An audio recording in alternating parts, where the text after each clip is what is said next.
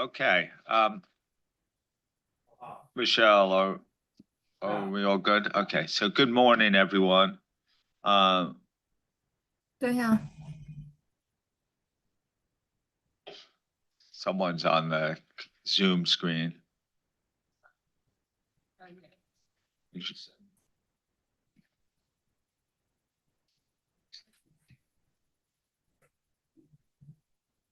Okay.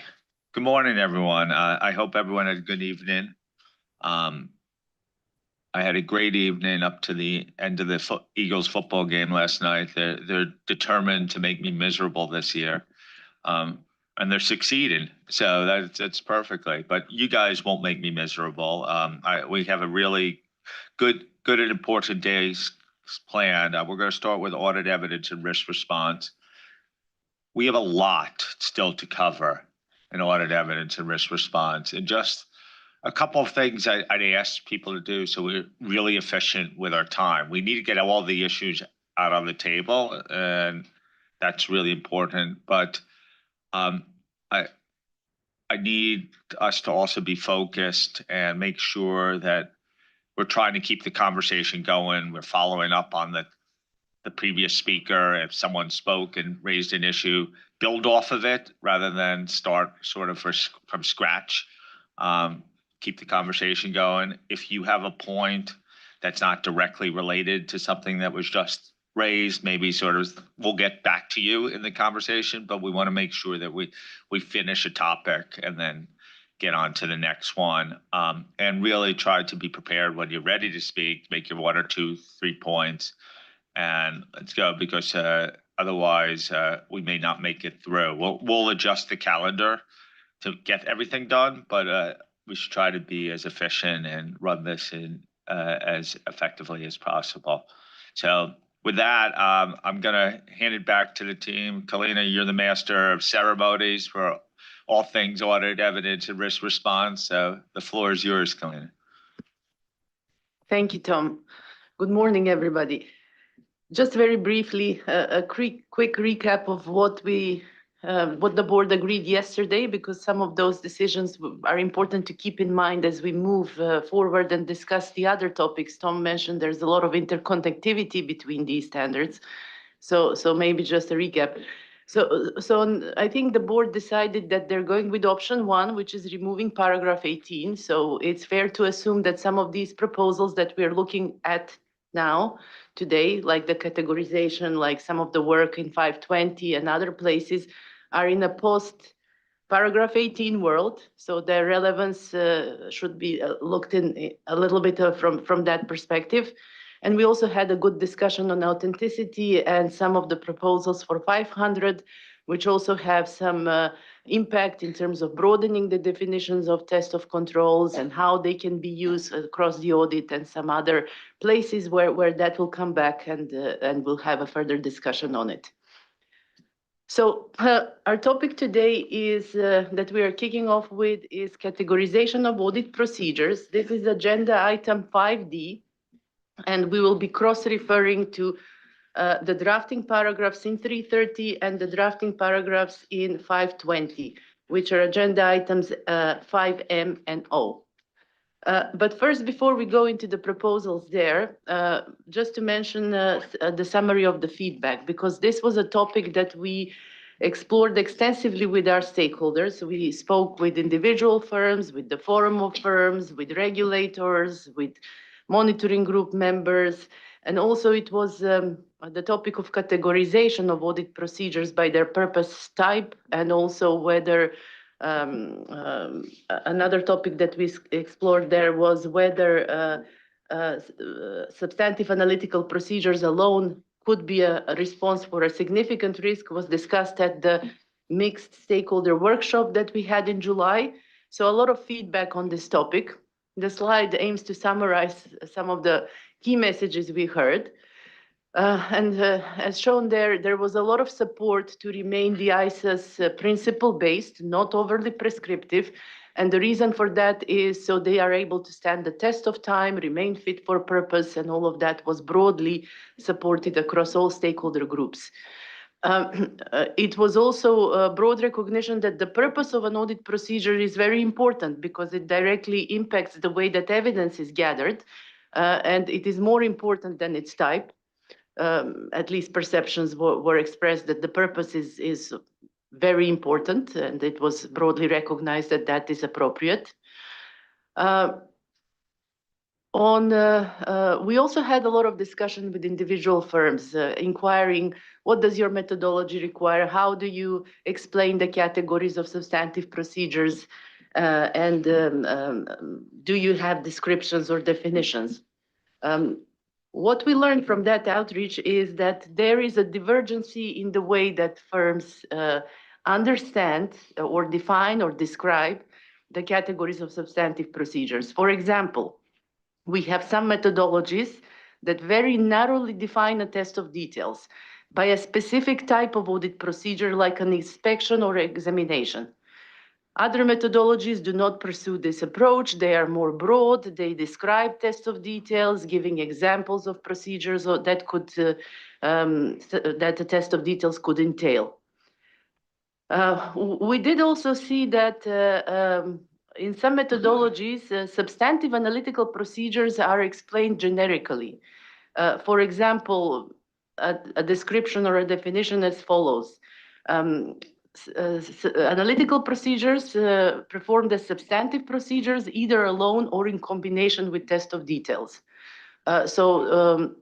Explanation to that sense. There were also some firm guidance where the extant definition for analytical procedure of the IAASB was used to be equivalent to a substantive analytical procedure.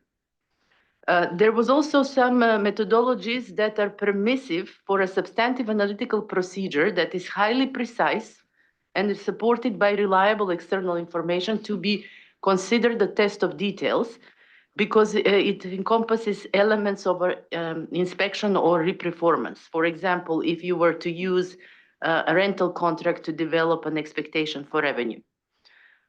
So this was very insightful for us. We also did ask various stakeholders to comment on the definitions that were presented to the board in June. In general, there was concern about narrowly defining categories of substantive procedures, the reason being that technological tools blurs the line between the different type of audit procedures. So that makes it difficult to come up with relevant definitions. And there was a concern about the unintended consequence of defining certain terms and the impact that could have on restricting auditors to use other procedures that are capable of detecting risk of material misstatement. So other comments, they're available in the paper, but in general, there was this sentiment from the outreach, particularly with firms. One other topic that we did explore is allowing a substantive analytical procedure alone as an appropriate approach to address a significant risk. We are not bringing proposals to the board this time on this topic because we felt it's better to move forward with some of the other proposals first before we are able to settle on a good proposal for the board to consider for this one. But in general, there was a mixed view on this topic from our outreach. So we had concerns from regulators and MG members about the impact to audit quality. And this was in view that various reasons, but mainly, there is concern with the performance of well-executed substantive analytical procedures. But on the other hand, there was some support from firms, given that technological tools may provide the ability for highly precise substantive analytical procedures that may be more effective than test of details to address these type of risks. So with that, if we move to the next slide. This slide summarizes some of the proposals we had. Let me just remind the board that in March, the board supported the continued appropriateness of the distinction between a test of details and substantive analytical procedures. And also in March, the board decided that it's appropriate to consolidate the extant terminology on dual-purpose test and multi-purpose procedures under a broad notion, including providing a requirement in a proposed 500 about the auditor responsibility when using an audit procedure for more than one purpose. In June, we presented draft definitions for test of details and substantive analytical procedures, and we also received comments from the board on those definitions, including a sentiment that it may not be necessary to define these terms because of they being very well understood procedures in practice. So the purpose of doing that was unclear. So staff reflected on the rationale why definitions should be pursued, and we've put in the paper why we believe that is appropriate, given that at the moment we are noting some standard space for standard setting action to enhance the common understanding for these terms. Given that we've noted different ways that firm methodologies approach the definitions as previously explained. These diverging approaches in how these procedures are understood in practice may create ambiguity or risk inconsistent application of the requirements. So on that basis, there is space for our board to be interested in providing some level of clarity of what we mean by these subcategories of substantive procedures. There is also another implication which links to audit quality implications. It is because the manner in which the categories are interpreted or understood impacts the extent of the substantive procedures performed and the sufficiency of the audit evidence obtained. And this relationship pertains irrespective of whether technology is used or not. It's still something that is there. It is also something that we have learned through our outreach, is that, and particularly the outreach that our team on the 500 series project was doing, is it is typical for firms to commonly rely on the categorization of substantive procedures to determine the appropriate reduction in sample sizes or other selective means of testing. So if firms have a different understanding of what these categories entail, then that may lead to different interpretations or overestimating the audit evidence obtained when determining the reductions in sample sizes or other selective means for testing. So given this rationale, we are coming back with proposals to retain the approach in June and to attempt to define these terms at a broad level. A big consideration in doing so is not to inhibit innovation in this space, which is obviously ongoing. Another point is that definitions by themselves are not requirements. So they are not meant to provide a requirement in terms of how you execute a procedure, rather give you clarity how you apply the requirements. So having that in mind, the first thing that we did look at is offline comments that we received from the board in terms of looking at the definition of substantive procedures and whether it makes sense that another category is added in the list. So at the moment, the definition of substantive procedures reads that it includes test of details, comprises of test of details and substantive analytical procedure. The proposal there was, why not add another bullet, which would say something to the following: other types of audit procedures designed to detect material misstatement at the assertion level. And the rationale there was this would allow firms to innovate, implement other types of audit procedures. And an example was given of 540 revised, when the auditor develops a point estimate, because that does not neatly fit into neither category of test of details or substantive analytical procedures on the basis that there could be labeled as hybrid procedures. So that proposal very much focuses on the type. So we looked at whether that is a viable option. And where we landed is the type of the audit procedure is the means by which you achieve the purpose of the procedure, but it is not the defining characteristic of these procedures, because all of procedures may be hybrid. And some examples are given in the paper. So for example, when you're doing a substantive analytical procedure in accordance with 520, even in extant, once you're in the space of investigating the differences of recorded amounts, then, which is an integral part of the procedure, the auditor will very often end up in a space where they inquire and have necessary corroboration for that inquiry, or even perform other types of procedures such as inspection. So on that basis, it's not only an analytical procedure that the auditor does, or vice versa. When the auditor is developing an auditor's point estimate, then that has elements of an analytical procedure, such as a range, but it also has reperformance, which is an independent execution of procedure. So on that basis, we did not think that that third category could be a viable option, because it is very specific to the type. But what we did do is we took on suggestions to replace the word comprise to include. The basis for this is that this proposal aims to respond to the call for future-proofing the standards and not inhibiting innovation in view of technological change.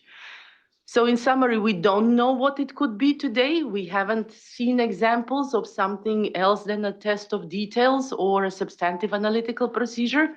But at the same time, there may be something in the future, and we don't want our standards to inhibit the auditors having the possibility in the future to use something else to be able to detect a material misstatement at the assertion level. So we've left it a little bit open. Interestingly, we've also looked at the pre-clarity version of 330, which actually had this phraseology. It was include rather than comprise of. If we look at the PCAOB standards, they even have a more definitive word. I think they say consist of instead of comprise of. So we felt it's a good way to keep our standards fresh, evergreen, and allow for innovation, and at the same time retain defining test of details in a mindful manner, and substantive analytical procedures. So this is a new thing that we are showing to the board. It was not there in June. That is the first box on the slide. We also did think about the definition of test of details and the comments we received, because the sentiment there was what was presented in June does not really convey the notion that the test is performed on an item-by-item basis. So that was one perspective. The other perspective is by indicating that it is one or more types of procedures. There is confusion how distinct this is from substantive analytical procedures, or whether it could entail analytical procedures, because they can also be performed on an item. And also there were comments, can inquiry also meet the definition? So there were a lot of valid things to think about based on that feedback. Taking away that feedback, we have refined the definition, and it's shown there on the slide. So the bolded text is basically the change there. In June, we leveraged basically the definition of test from the glossary to extend it, to basically propose the definition. Now we are a little bit extending that definition. We're using the word certain types instead of one or more. Why we've gone with certain types, it is because you can only achieve the purpose by performing types of audit procedures. But at the same time, we don't want to be specific what type of audit procedures by explicitly naming or stating them. This gives a more future-proof approach. What we have done is we have linked the definition to the types of audit procedures, which are non-exhaustive list. It is not an exhaustive list that 500 has. And we've provided application material to say what is already in 500, that inquiry alone does not ordinarily indicate the absence of a misstatement. So that is now clear in the application material. We appreciate that firm methodologies may have other restrictions. For example, from the outreach, we've noted that some firms do not allow a recalculation by itself. Like A plus B equals C is not sufficient by itself, which is fine. And that is probably, there may be other methodologies who have other ways of describing what is permissible or not. But we have stick to what we have in our 500 list and just cross-referred to it. We don't believe that there is a need to be more explicit or prescriptive than that. Another thing that we did is we were previously referring to some or all items in the population relevant to a quota. We moved away from that, and we are referring to each specific item selected for testing. We believe by doing that, we are specific enough in terms of the level of detail that is required. Application material is also added to explain that further. So if the board looks at the new application material paragraphs that are added in agenda item 5M, we have examples in paragraph A or B, and it also explains what the test of detail may include, such as testing aspects, for example, date amount or contractual terms of the specific item selected, for example, an invoice. So it does provide that specificity, and it's for each item selected. So those are the refinements we did and the thinking we had for test of details. For substantive analytical procedures, a very minor change there. There was a predominant view from the board that the word material should be reinstated to align better with the purpose that is now in.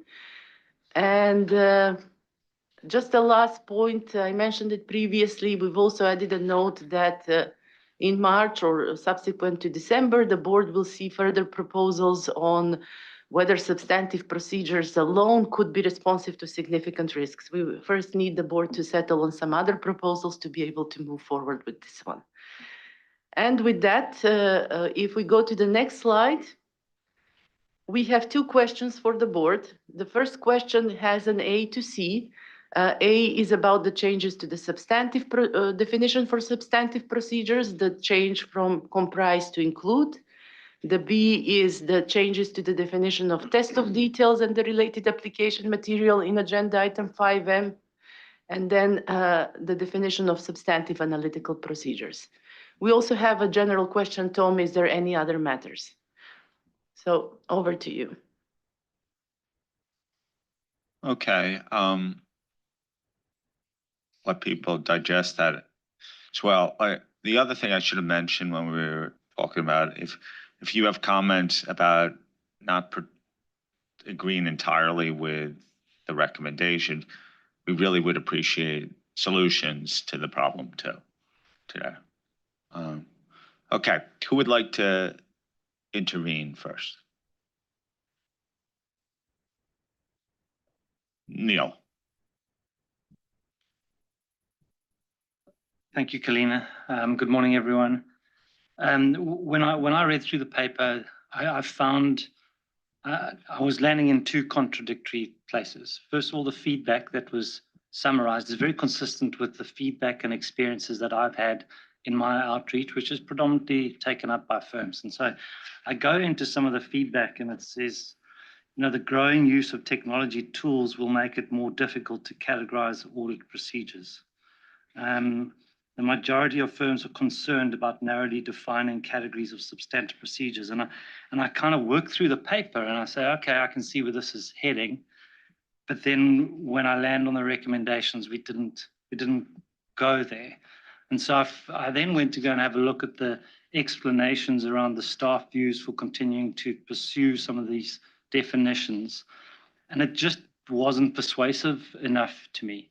The arguments around improving audit quality implications around this is driving different sample sizes. I wasn't sure how this was going to drive a different sample size between an analytical procedure and a test of detail, and how those two categories was going to sort of shape things up differently. So I'm left in the position when I go and read the definition, particularly of test of details, I can see it's, you know, it's trimmed down. I just don't see the value that it's contributing and adding, and I fear that it could just create some difficulties. My sense is that we are looking to correct the history and not look forward to the future. So I think we would be better off without the definition, and I can see lots of feedback that would support that. When I went to go and read paragraph 16, which is about these hybrid procedures, I read the paragraph and it kind of made a very strong argument as to why there shouldn't be categories. So it says, you know, it could be argued that all substantive procedures are hybrid substantive procedures based on their type. Therefore, bucketing the different types of procedures into two distinct categories of substantive procedures is challenging. And we then provide a number of examples where it's very difficult to bucket procedures one way or the other. And on that basis, we conclude that there shouldn't be an other type. And I read 16, and it kind of felt to me like that's a pretty strong argument as to how these definitions are going to be very difficult to apply. And I like the idea that if we continue with the definition of substantive procedures of incorporating include, so I appreciate that change that you've made there. Just to make sure that, you know, I don't want to be lost. I think we'd be better off without the definition of tested details. I don't think it adds too much value.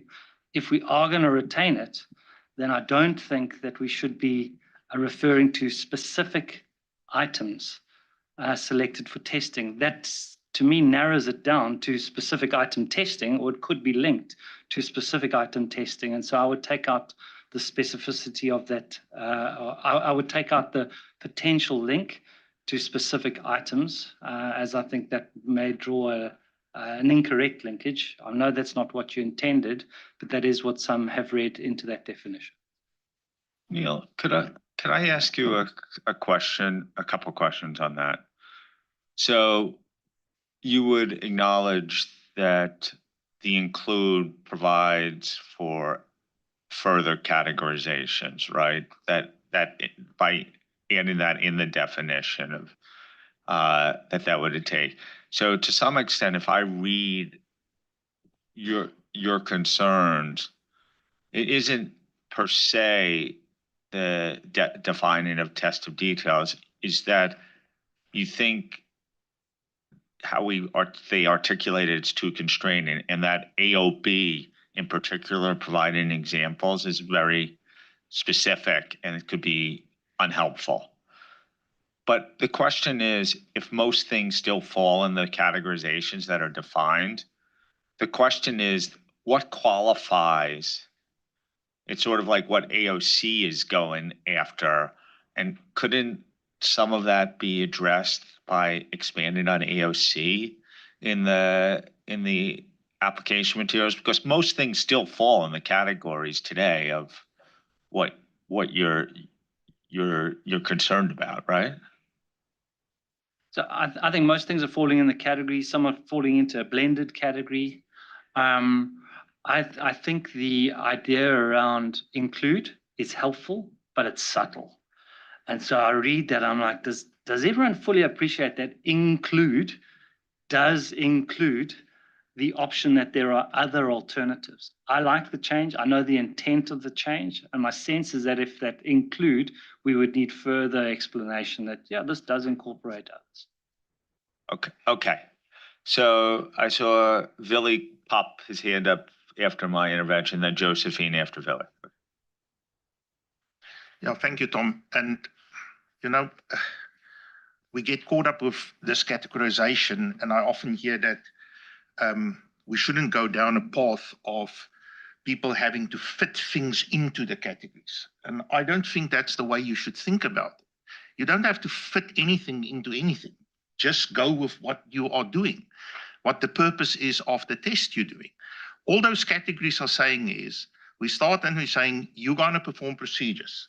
If your purpose is to obtain evidence about the operating effectiveness of controls, it's test of controls. If your purpose is to detect misstatements, it's a substantive procedure. And how it has worked out is that In terms of detecting a misstatement, the question is then, okay, so how do you go about detecting a misstatement? You detect a misstatement by either following a prediction approach, you predict what an amount or value should be, or you follow an approach by verifying items. That's all that is doing. It's all it is doing. And based on that, go forth and use your entire list of non-exhaustive types of procedures and perform your work. It is important because, and that's a little bit to Kalina's point about 330 paragraph 21, it has an implication today because it says, if your procedures are going to comprise only substantive procedures, then you shall perform test of details. Now, where we're going to land on that, Kalina said we haven't brought that to this specific meeting. But I think if we stick to the principles and just allow the puzzle to come together, I think a lot of the issues are going to go away. And Neil, you're quite right. Maybe the include is subtle, and we can maybe use some of the application material to be a little bit more explicit that that is what that include actually implies.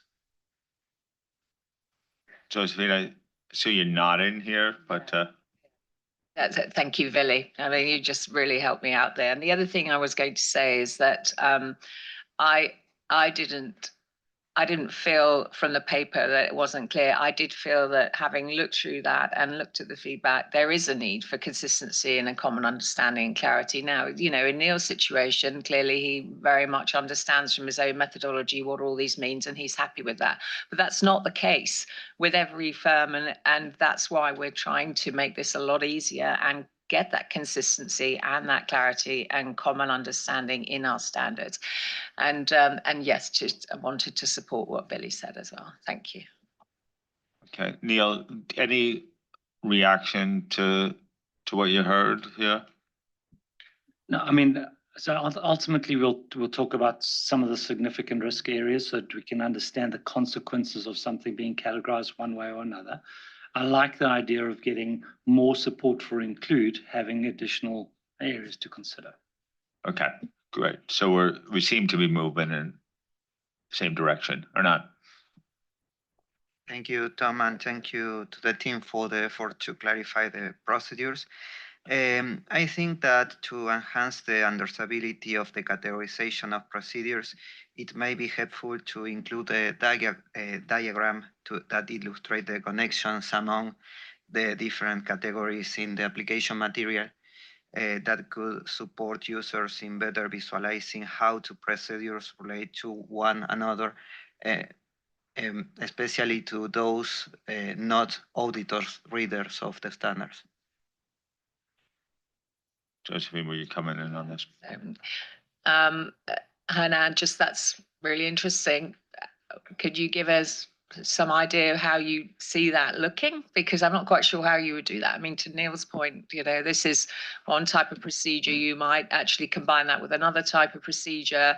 You might have a hybrid. So I'm not quite sure what you're looking for. Just, you know, feeling for the project team here. Why don't we take this comment and suggestion offline, and then we could talk about options and whether it makes sense or not. It's basically a visualization of our thing. We considered doing stuff like this in explanatory material, first time implementation guidance and other things. But I think we will figure this one out offline. Wendy? Thank you, Tom. Kalina, thank you for your well-received explanations, and Billy's plain English on top of that, to Neil's comments. Much appreciated. I do think when practitioners are reading some of the details, they're not evaluating it in the same plain English. And that's all to say that I got a lot of the same feedback that Neil did overall. Especially, so let's start with A. And I think you discussed this, Kalina, but I don't know what the outcome was. For 4A, we agree, but a question did come up as to whether this includes testing of IPE. So I think you said you got that in your reach out, but I don't recall how that was addressed. So for the tested details, exactly the same as Neil said. Some would prefer the description. It wasn't 100% get rid of the tested details definition, but there was some preference for the existing extant description. And for AOC, some people read, and don't think this was the intent, but can it be read that inquiry alone is sufficient? But I don't really think that was the intent of those words, but it doesn't meet the definition of a substantive procedure, so it may be contrary to 315. So just look at AOC. And I don't think I have anything else specific. Thank you. Thank you. Shaya? And then- Thank you, Tom. I think it's a very good paper put together. I only have one comment on the definition of test detail. Actually, I support the idea of any substantive procedure which is not a substantive analytical procedure, we just call them other substantive procedures to make it more inclusive and future proof. Because I feel that the current definition still is a bit restrictive and not quite reflect the possible substantive procedures auditors are or may perform in practice. Say, for example, the each specific selected items, it might be too restrictive because it's possible we can apply procedures to the whole population or different aggregated data, or there are a whole lot of possibilities. So I think I quite like the idea of other substantive procedures. Thank you. Hey, Kalina? Yeah, just very briefly to remind everybody that we are working with the types of audit procedures that are listed in the appendix of 500. That is not an exhaustive list. It doesn't mention other things that firms recognize as a type of audit procedure. By saying that, the list is very specific. It's a non-exhaustive list. For example, we have received calls from firms to recognize audit data analytics as a type of procedure, to recognize recalculation or other, I think I put them in the paper somewhere. So firms have a broader list than we do, which is fair because we don't want that list to be restrictive. So by us putting another category there, linked to the type of the audit procedure, is not something we can do. We can broaden the definition for firms to have space to innovate. Hernan, this also goes to your point about a diagram. We cannot make a diagram when our list is not exhaustive. So that is there. They include, I think there is a huge space for firm methodologies here to innovate and to build on that list as they find appropriate. And if if they have more procedures that they're using today, that is also fine.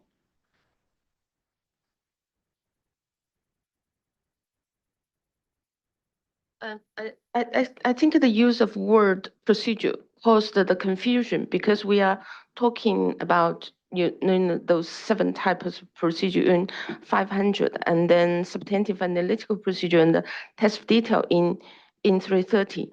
So I actually think if we can say define the ISO 500, those 7 type or even more, using a different word, it might help. Say, for example, activity, because those 7 or more, they are very specific activities. And then it might help to reduce the confusion because procedure maybe is used everywhere, and it's not clearly it's not clear to the auditors. What do we mean by these two categories or 2 different types of definitions? Thank you. You know?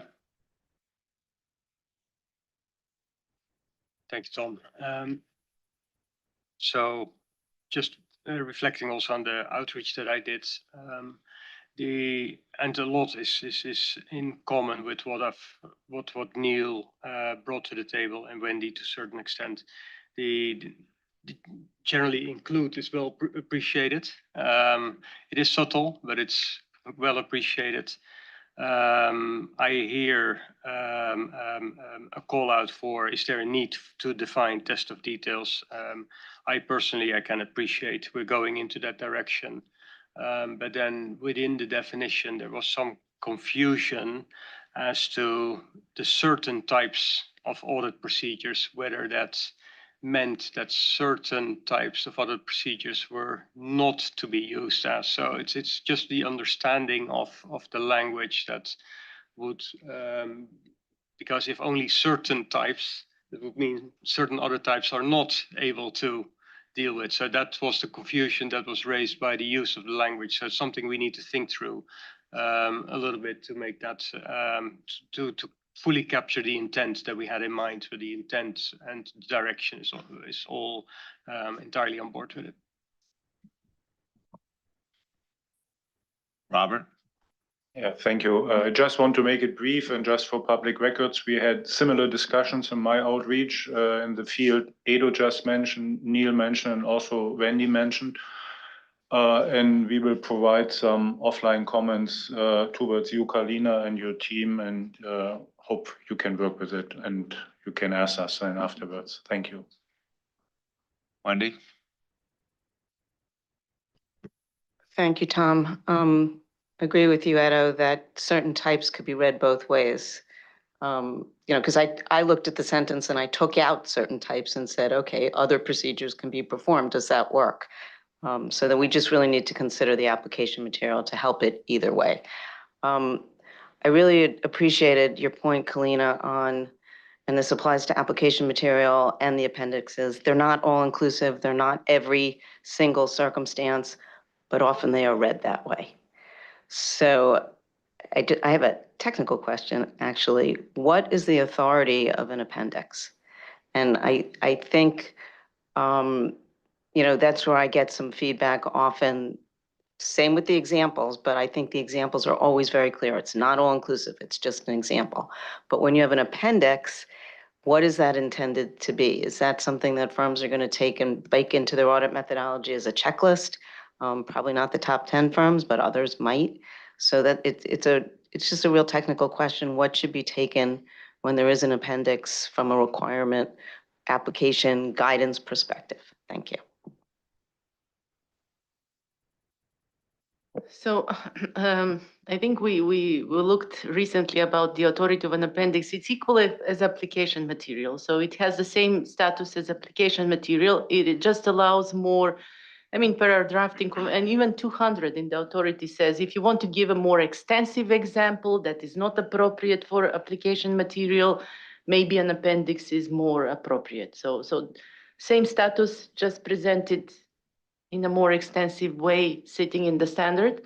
Now, that material was moved to appendix in the audit evidence project. Previously, it formed part of the body of the standard.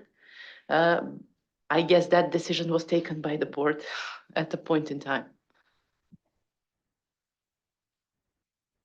Any other interventions, Greg? Thanks, Tom.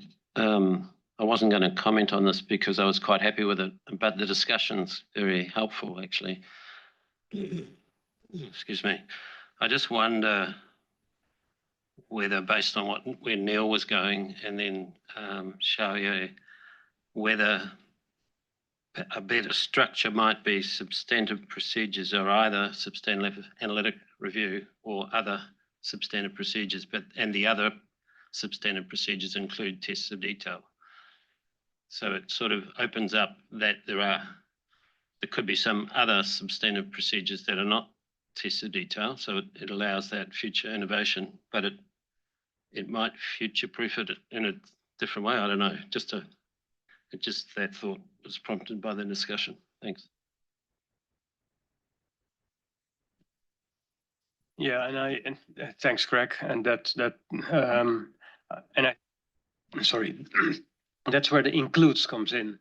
And that subtlety that is being brought in, that's not being captured in application material or otherwise. That may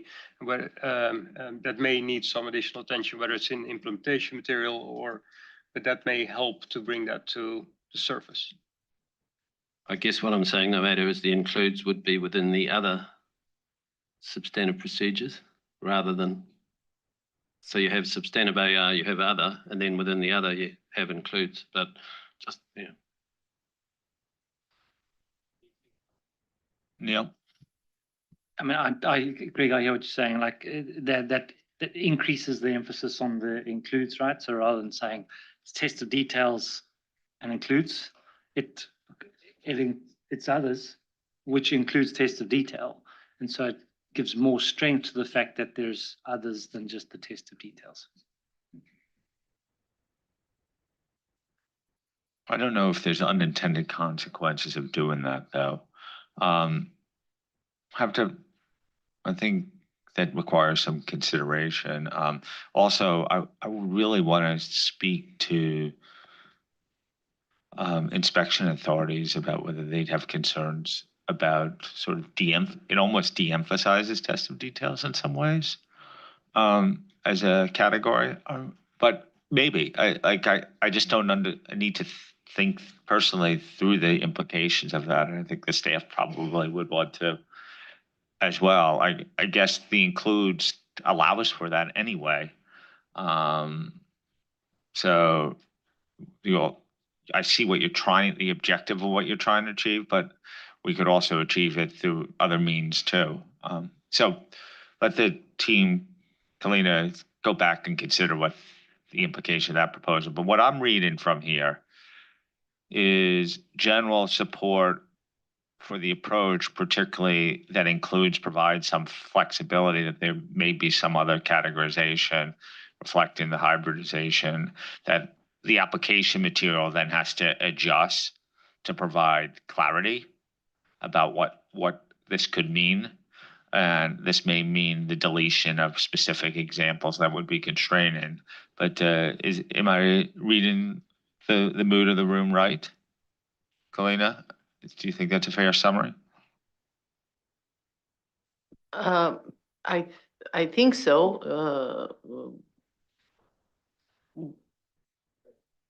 And Kalina, maybe then just some drafting on the definition itself, not unintended consequences of using certain and maybe the specific. And we had a few comments on that as well. Yeah, and we're going to get offline comments. So there are suggestions people suggested but I think from that standpoint, we've dealt with question 1 pretty thoroughly here. I think this question 2 is a little bit like, is there anything else, any other matters that should be considered in relation to the categories? I think it was implicit that we covered it. Okay, back to you.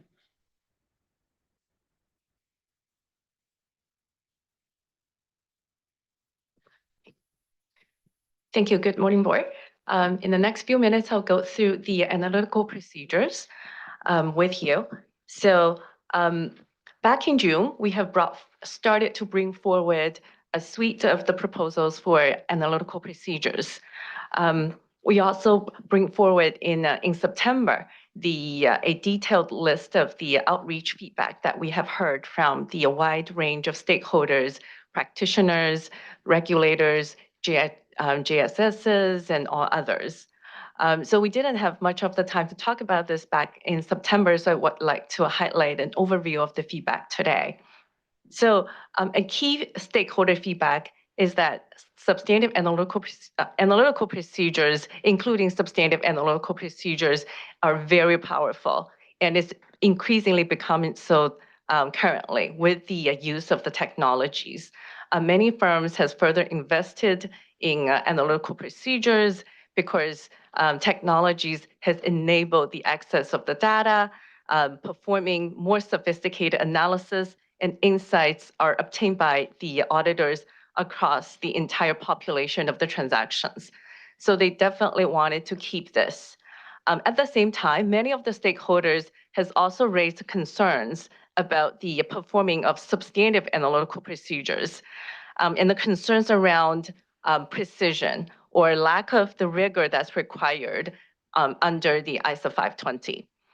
So they emphasize the need for clearer requirements and guidance to support the application by the practitioners in this field.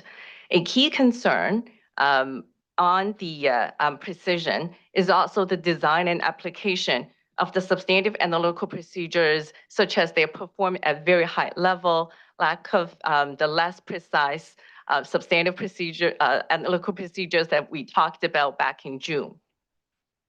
And other examples are the auditor's expectations are not precise enough, they're not well supported by the data. And the data are not reliable in those cases. So we hear about these feedbacks from the stakeholder outreach. And then with that in mind, we have bring forward further proposals in this meeting. So the next slide, we have provided 6 key proposals that we have summarized in our agenda paper.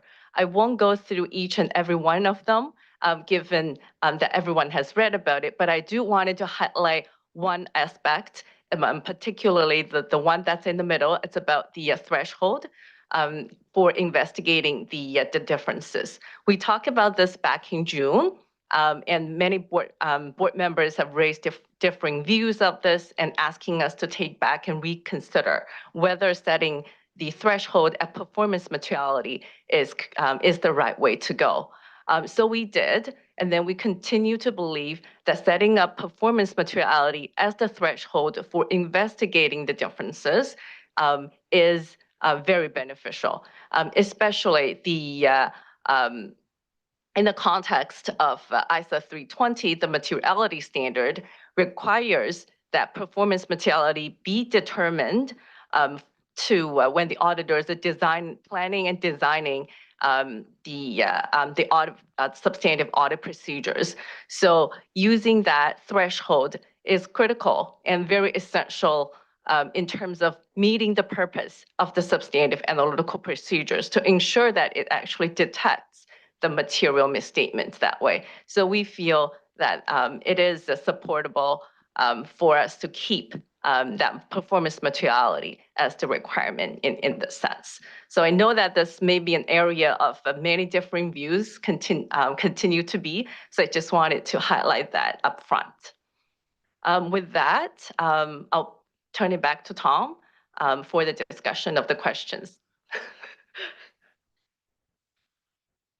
There's a lot of questions on this slide. But let's go, I think, basically get input on this topic more generally. Neil? Thank you, Tom, and thank you for the introduction. I may not address each of the questions, but I'll see if I can cover the topic generally. I'll start where you emphasized around the performance materiality being used to set the expectation. I know I've raised this previously and also provided comments, and we've discussed it, so it shouldn't be news. So I want to see if I can express my concerns perhaps differently that might change the view of the group. So first of all, it's clear that when we're using performance materiality, it's now setting a bright line between what's going to be considered a substantive analytical procedure and a risk assessment procedure. That technically, I think I'm not convinced by, but we now have said if it's less than PM, that's going to be a substantive analytical procedure. If it's PM plus $1, I get no actual audit evidence, can't be a controls test, must be a risk assessment. So I'm not convinced by that, but that's kind of where the paper's leading me to. So if my expectation now at PM plus $1 is a risk assessment procedure, it will allow me to go and reduce my inherent risk. So I'll go and perform my analytical procedure. It'll be over a large balance, and I'll get, say, within 1% of that balance. But that balance might be over PM. Now that I've done my analytical procedure and I'm in within 1% of it, kind of say, wow, that inherent risk's pretty low. Maybe it's no inherent risk at all. And so if I go back to our discussion yesterday, I now have no inherent risk. I don't have to perform substantive procedures. Or I've reduced my inherent risk to a significantly lower point, which will then drive a much lower sample size. I'm not convinced that that's going to be driving audit quality. I still think that there's a spectrum where just because it's gone above PM, I've still got audit evidence, but my confidence is a little bit lower. But it's not a bright line between one's evidence substantively and one's from a risk assessment procedure. So that's the one thing around the bright line on performance materiality being used to set my expectation. The next thing is when I read through the paper, it's providing the substantive analytical review at such a precise level.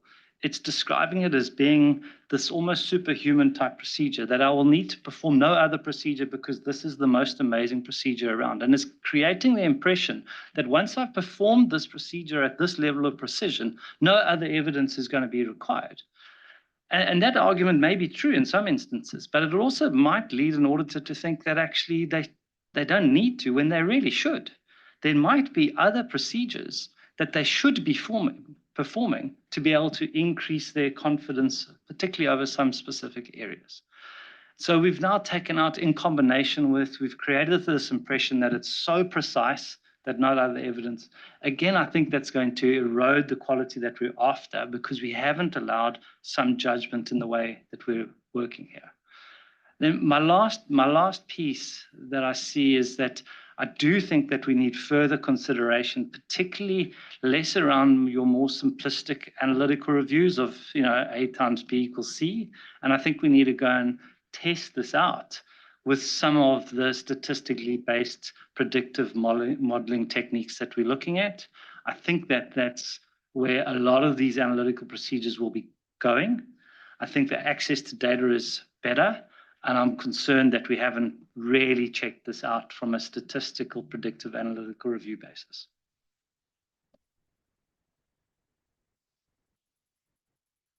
Jay? Thank you, Tom. I have a few comments to make. First, in terms of the PM matter, I think it's maybe too restrictive to say a substantive analytical procedure. The threshold should be lower than performance materiality. I would agree on this only if the auditors perform substantive analytical procedure as the only substantive procedure. If they perform ACP together with test of details, I would be happy to have the threshold more than performance materiality, because I think auditor could choose to perform a substantive analytical procedure which is not so precise, but it does provide a certain level of, maybe a low level of assurance before they move on to perform test of details. That's one comment. And then on paper 50, page 9, the paragraph A16B, yeah. The first sentence said a difference exceeding the amount, blah, blah, ordinarily indicate a misstatement. It's not quite true, because after you identify a difference, you will do investigation. So it's only after performing the investigation, you might conclude whether the difference is constitute a misstatement. So I think that there is something need to be added here to show this. I think the workflow. And on the next page, page 10, the examples in the box, the second example, the first impression is, I think the first sentence and the rest of the paragraph, they are talking about different things. The first sentence looks like you are setting the expectation by, price and the quantity. which is fine, but then the rest of it is talking about monthly sales showing I think it's an unusual fluctuation or whatever. I don't quite understand how these the first and the rest of it is linked.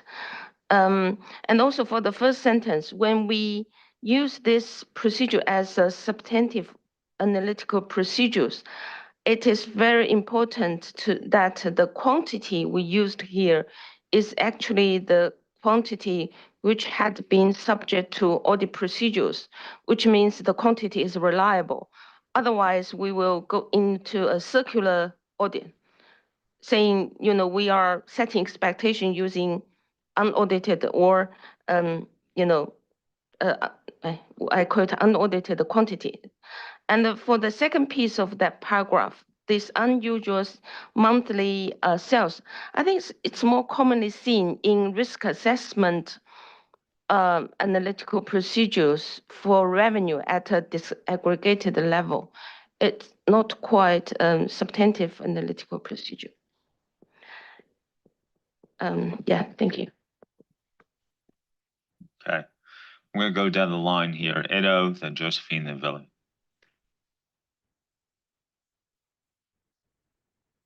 Right, thank you, Tom. And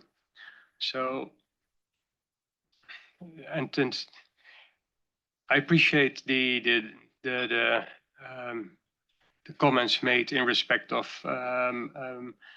materiality included in the definition. If you just follow the definitions, it should be there, and I think it should be there. And I think that, and I'll come back to this, that a substantive analytical procedure is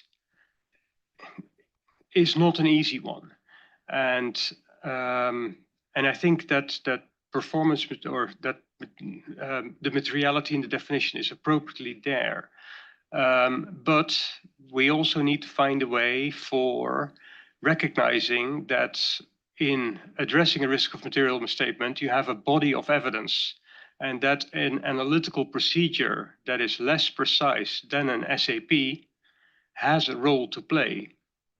And I'm not sure that defaulting them to risk assessment procedure is the right way to think about it. And this was explained to me on Friday, where as for the purpose of risk assessment procedures, you often don't have the same reliability of data that goes into the procedure, which then would reduce the quality of that analytical procedure, bringing you to potentially a level where, okay, now there's no risk and the overall body of evidence reduces.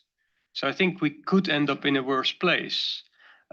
So whilst I'm very comfortable with where the definition lands, we do need to think about that analytical procedure that has a service, that has a role to play. That brings me then on to in response to a substantive analytical procedure. And the whole premise is you have a really robust expectation. Because if that is not there, it's pointless. And I think I'm not sure that we've addressed sufficiently that the robustness of this expectation.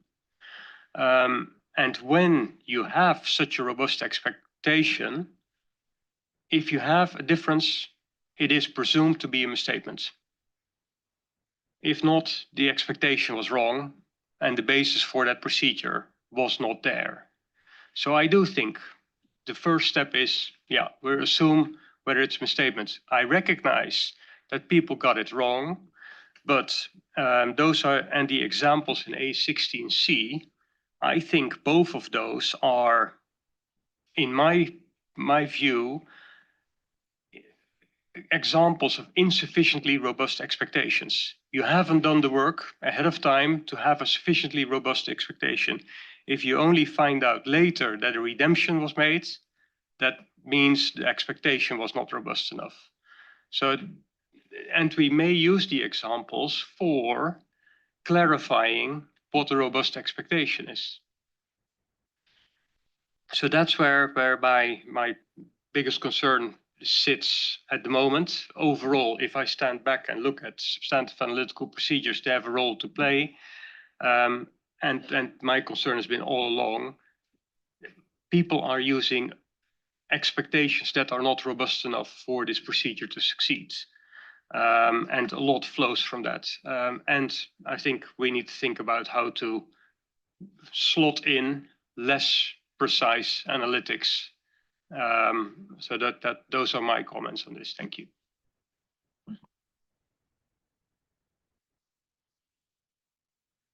Yeah, thank you. I just want to obviously lend my support to the team for what's been presented on the just sort of on similar thoughts to Ado, so I won't repeat everything. That expectation being sufficiently precise is already in the standard now. So it's not that we've changed anything or we're not, we're making it harder. We're not. It's already there in extant. And so we're just drawing it into the definition for exactly Ado's point, which is that we really need more robust focus on this. In terms of the analytical procedures that aren't designed to detect material misstatement, I think these are a marvelous way to actually make a more precise conclusion on your risk assessment, and I think that was a very clever idea, and I was excited to hear about that. Excited to hear about that in previous board meetings as a solution that firms are using in their methodology. And it is therefore, if you're using it to make a more precise risk assessment, then you do obviously have a more precise response to that risk, whether it be the precision send you up the spectrum or down the spectrum. The other thing as well is I find this inconceivable that people wouldn't use performance materiality when it comes to substantive analytical procedure. It is a procedure designed to detect material misstatements. So how you wouldn't think about performance materiality in this situation in accordance with 320 is a bit of a head scratcher to me.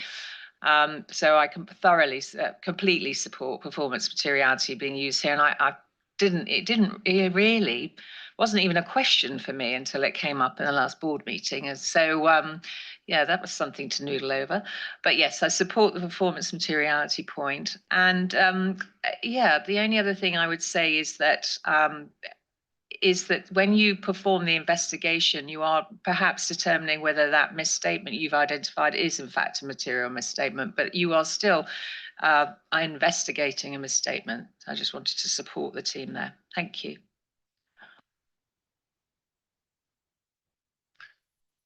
Thank you, Tom. And I first just want to say, I think I have a lot of sympathy for what Ado said in terms of that analytical procedures that are not substantive analytical procedures should still be able to contribute to the body of evidence. I have sympathy for that. I do believe that when we talk about substantive analytical procedures, we're talking about a very specific, special type of procedure. We're talking about you have decided the way that I'm going to detect a misstatement is by following a prediction approach. I'm going to predict what the value is, and based on that, I'm going to identify a misstatement or not. But that's the approach you decided. So instead of deciding to follow an approach of verifying items, you've decided to follow an approach of a prediction approach, of predicting a value. Now, when you predict a value, there's uncertainty, right? That's why the standard says make sure the data that you collect and all of those things, it's appropriate. So there's uncertainty. If you do that in a non-statistical way, there's no way for you to quantify that uncertainty, but you know it's there. If you follow a statistical approach, like, for example, regression analysis, you can quantify that uncertainty, and it's quantified in the form of a prediction interval. And so your prediction interval tells you, I'm 95% sure that the value lies between these 2 points. That's fine. And if the value doesn't lie within those points, it tells you, well, there's a statistical anomaly here. It's statistically not reasonable. It's statistically not normal. If it falls within the 2 intervals, it says to you it's statistically reasonable. But that still doesn't take away from the fact that you need to compare it with the client's value. And if it differs more than materiality, you've got a problem. So you can't conflate audit significance with statistical reasonableness. And that is also a point that we need to take into account. Because my point is, even if you were 100% sure that that's the value, you still have to compare it to the client's value. And if that difference is more than materiality, you're going to have a problem. Thank you, Tom. So, I just wanted to understand some of the points that you raised because I'm not sure if I understood. You were explaining that you have a lot of sympathy for the less precise SAP not being a risk assessment procedure because you would not have reliable data.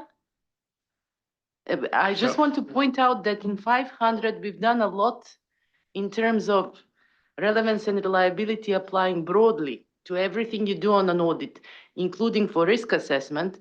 My recollections are that when we were looking at this as a task force at the time, we could only find certain outliers when you would not be interested in, for example, accuracy and completeness, but it was always an assumption you do it based on reliable data.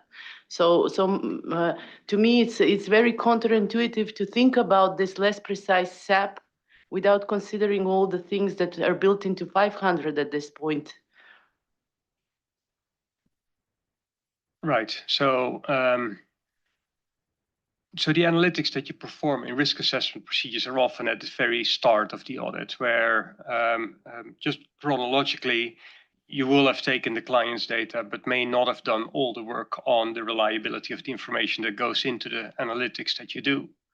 So I just wanted to alert that and I thought, but I'll happily be proven wrong on this, is that for the purpose of risk assessment analytics, that's what you can do. You can start with the data that you have and not have to button down all the reliability bits for it. And then if teams would do that analytical procedure without sufficient basis for the reliability of the information that goes into it, we would be worse off. And it's in the construct that I had in mind is when people or when audit teams use a analytical procedure that is not as precise as an SAP, but still use it as a response to, I think it's much clearer what the input needs to satisfy. But if I'm wrong, I'm wrong. No, I'm thinking about what you're saying in the context of what I mentioned previously. In a world without paragraph 18, the auditor will actually push a lot of things in doing some of the things at the risk assessment stage, that there will be no thing in the substantive space if paragraph 18 is gone.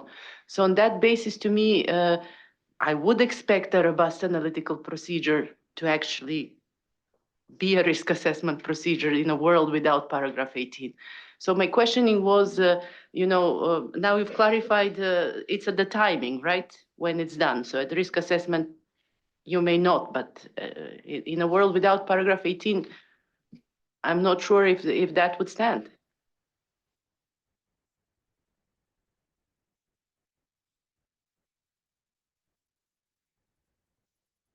Wendy? Thank you, Tom. So we've heard a lot in this room in this session, which really begs the question for me, have we solved the problem we set out to solve? Because there seems to be a lot of different viewpoints and quite a bit of challenges around this SAP.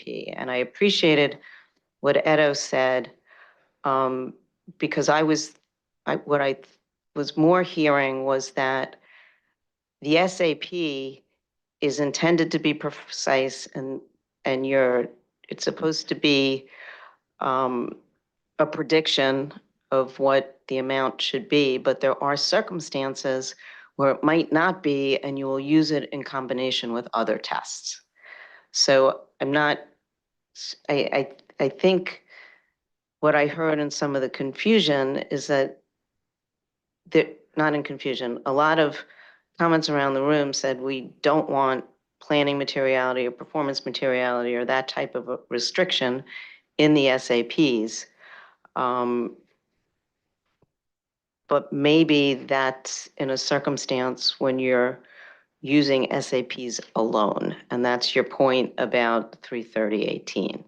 And I, you know, I have the benefit of having been in this profession a long time. SAPs are not used as widely as they should be.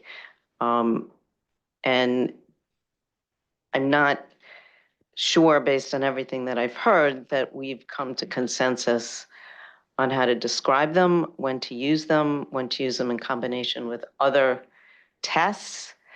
And maybe we just need to stand back and look at that, and then also the related application material. Because I did hear a lot of the same feedback that Neil talked about in my reach out as well. So I see a lot of confusion around. So, Wendy, just as it relates to this room, I actually didn't hear a lot of diversity of viewpoint. Like Neil had a particular articulated view. You may be agreeing with Neil's. Like Ado put a convincing case, in at least a case that he was arguing for about performance materiality, and maybe addressing some of the unintended consequences that Neil was, that we would be actually lowering audit quality as a result of some of the decisions we're making. And Ada was like, we need to think about that. If I read, and then Neil, if I then came back in, you didn't respond to it, but you sort of were saying, okay, maybe my concerns could be mitigated with by paying attention to some of the issues that Ada raised and Josephine and really came back on. If I'm reading the flow of the conversation, right? Is that right? Josephine, you wanted to come in here, and then Kalina? No, just to clarify, Tom, I think this is a case where a lot of people can be right, but when I step back from it, I'm not sure it's clear in the way it's been articulated in the standards and the application material. So that's, to me, a slightly different question about whether you agree with the approach that's being pursued here rather than how it's being drafted. So why don't we hear what Josephine and Kalina have to say, and then Kalina, you want to come in first? Just wanted a very brief point for Wendy. So Wendy, 330 already tells you that you can do substantive analytical procedures alone or in combination. That is not taken away. The standard 520 doesn't matter if you do them alone, you do them consistently. It would be the same as we would put into 530 when you're sampling using audit sampling or other selective means. This is the only strikeout that is being done. 330 is very explicit, and I will share with you the paragraphs where it says you decide whether you do alone, in combination, both, separately. It's the auditor's decision. But once you're in 520, you're doing a SAP. It doesn't matter, your decision is made in 330. So I just wanted to provide clarity that by that strikeout, nothing is taken away from the body of standards. No, I recognize that, Kalina. I think in your reach out, you also did hear that despite it being there, it's not routinely used alone. Josephine? Yeah, that was only just to Kalina's point, and it's the same in 520 now. Kalina, it says you can do them in combination, but when you do a substantive analytical procedure, it has to be sufficiently precise and da-di-da-di-da. So I was just supporting your point, and it in 520 as well, not just 330. Thanks. Nancy? Yeah, thank you, Tom. So I just want to come in on this point about threshold. Good conversation. I'm taking a lot in. So what I'm hearing from outreach, again, is similar to what we're talking about here. There's two camps, very clearly two camps. One for setting this is on the threshold, setting it at performance materiality. A couple of big firms indicate that that's already baked into the methodology. It's not an issue. People actually spoke to the challenge of coming up with good SAP. Actually, that's more the challenge. And then the other camp was basically saying that, well, what if we do other things? So it's that whole body of evidence that's important, and it's not just doing this alone. So it seems to me that directional wise, I would support the direction that we're heading, but I think in the drafting and maybe in the application material, we have to be more clear, allowing for this whole concept of combination of evidence, right? So if we do this alone, then it needs to be at performance materiality. If we do other things, then allow for that perhaps in the application material. And that's what I would advocate. Akiko? Thank you, Tom. Yes, it might be related to what people were discussing, but the related to paragraph 11. So that I think there is a challenge to how the analytical procedure for the risk assessment can be used for the substantive procedure when the ROM is relatively low level. Yes, and then in my outreach, a lot of people are already concerning about what is the stance of us, and there is no examples on this. So I think we need to clarify now what is the our stance. And I think in the 5N, 826B, there is an example, some examples, 3 examples around this, but this is very specific, how to say, circumstances. So maybe in a substantive procedure, test of detail during that timing, the new things are happening around that. But if auditor can do the substantive procedures at the same time as a risk assessment or for the low risk items, that is not very clear. So my comment is we need to clarify, because this is very people already like to understand, and this is related to how we can accelerate the use of technology. Thank you. Okay. We talked a lot about performance, materiality, and other procedures. But the question is, there were other questions up here. Just want to make sure that if anyone has any other comments related to the other topics, obviously we'll go back on the threshold question and take into account the discussion, but want to make sure we covered everything here. Billy? Maybe just a question to the team. I think is one of the things that we also really want to just get the board's direction on is on requirement 4A, the one about the results of analytical procedures performed as risk assessment procedures. Just want to make sure that we're not just glancing over it, and some board members may actually have comments on that. Yes, that's a good point, Billy. So majority of agenda item 5.0, which is the drafting paragraph, sit in this set of questions. In the changes paper, there's going to be very few remaining paragraphs that there are. So 520 is pretty much in an ungraded state. So if there are any things that need to be brought to our attention, including 4A, to Billy's point, which is a new requirement there, maybe now is the time to do so. Greg? Thanks, Tom. I just had a couple of maybe editorial, but I think in one case a significant editorial, and that's on 5C. We've generally used the phrase plausible and predictable relationships among financial or non-financial information, but in 5C we say and.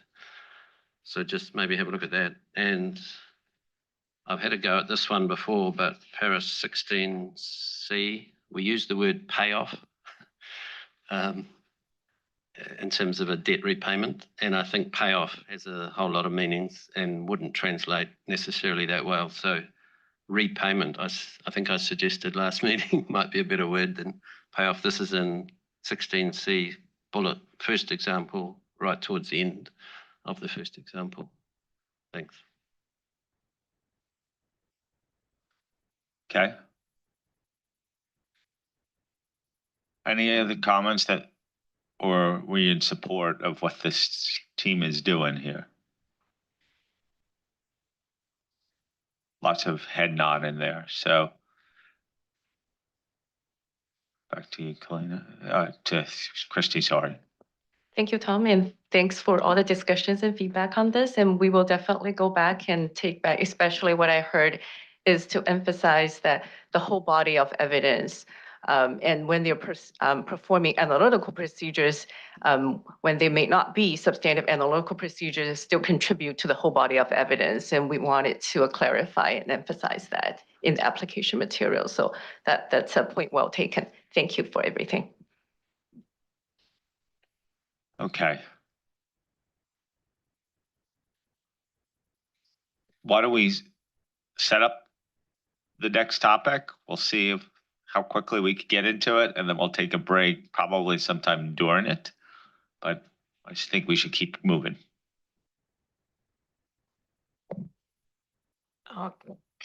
Sorry about that. Thank you, Tom. And I will try and at least set up this topic, which is, and this one and the next few topics relate to really the work in the project on test of controls. And the first of the few areas that we were looking at was the auditor's work effort in response to significant risks, and in particular, considering test of controls in the context of significant risks. The reason we were considering this topic in particular came out of things we heard in the outreach that we performed earlier in the year, and also around the board table around is one of the ways that we might be able to enhance the auditor's work effort on test of controls, perhaps encouraging further or considering even stronger responses when responding to a significant risk, also a risk of material misstatement that the auditor has determined is significant.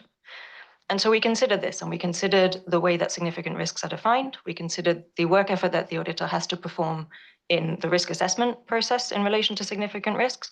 And we considered what the extant requirements are in relation to establishing the conditions when test of controls are to be performed in an audit.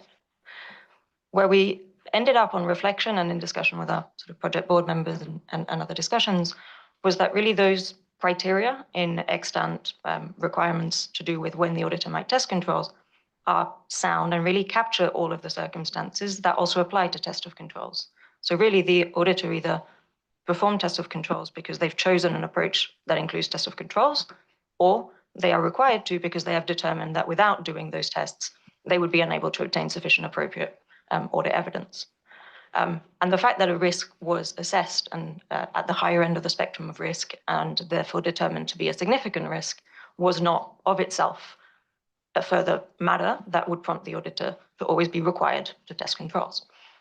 And so we wanted to make that clear, that it is not any requirement to test controls in response to significant risks are already contemplated in extant requirements. However, we did think there would be a way of perhaps nudging or further encouraging auditors to consider testing controls in response to significant risks by, I suppose, proposing a change that partly is geographic, so moving a requirement that is currently in paragraph 15 further up and closer to the requirement that determines when auditors should test controls, and also then clarify the language within there. So in extant, the words used refer to the auditor's reliance on on controls.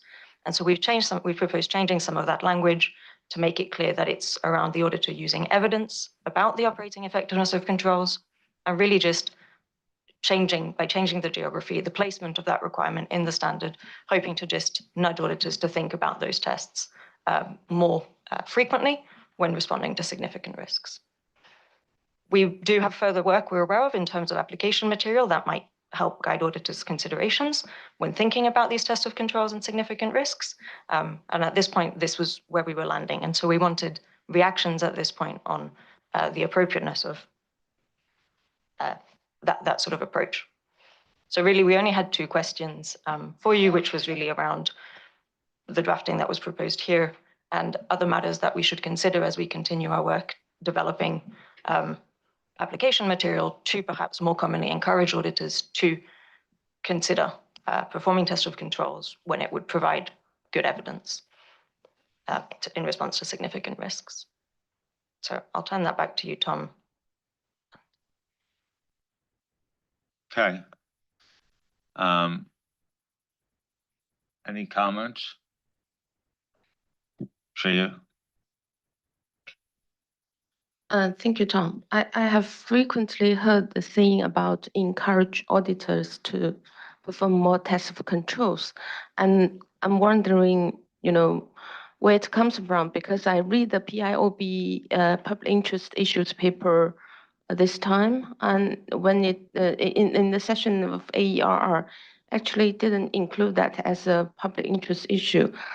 So I would understand that in those situations where substantive procedure alone could not provide sufficient appropriate evidence, then test control should be performed.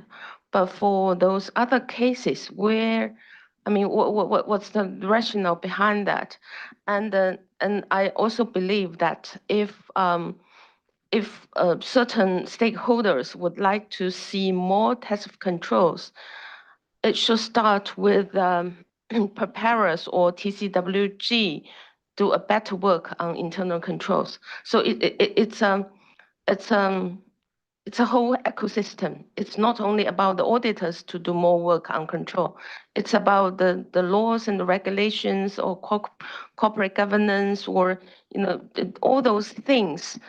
First, require the preparer and TCWG to take their responsibility on internal control and make sure they design, implement, and operate effective internal controls. So I think I would caution, or I would see it as a ecosystem thing. It's not only about the auditors to do more on the test of controls, and also for that paragraph about 11A. The last sentence said we shall test it in the current period. I understand that is coming from the current requirement in 330, which allows test of control at least every 3 audits. That point is being discussed in another paper, and I think actually we are saying for automated controls which don't change, it might be okay, but for manual controls, auditors should be careful about using all the evidence from prior years. So I think we need to consider this phrase in together with our revision to the piece about use evidence from prior years. And my suggestion would be that we are not forbidding using audit evidence from prior years. We just make people think about whether it's appropriate, and maybe we could include it in the application material to remind the auditor when they consider if they could make use of all the evidence on TOC from prior year. Significant risk, in the situation of significant risk, you normally won't do that. Thank you. So the one thing I would like to say is just a reminder of where this project started. Even though I don't have the public interest list for the PIOB in front of me, but it clearly was a key motivating factor in setting up the project proposal and the scope of this project. In fact, it predated all of the technology stuff. And it was us. And, I do fundamentally believe it's a core public interest issue with this work. In fact, we only addressed part of the issue in 315 when we started it, and the question was what happens with 330 and other standards as a result. So this has been an ongoing discussion with the PIOB, which represent one area in which we get public interest issues, but it's on the exclusive list. I'm not trying to undermine your other comments, but just wanted to remind people of that context, that controls was very much the issue of controls, and more testing of controls was very much a motivating factor for undertaking this work. Okay, Wendy? Recognizing I'm standing between my comments and the break, and notwithstanding what you said, Tom, I agree pretty much with everything that Jay said. Just a few questions, thoughts, observations to add or solidify it. Controls testing with substantive testing, because it provides more persuasive evidence. Is that really what we want to say? Does this mean substantive testing alone would not? And I know that does tie into what you said, Tom, but I do think substantive testing alone can still provide persuasive evidence. Latching on to the point made earlier, from a scalability perspective, making controls testing required when entities don't actually have the precision in their control system. That doesn't mean they're bad. It's just that we, in testing them, may not be able to rely on them, is putting the pressure on management, which I strongly believe should come from the regulator, not from the auditing standards. So, that's the comment related to the ecosystem.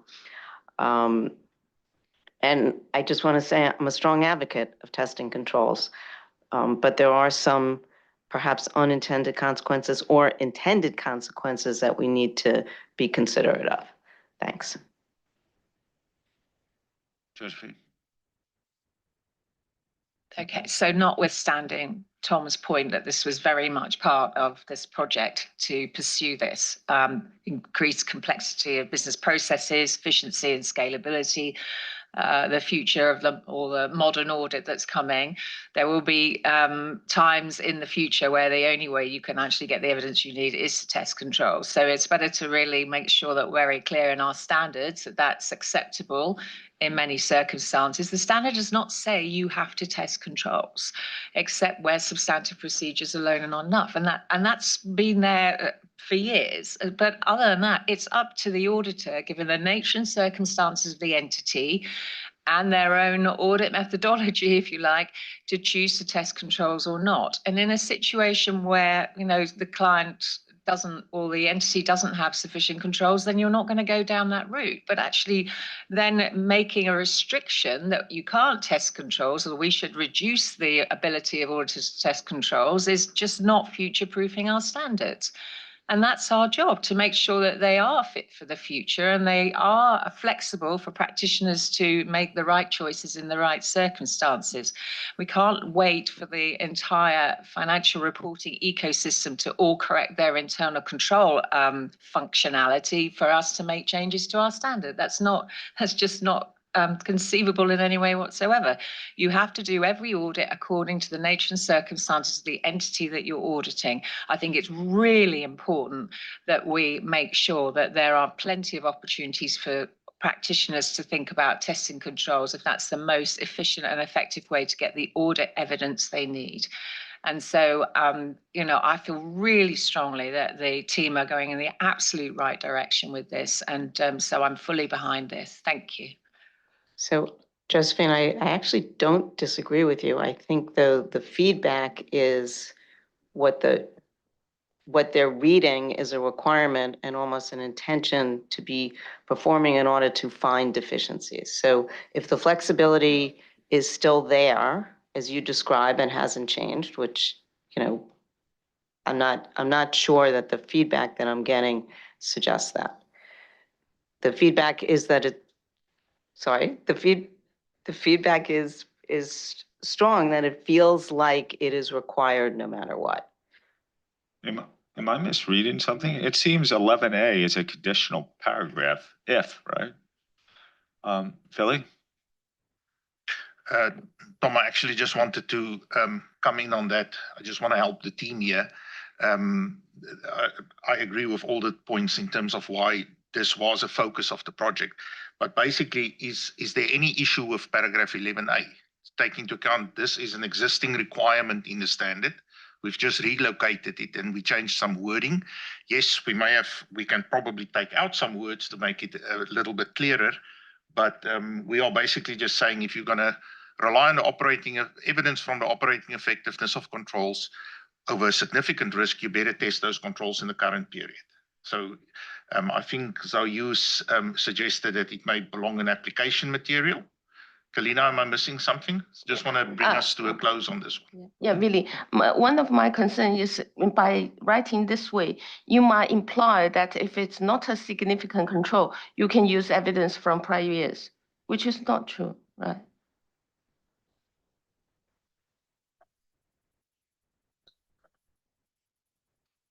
We can look at that if you have alternative drafting suggestions to fix your concern.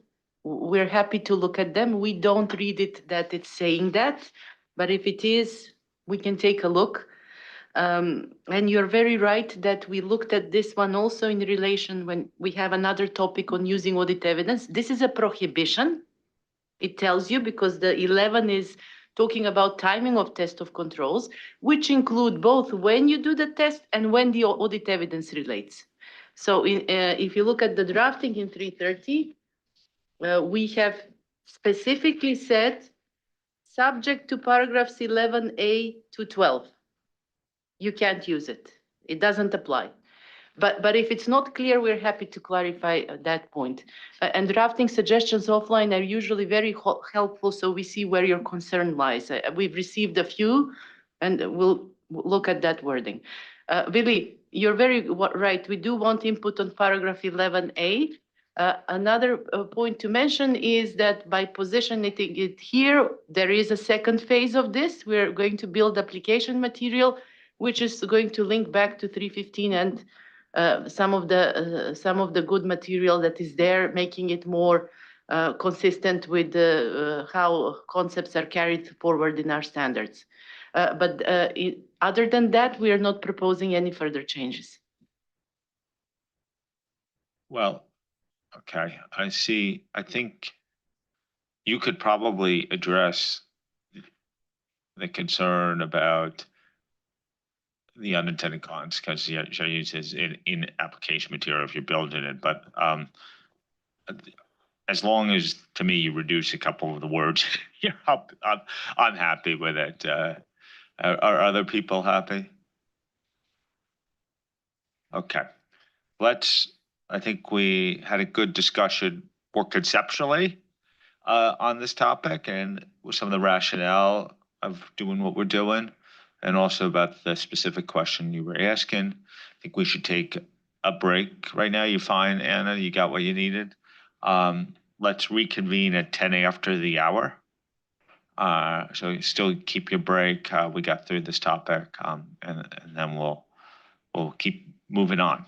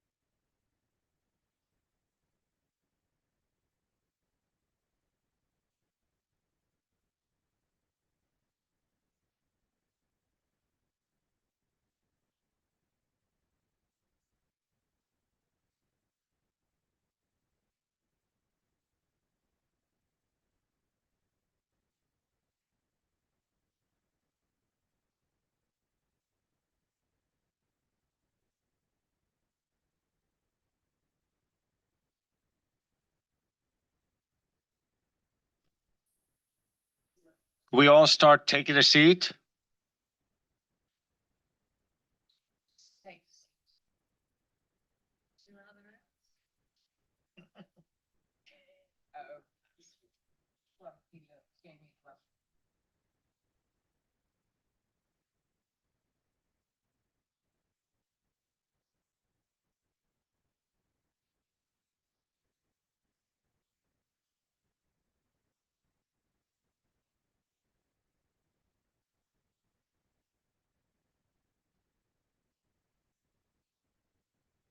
Can we all get seated, please?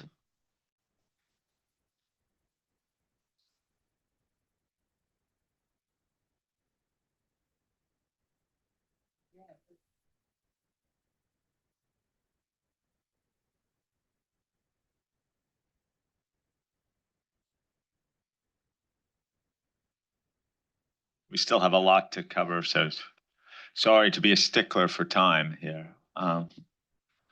Okay, we're gonna move on to the next topic, which I believe is 5G, right? Who am I turning it over to? Anna?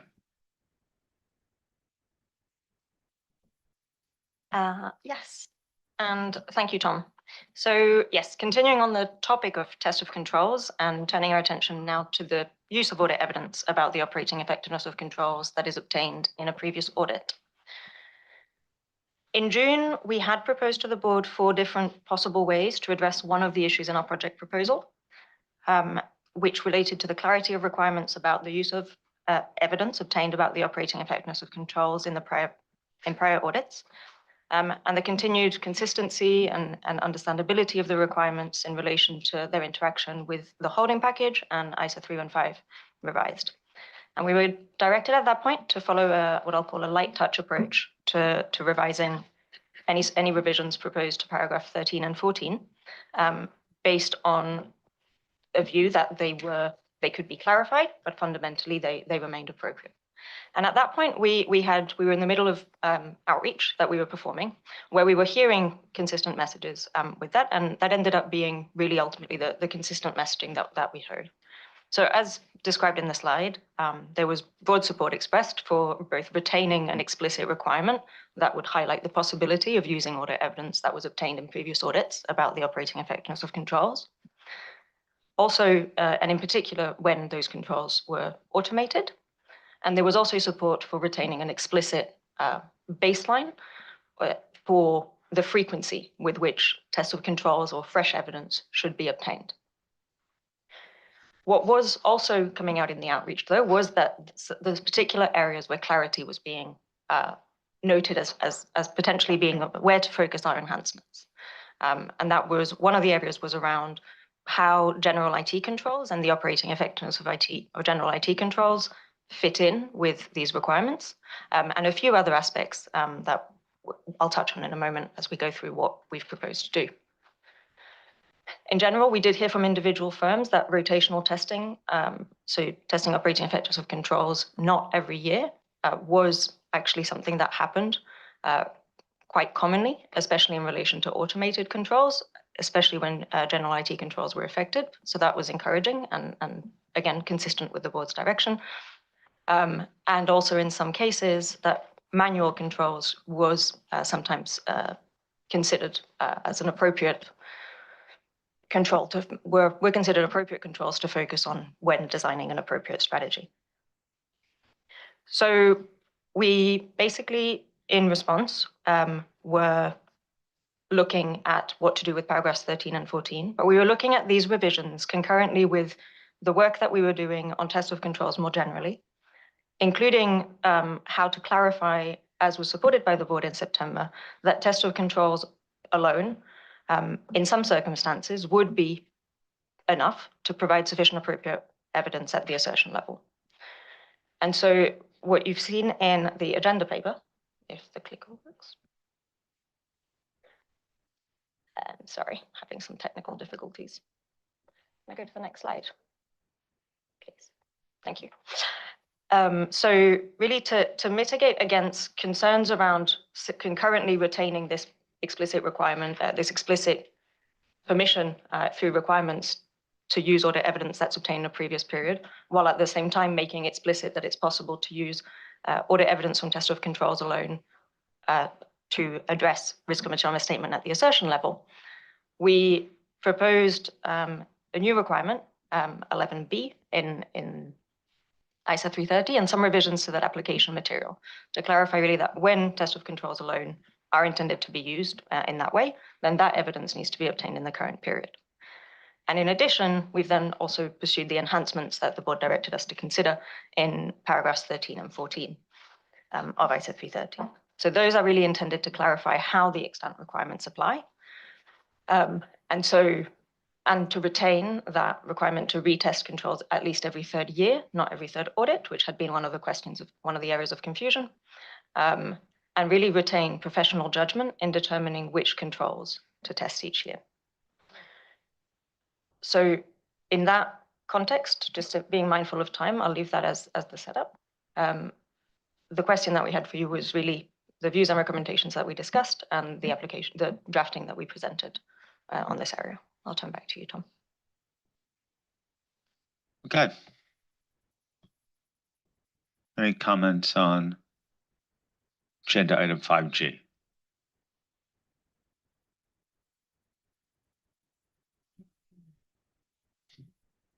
Silence the board. Greg? Thanks, Tom. I'm pretty comfortable with this, but I just had a query about paragraph A36B. If you could just have a wee look at the wording, there's 3 knots in that. And I could live with the first 2, I think they're good, but I wondered about the 3rd knot, just tripping us up. So I found that hard to understand. I thought maybe we could say not be able to determine whether the related risks arising from the use of IT have prevented the continued effective. So just sort of turn it. So yeah, 2 knots is okay, but the 3rd one killed me. Thanks. Robert? With respect to 14B, you substituted the word audit by the year, every 3rd year, instead of every 3rd audit. And it's just a question what you mean by year. Is it calendar year, fiscal year, whatsoever? So there might be some further guidance with respect to this. Thank you. Christelle? Thank you.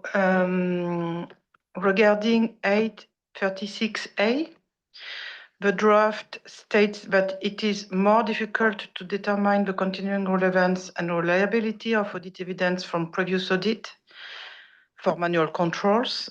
I suggest clarifying that the key concern is with the reliability of such evidence rather than its relevance, as the primary challenge relates to whether manual controls continue to operate effectively, especially considering changes in personnel or processes. Focusing on reliability would improve the accuracy and clarity of this application material. Thank you. Yes, thank you. Just to echo Robert's point with regard to 14B, like more application material, more examples can be very helpful to explain when does, like when we say every 3rd year, when does the year starts and where does it end? So if we're doing testing of controls now at December 25, does it mean like we're not going to test it again till like December 28? So just to explain that and by some sort of examples would be helpful. Thank you. Wendy? I just wanted to come in to support Robert and Sammy's comment. Thank you. Ada? Thank you. So maybe a bit of, I understand the comments about year, and I'm wondering whether we're now creating more difficulty. I know we've moved to year to also in consideration of territories that have half-yearly audits, that they would be subject to much quicker retesting of control. And I think the thought process behind it was controls don't deteriorate that quickly over time. So to keep it sort of in par with the annual audit. Personally, if a territory has half-yearly audits, that's the onus on them. I'm happy to go with audits consistently because it's a concept that's much better understood in our standards. And if that is the additional burden it has, well, so be it. I'm just wondering whether we've overly complicated it, hearing the comments around us. And maybe it's an option that we just should bring on to the table. So I just, question is, why can't, if you mean annual, why don't we say annual? Like if you're trying to prescribe a deal with, like, I think we could figure something out, but like no one's arguing with the intent of 3 years. But you're pointing out that we normally use audit. So there must be a convention for us to figure this one out, emphasizing that you wouldn't be caught up at semi-annual, it's the annual part. Well, use 36 months. I think that's a drafting convention, but people are okay with the intent, right? Okay, Amaro.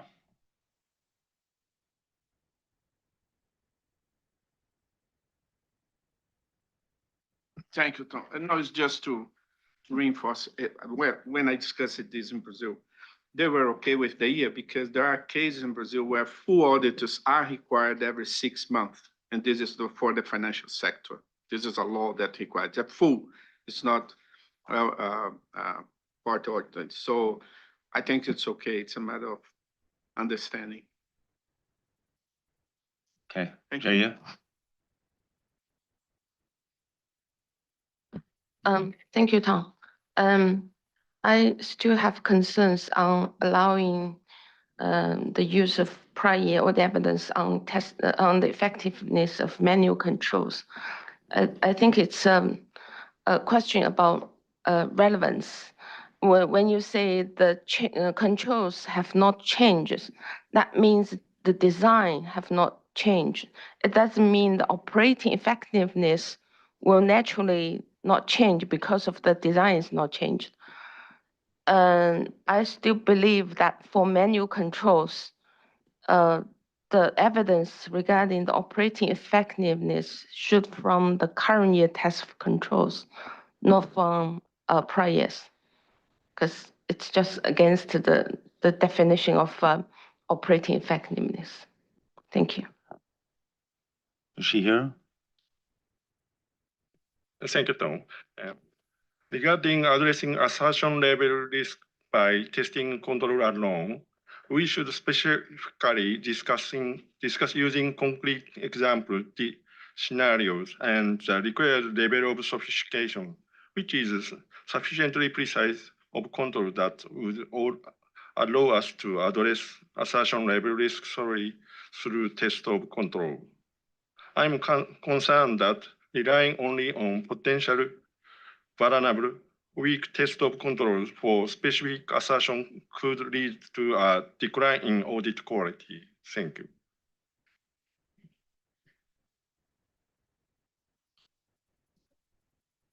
Anyone else? Anna? Apologies. Thank you, and certainly to your point about figuring out language to make clear what we had meant with years, we can look at that. I wanted to just make sure, based on the concern, I mean, I saw Josephine has her 10 card up, but if she wanted to come in, I'm just wanted clarity on the direction. Otherwise, like I've not heard, in general, I've heard that 11B seems okay. I think, yes. I have heard, okay. So then I had, I think. Here, it would be useful, maybe you could send your comment into the team to just so we make sure we capture it all. Is it possible that you could share by email the comment you just shared with the team with Josephine? Thank you. Yeah, I just felt like you hadn't really heard the more supportive side of what you presented. And, I'm really happy with what's put forward. I'd recognise that there are some challenges with certain controls. And And that's a fair comment, but you know, the firms and the auditors have a responsibility to use their professional judgment in the circumstances of the particular audit. So, you know, if, you know, in this example where if you do have manual controls and you know the design hasn't changed, but you are concerned about, you don't have to wait 3 years. It's not a requirement. It's just giving you that flexibility. And considering that there are so many controls that the auditor can use to obtain evidence, then it would be inconceivable not to accept that in certain circumstances they will continue to operate it. And another thing to remember is that the auditor doesn't then just ignore the situation. They do have to make sure that the changes haven't happened. And so I just wanted to lend my support and because I think that's what you were really looking for. We kind of only heard a few more negative points. Thank you. Thank you, Josephine. My sense is that people were supportive. They would have raised a comment, and the comments that we did hear were just sort of how we operationalize. Okay. Okay, thank you, and apologies for that. So the last aspect of test of controls relates to really the evaluation of what you have found basically when you've performed test of controls. So in extant, we've got requirements 16 and 17 that really talk about evaluating the operating effectiveness of controls. And the first of those requirements really says that when you are evaluating whether your controls are, whether controls that you have tested for which you are concerned about their operating effectiveness, when you're evaluating the evidence you've obtained, you need to go back and look at the evidence that you've obtained from substantive procedures, because you may have identified something there that indicates that despite anything else you might have identified directly from your test of controls, there may be something that makes you relook at all of the evidence. And so what we wanted to clarify there is that that is really all substantive procedures that you perform throughout the audit, and not just necessarily those that are looking at that specific assertion. And so then by repositioning, by making the proposed changes that are included in the paper, that is really what we're aiming at clarifying. We're doing further work on the other aspects of the requirements that are under this section in extant, along with enhancements to application material. But at this point, this is where the direction we were heading in here. So on this requirement was really around the views and recommendations discussed here and paragraph 16. Okay. Paragraph 16 and the related application material 41 and 41A, right? Any comments?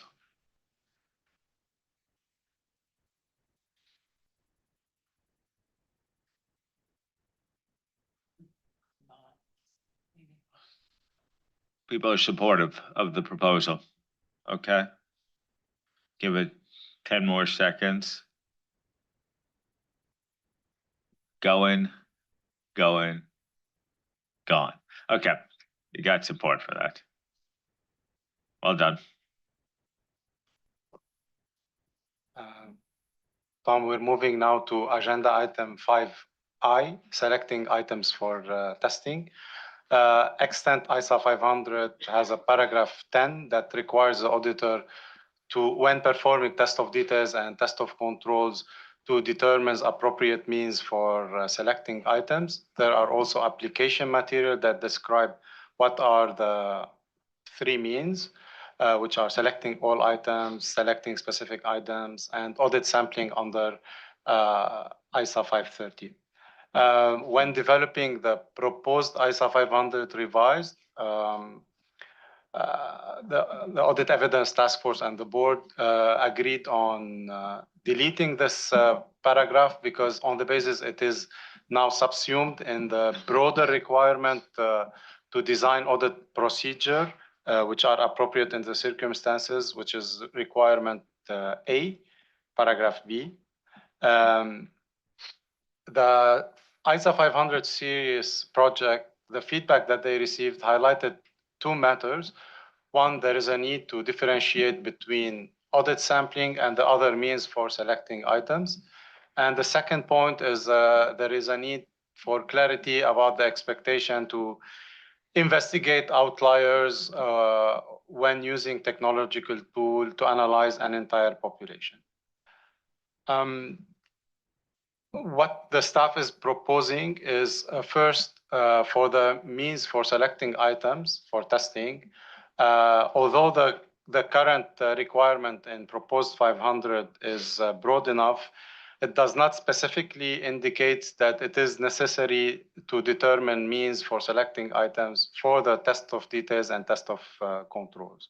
So staff is proposing to reinstate this requirement in ISA 330 under paragraph 23A, and to retain Appendix 2, however, to retain Appendix 2 of ISA 500 because it applies to all procedures. There is a proposed application material in ISA 330 A60A that provides a link from 330 to Appendix 2. The staff is also proposing that to enhance the application material in ISA 330, particularly paragraph A49 and A49A, to emphasize that investigating results of substantive procedure is an integral part of this procedure. And we also included footnotes and reference to the relevant standards that provide more guidance on this matter. So basically now, Tom, I turn it back to you to hear the board's view on these matters. Okay.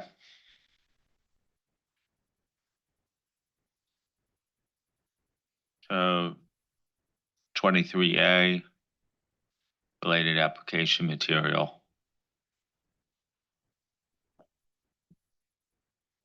Any comments on this? Robert? Well, just very briefly, 1A, we are in favor for the reinsertion, and for 1B, we will provide some technical comments with respect to the wording. Yeah, that's it. People are in support of 1A and 1B, subject to any drafted? Wendy? Greg? Yeah, I'm supportive of just in para A60A. I just wonder on the third line, you use the word means rather than approaches. And I just if you could just have a look at whether you want to keep means in there. Thanks.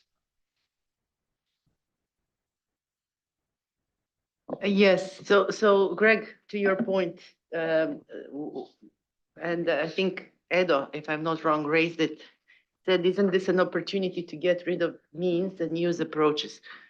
But then a search of the ISAs, how many times means is used versus approaches is long.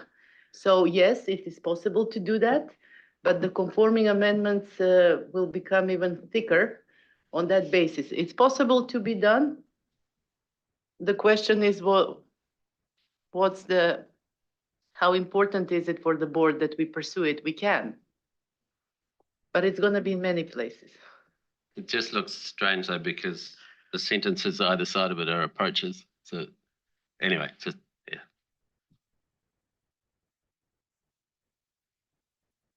Okay. I think we're through this section. If you have any comments or drafting suggestions, send it to the team. Okay, we're making good progress now. Next topic. Standbacks. We haven't talked about standbacks in a while. Yes, standbacks are back again. And where we left it last time is we had shared with the professional skepticism group what work was done in this area, and we received feedback. And at the time we said we will consider that feedback together with the board. So we just wanted to close the loop on that consideration. So we did also receive quite a few offline comments and suggestions from the board following the last time this was discussed. I think it was in June. And we're coming back with a short update after consideration of those comments. So we did pursue further refinements to the proposed revisions to ISA 700, which now include reallocating the overall conclusion on sufficiency and appropriateness of audit evidence. And offline comments suggested a simplified approach how we can integrate the conclusion on reasonable assurance and the conclusion on sufficiency and appropriateness of audit evidence, which we have pursued. That drafting is shown now in paragraph 11. Paragraph 11 in appendix 1 to agenda item 5J.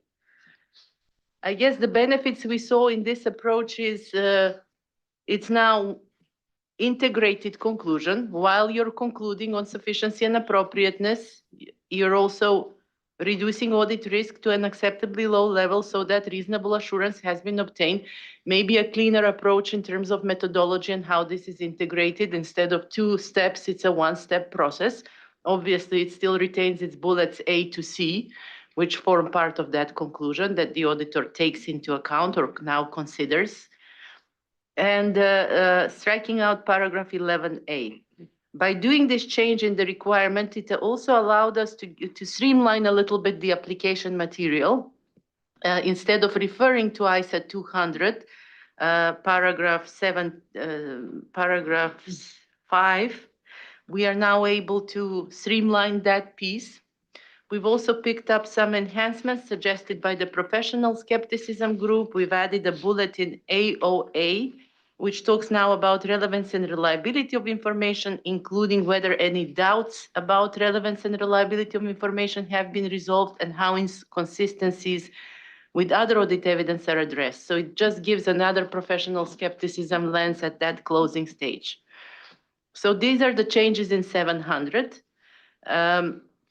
Then the second piece that we looked at is the streamlining efforts. So just reminding the board, the option that the board selected was reallocating the conclusion in 700, not adding a conclusion in 500.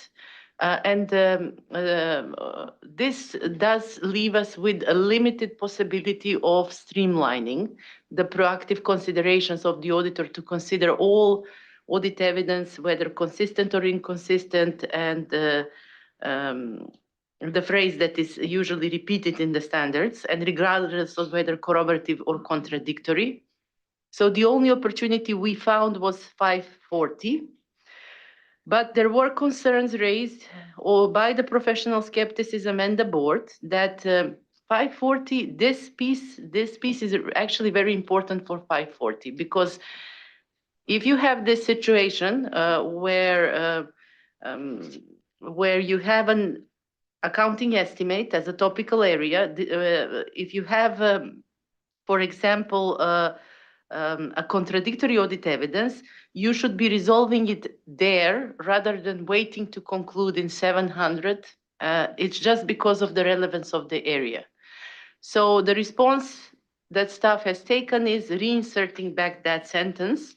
At the end of the day, we also thought, okay, we're not achieving too much streamlining, so better not to do it in one place and then make it look inconsistent, or we may miss something that is important to retain in 540. And the last more substantial area that we looked at are paragraphs 25 to 27. We did get comments on these ones also. One comment that we did receive in relation to the reassessment of ROM was whether by making the changes we have unintentionally changed the nature of the paragraph, because we did strike out before the conclusion of the audit, and the intention of that was to make it more an ongoing process rather than before the conclusion, and we inserted further.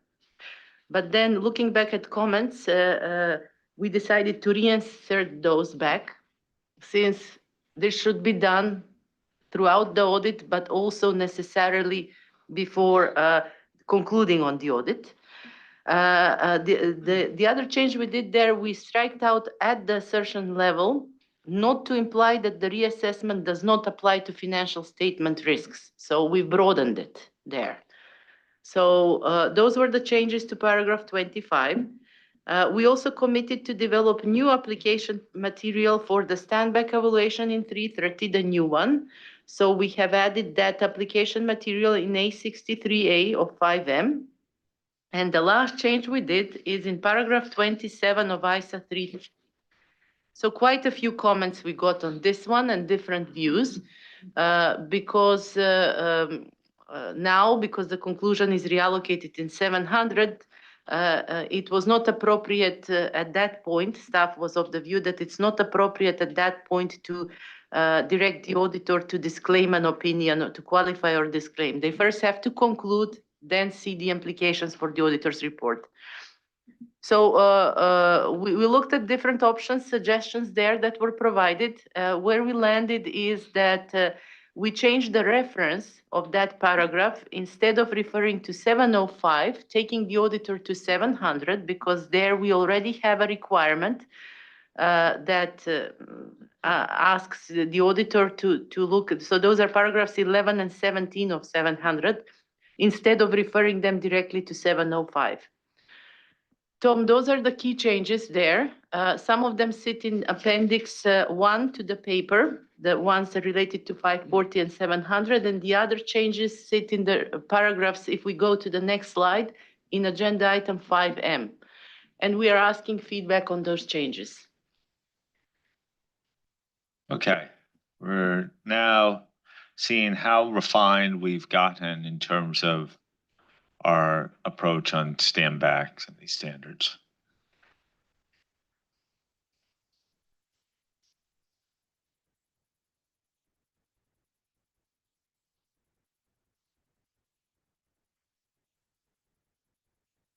Or people, Greg, thank you.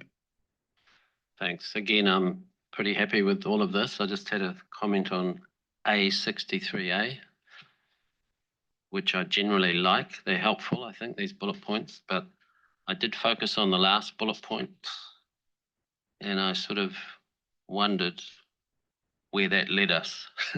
So we've got deviations in the operation of controls that address the risks of material misstatement at a certain level.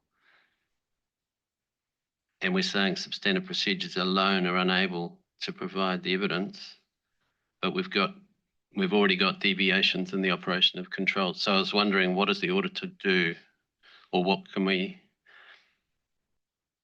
Is the auditor in trouble at this point, and do we need to sort of? There was a so what for me. I just wasn't sure where that led. Yeah, we'll look at that one, Greg. Thank you. Robert? Well, I can make it quick for 1A and B. I'm strongly supportive. For 1C, I slightly disagree with the wording in paragraph 25A, as it seems not to be in line with the audit risk model. So we will provide, or I will provide, some offline comment or an substitute wording for this one. Thank you. Am I reading the room correctly that there's support for the approach being taken? If you have Nancy. Yeah, thanks, Tom. Supportive of the general direction. Just have a question. Maybe Kalina, you can help me understand that. So in paragraph 27, we actually changed the reference to 700 because we felt that it might be premature. I noticed that for the paragraph, I'm in Appendix 1, Kalina. So I noticed that for 540, paragraph 34, we're saying that that's if you can't get sufficient appropriate audit evidence, you shall evaluate. So the other one is shall consider 700, implication 700. Here is shall evaluate, and you go right into 705. Could you remind me why on this one that we go directly to possibility of disclaimer and qualification? So that's a question. The other one is the fix that you're trying to do, and I'm happy with the direction of the fix, but I am troubled by the fix that you're putting in, and that's again in Appendix 1 in paragraph 11. So this one actually is more concerning, the way I read it, because you're saying now we're forming that opinion, and the auditor shall conclude as to whether the auditor has obtained sufficient appropriate audit evidence to reduce audit risk, so that reasonable assurance has been obtained. the opinion is about, and the conclusion should be about reasonable assurance. But now with the turn of phrase, it seems to be the conclusion is on whether sufficient appropriate audit evidence has been obtained. I think that thought needs to go back into little a, as supposed to be in the lead sentence. It has to be to form that opinion, and that's our audit opinion, right? It has to be based on whether we've got sufficient, reasonable assurance. And the basis of coming to that is having sufficient appropriate audit evidence. So I'm troubled with the formation of how you try to introduce, that you have to consider all evidence, corroborative or contradictory. All of that is good stuff, but I'm not. I'm concerned about how we phrase what we have to form the conclusion on.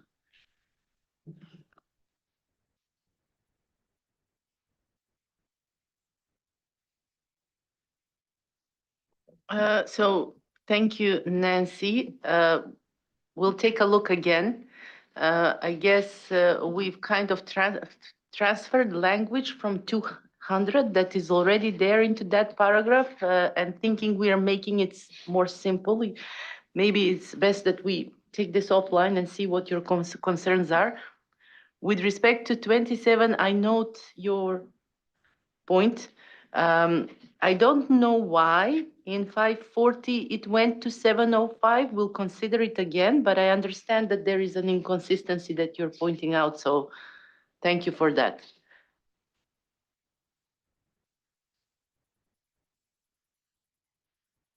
Okay. People are supportive otherwise of what's being put forward here. Okay. Move to the next topic.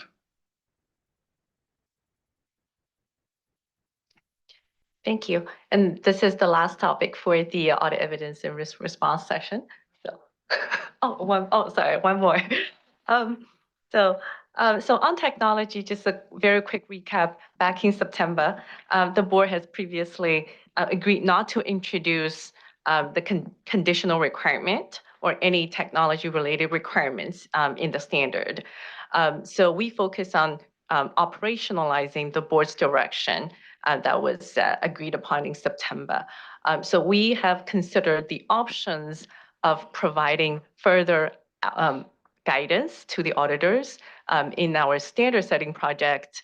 And this is the idea where we come up with is a technology appendix that is used that may be used to facilitate the use of the technological tools to the auditors.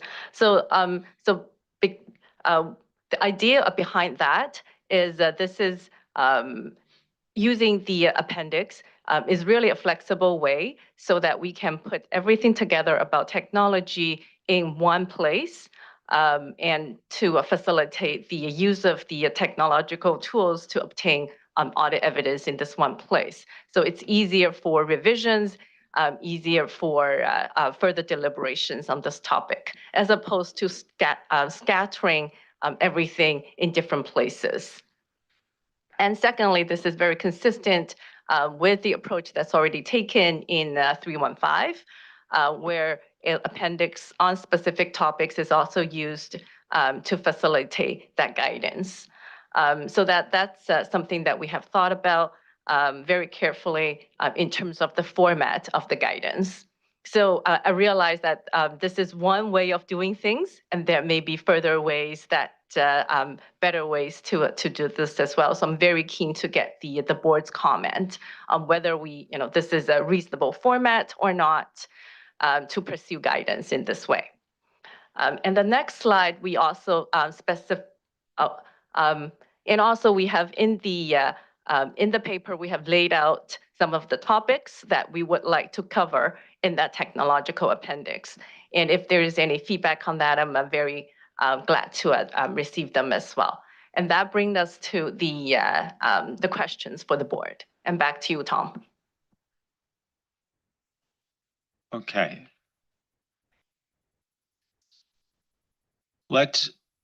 I think what we want to deal with is separate the the questions here. Let's deal with 1A first. There are a number of people who have some comments on the overall approach too, and there's been discussions about that, just so you know, at the planning committee, also amongst others too. I have a little bit of concern about piecemealing it. So let's deal with the specificity of 1A first, and then we could turn to 1B next. On 1A, Kusal? Thank you, Tom. Regarding the proposed drafting changes to paragraph 25 of ISA 220, paragraph 8 of ISA 300, and paragraph 6 of ISA 600, I have concerns about adding other resources in ISA 220 and ISA 600. This terminology does not appear to align with requirement 32 of IASQM 1, which classifies resources as human, intellectual, or technological. It is unclear which quality management requirements would apply to these other resources. Thank you. Semi? With regard to ISA 220, paragraph 25, just with regard to the drafting, when we say that the engagement partner shall determine that the sufficient appropriate human, technological, intellectual, and other resources to perform the engagement are assigned, I feel that this equates or makes it equal between a human and an AI tool or an AI agent. So it's like, yeah, I can assign the engagement to a human, or I can assign it to an AI agent, and I'm not sure if this is what we want to reach at. So maybe if we can break it into two parts, like the engagement partner shall determine the sufficient appropriate human resources to perform the engagement, and then we say that such human resources should be equipped with the appropriate technological, intellectual, and other needed resources. Thank you. Wendy? I was going to come in, I have the same comment as Christelle. I mean, I perfectly understood what resources meant and in comparison to ISQM1, and I didn't find this helpful. And then Sammy brought it out a little bit more of what it's intended to mean. So for simplification and not making it overly complex, I would prefer we just stick with what we had. Thank you. Neil? I was going to support the extension of the definition of resources. I was happy with what the team had used. So this is a difference of view here. Josephine? Yeah, I didn't feel that we needed to separate it out. I don't think it's solving an issue. I don't know what the issue is to solve. We know what resources are. We know that they're split into those three, and then of course you've got service providers as well. So I think it's better just to put it back to how it was, rather than overcomplicate it by adding extra about human resources. No, I just want to clarify, Josephine. So when you say put it back the way it was, do you mean completely back to extant or back to the marker? Because it's marked from September. The idea was, remember, we said, let's make 220 clear about what resources we are talking about. And that is also consistent with QM1, because QM1 is clear about the resources in the requirements. So we just wanted to make clear in the requirements that the resources, the determination that the partner needs to make is about technological, intellectual, and human resources. And then we had feedback that there could be other resources. We said, well, okay, how do we capture that? So I just want to make sure, are we going back fully to extant or just to what we had in September? We did bring in human, technological, and intellectual resources. As I say, I didn't think we needed it in the first place, even in September, but I was happy to go along with it if I felt like it, it provided clarity. But the reality is it's not, because now Sammy is suggesting that we need to expand on what 220 says in respect to human resources. You are supposed to think of them equally, because you think about them given the nature and circumstances of the engagement itself. That's how we set it up in 220. So if that's causing more problems than how it exists currently in the extant, then we should just go back to resources. Sorry. Ada? So I'm comfortable with where the project team landed. There are other resources that you use in the audit. Well, for example, to get the auditors to the location of where the audit work is being performed, to just name one. So I think it's wrong to suggest that there's only 3 types of resources there. We can use other drafting for it, but I wasn't particularly bothered by the clarification brought to this. So I think, Sammy, I loved your comment, and I get the concept of human in the loop when it comes to artificial intelligence, but I think that should be addressed elsewhere rather than here. This is more the principle. You need to have sufficient appropriate resources to do the engagement, and what it is comes, and how and the extent to which comes later. Thank you. Nancy, you coming in here? Yeah, on this point, so I'm comfortable with switching back to what we had. When I come in and I look at this, I said, oh, I'm good with the direction that the team's heading. And then I thought, well, we're now touching 220. And I'm cognizant of the other project that we have on the go with respect to the work stream, which could actually ultimately affect some of these. So looking at it in balance, I think the extent works. So I think maybe it's better to do it that way. And then if we feel compelled to clarify this, emphasizing these 3 types of resources to be aligned with ISQM 1 and 200 and 220, then we can go back in and try to maybe do something then. So I switched my position from supporting the team to thinking that maybe it's best to leave things as it was. Amar? I think I have similar position as Nancy. I was happy with the suggestion by the team, but it appears that we are creating a problem where we didn't have a problem.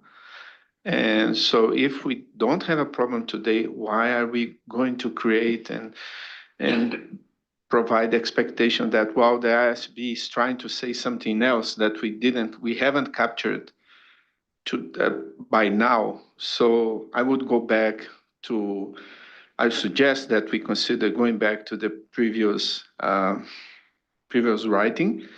In that sense, I would also cross out resources after intellectual, because I'm just repeating, appropriate resources such as human, technological, and intellectual resources. So I don't think it's necessary anyway, just. So actually, there's 3 different things that are being talked about here.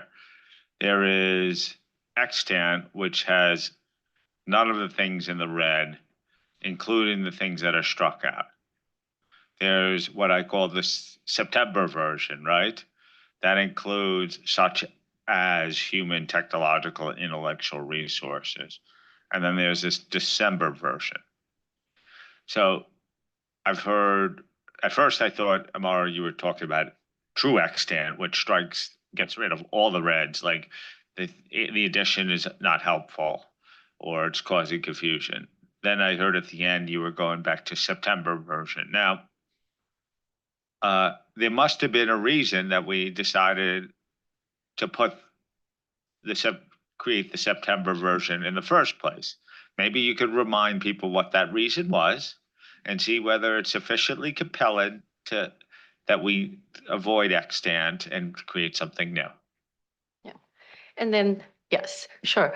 So going back to the September, the reason why we proposed the September version, which is to highlight human, technological, and intellectual resources, because at the time we are proposing, together with removing the conditional requirement on the use of the technological tools, or at the time was automated tools and techniques in the extant version.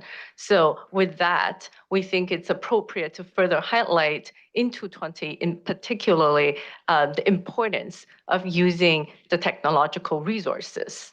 Consideration of the using of the technological resources is an essential part when the auditor is designing the audit approach. So we wanted to highlight that. And, yeah, so and then we received the comments that there may be other resources, so that we went back and revised this to the December version. I guess the question is, and I'll ask this as a question for us to consider, isn't it well understood even by looking at ISQM1 and that resources are all encompassing? And so is this an effort, because we took out the requirement, just to make people think, well, yes, we're still thinking about technology, but we're doing a lot on technology anyway? Kalina?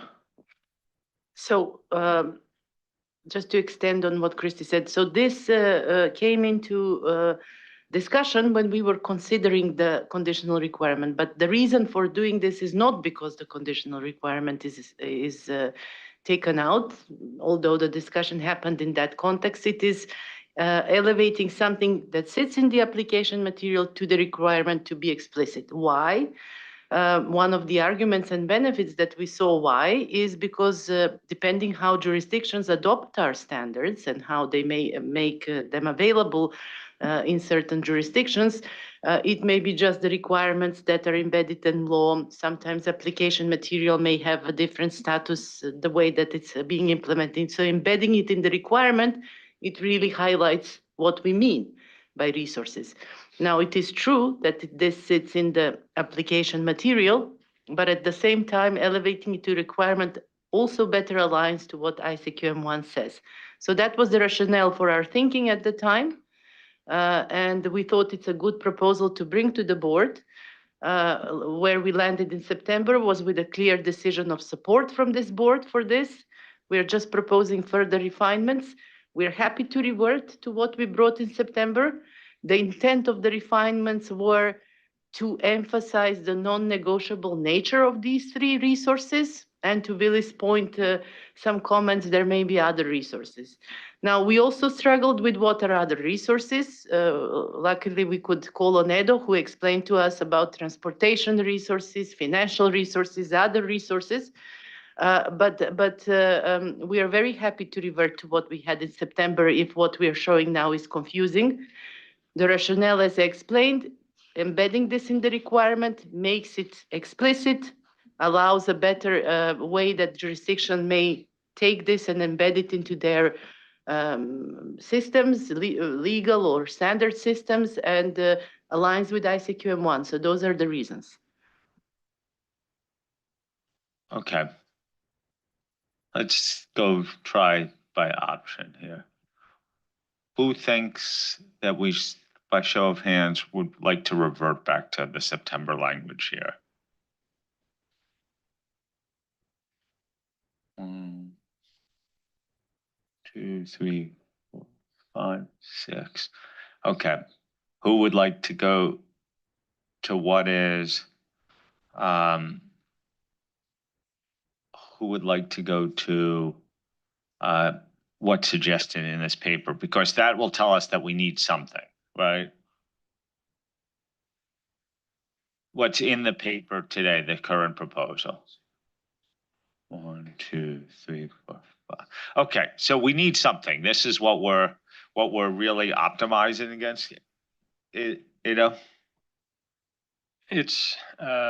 they're not miles apart, these two options. Right. So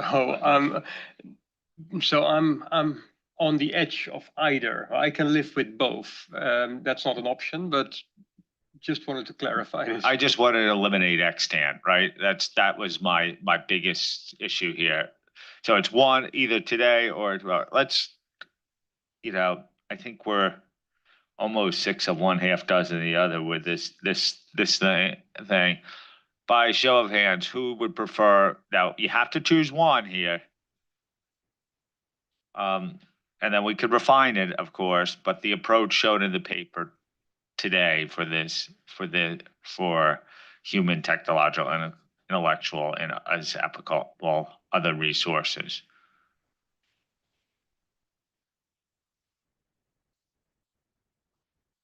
And who would want to go back to September? It's basically split down the middle. For Christ's sake. I've got to flip a coin in a second. Wendy, what? Can I just ask a question? Again, what is other resources supposed to include? So, yeah, Tom, I also saw that it was almost the same. I can maybe just throw in here, the such as is a weak requirement, because then it means, well, yeah, so the requirement is not robust. It says resources such as, okay, yes, I consider the human resources. Why didn't you consider the technological resources? Because you didn't say I have to. You said such as, and I consider the ones that I thought were the ones that I should be considering. So the construct we have in the December paper is a more robust construct in terms of if we do want to say, listen, it's non-negotiable. You need to determine the sufficiency and appropriateness of your technological, intellectual, and human resources. Maybe an option is to highlight in the application material that there could be other resources as well. But our focus is really on those, as Kalina said, those three non-negotiable ones. Josephine? So I don't know if this is where Wendy was going, but I also have some real concerns over this other resources, because we can't start moving on from or introducing something that doesn't exist in ISQM1 or doesn't align with ISQM1. And I'm not quite sure whether we have sufficient feedback that suggests there is some other category than the service providers, of course, but that fits into the 3 categories anyway. That means that we have to extend it and leave practitioners hanging. Well, what's this other thing now? I need to think about that. What is that? And then they'll go to ISQM1, and ISQM1 has nothing on this other thing. So it's the other that concerns me. And I don't think such as is sorry, Villy, I don't think such as is weakening it, because we already explained in the application material that when we're talking about resources, these are the ones that we're talking about. And we help practitioners then apply that particular requirement. So for me, it's creating this category that doesn't currently exist. Thank you.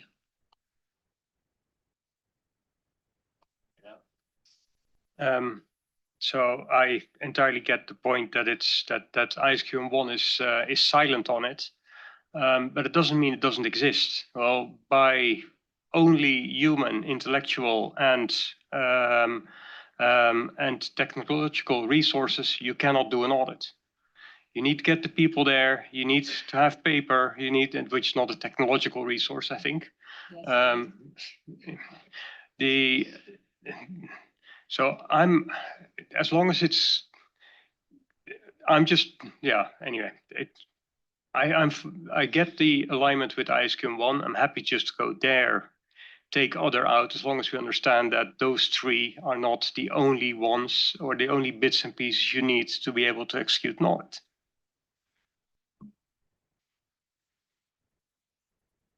Is that a residual 10? So we're moving towards some form of what was proposed here with removal of the other.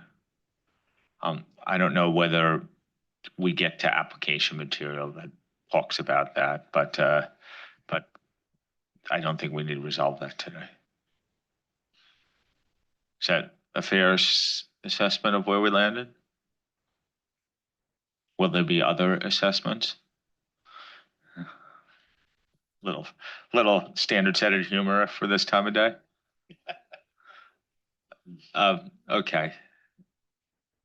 Next topic. 1B. This is going to take a bit. Okay. So 1B. That we thought that was the easy one. 1A. So maybe I could give a very quick context for this. So while we were considering the technology appendix amongst a number of people, rather than opining on the value of the appendix itself, which may have value, we said we run a risk of piecemealing our approach to technological guidance, either within our standards or outside the standards through non-authoritative material, by making a decision here that sort of hardwires us. So it very well may be that we should do a technology appendix for 5,000 as suggested, but people are going to ask, what does this mean for your general approach to technology? And are you doing something that may become outdated quickly? And the problem with that is that, as we discussed earlier today, was it today, I think, the appendices are authoritative material that are subject to due process. And if it becomes obsolete, then you have to run due process to correct it in the future. And is that flexible enough for what we're intended to do? None of this is to suggest that we don't support a technology appendix, but it was a discussion that a number of us thought should be had at the board level so we could place whatever decision here in a broader context. Considering we're talking a lot about what we're going to do on the QM side, but also more broadly on technology. So that's where we got. This triggered a conversation with Billy, and I'm going to have him reflect upon that a little bit. At least it'll guide our discussion here so we can make a better informed decision related to the specific question 1B here, but also have a sense going forward where we may like to go in terms of non-authoritative material or some form of authoritative material, but that may not be in a standard itself. So, Billy. Thank you, Tom. And I think, so when we look at question 1B on agenda item 5K, when we stood back, what we really wanted to make sure, and we hope that that is not how the paper came across. We are not asking the board here to be locked into, now we are going to write an appendix that deals with all that is technology related in terms of the in-scope standards. So it's almost saying the message is give us flexibility to decide. Let's not exclude options at this point. And the different options are not mutually exclusive. So it's not a question of we're either going to have application material in the standard or we're going to have non-authoritative materials outside the standard. Those are not two mutually exclusive concepts. So when you first look at application material, remember our board, we've got our CUSP guidelines, but that's based on ISO 200 already. That gives us guidance in terms of when the board decides that application material is needed. So where necessary, we develop application material to provide a further explanation of the requirements and guidance for carrying out the requirements. In developing application material, you need to be careful because remember, this is going into a standard. Standards are not opened up every year. So you need to be sure that you do not pitch this at a level that is too granular and too specific that it can date very quickly. And sometimes you also need to make the call that certain material actually lives better outside the standard because it gives you more flexibility to update the material, for example, because of the pace of development or the evolving nature of the item that we're dealing with. So I think once we've decided that certain guidance cannot appropriately live inside the standard, then we can go to non-authoritative material.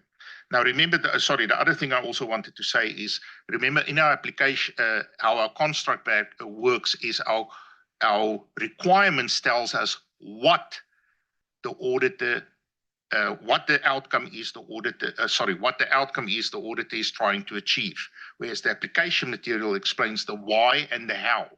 And it's especially on the how where we need to be careful, because we can't venture into methodology, can't be too detailed, too granular, and that's where you need to make that decision. So, and I think what we want to do here is to make sure the team has already started in the background to work on the material that they believe are technology relating to considerations specific to the use of technological tools that are relevant in the context of the in-scope standards. This is only about the in-scope standards, only about obtaining sufficient appropriate audit evidence and designing and performing audit procedures. But as we look at that material, we may decide that some of these things can live comfortably or appropriately in the standard as application material, and some may not belong in the standard, may belong may belong outside the standard. So I think, sorry, I just want to, oh yes. The other point I wanted to make is that if you look at these three standards, it is almost inconceivable to think we're going to put out 500, 330, and 520 without saying anything about technological tools. These are foundation standards that, together with 315 revised 2019, is the vast majority of a methodology. So we do need to talk about technological tools. We've already decided we're not going to have requirements. And certainly there will be considerations specific to the use of technological tools. So what we landed on when the discussion when Tom said is, it is a given that there will be application material in the standard.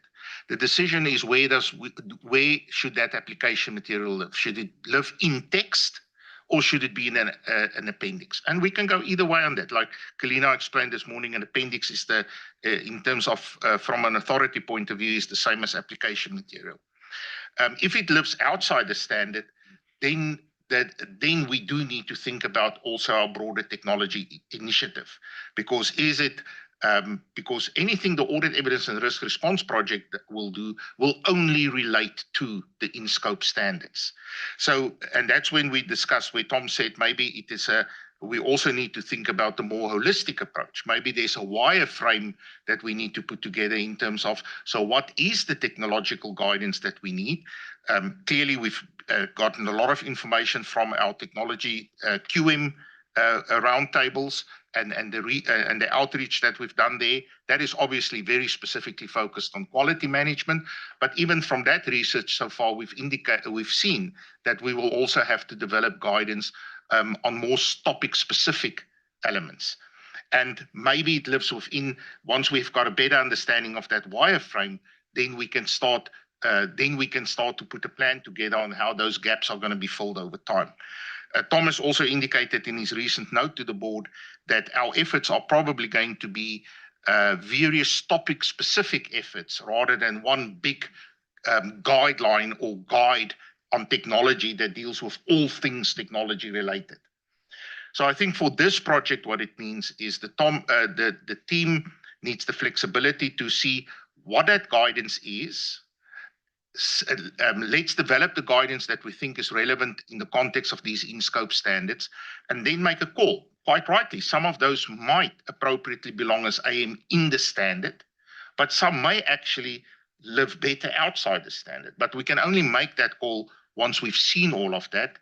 And then obviously part of that decision could be some of it may be better in an appendix, or it just may be in text application material. Thank you, Tom. Okay. Any reactions to the proposed approach? Ada, I see you're about to grab. Yes, thank you, Tom. And I think, and I know we've discussed this ahead of time, but if you stand back on the various projects that we're working on, be it QM technology, being the 500 series project, most of our work at the moment has a technology aspect to it. And there have been continued questions of, and particularly in an area that is fast developing in our speed to market, where I think that non-authoritative material, and that's coming out quite clearly out of the QM technology roundtables as well, is that the direction where we want to go.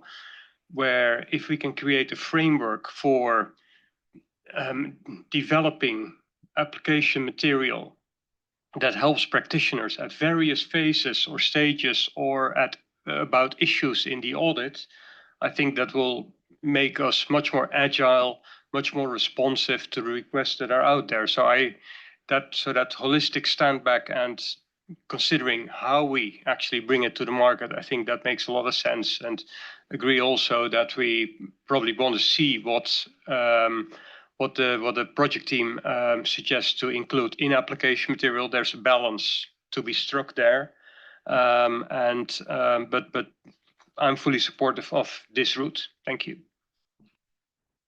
Nancy?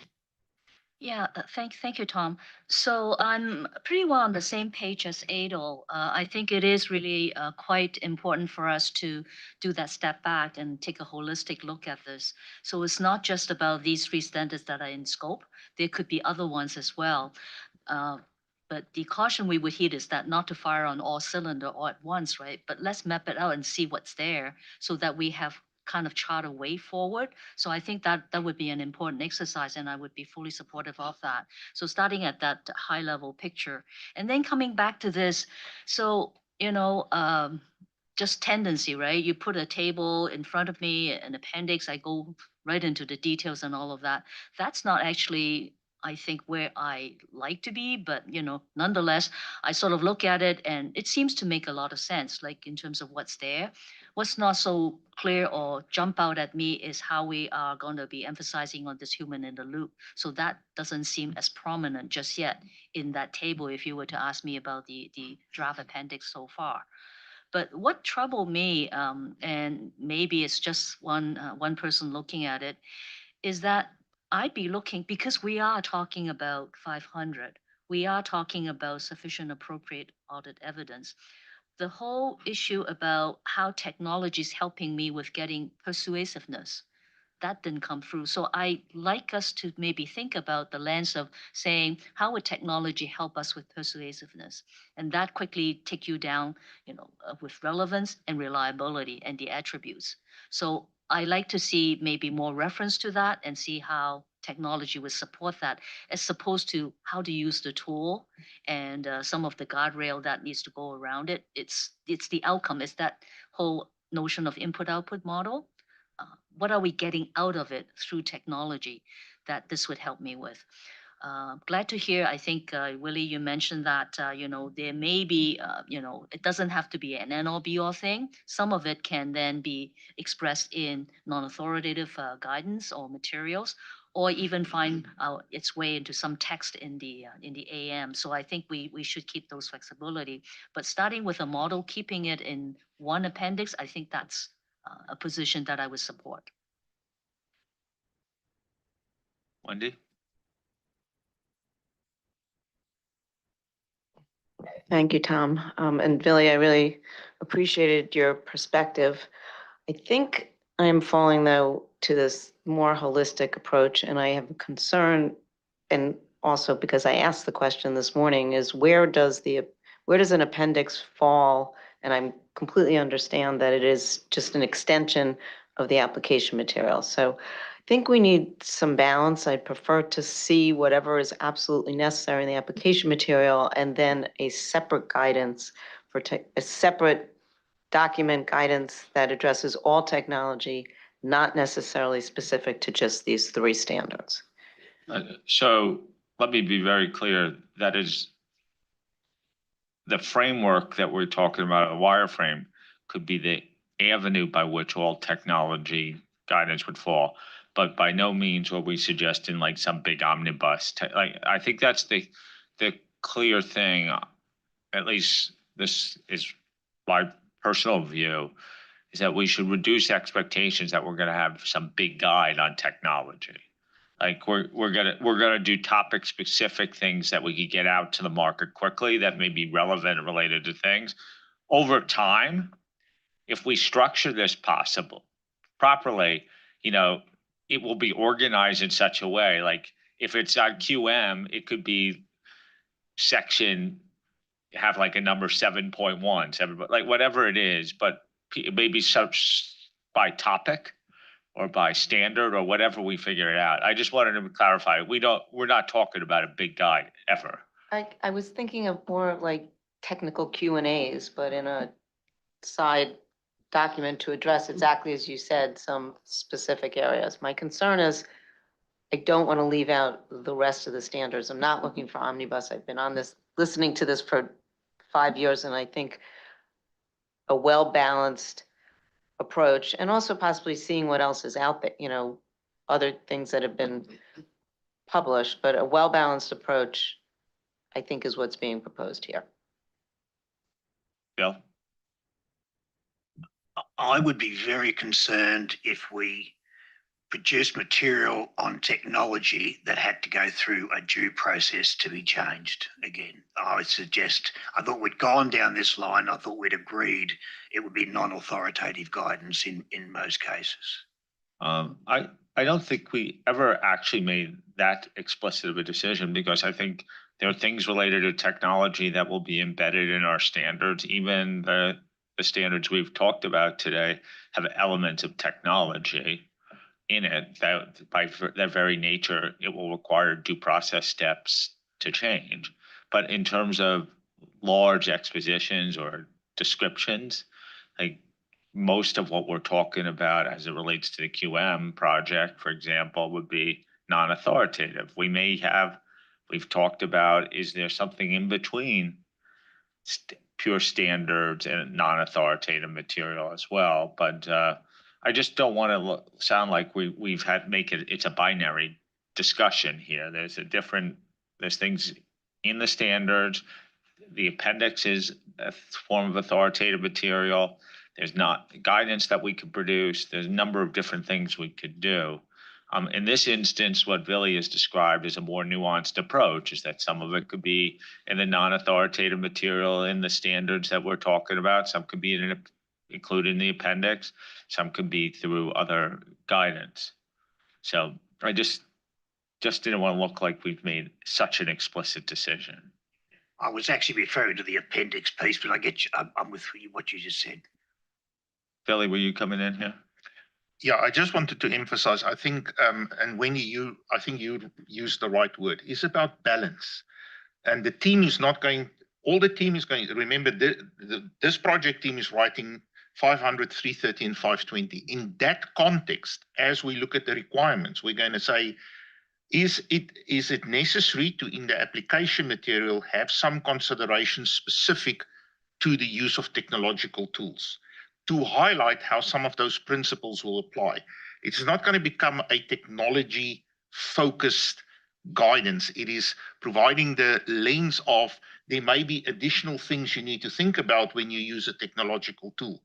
And that's what's going to be the balance. What can live appropriately as application material in the standard, subject to the fact not too granular, don't go into methodology things, not too specific.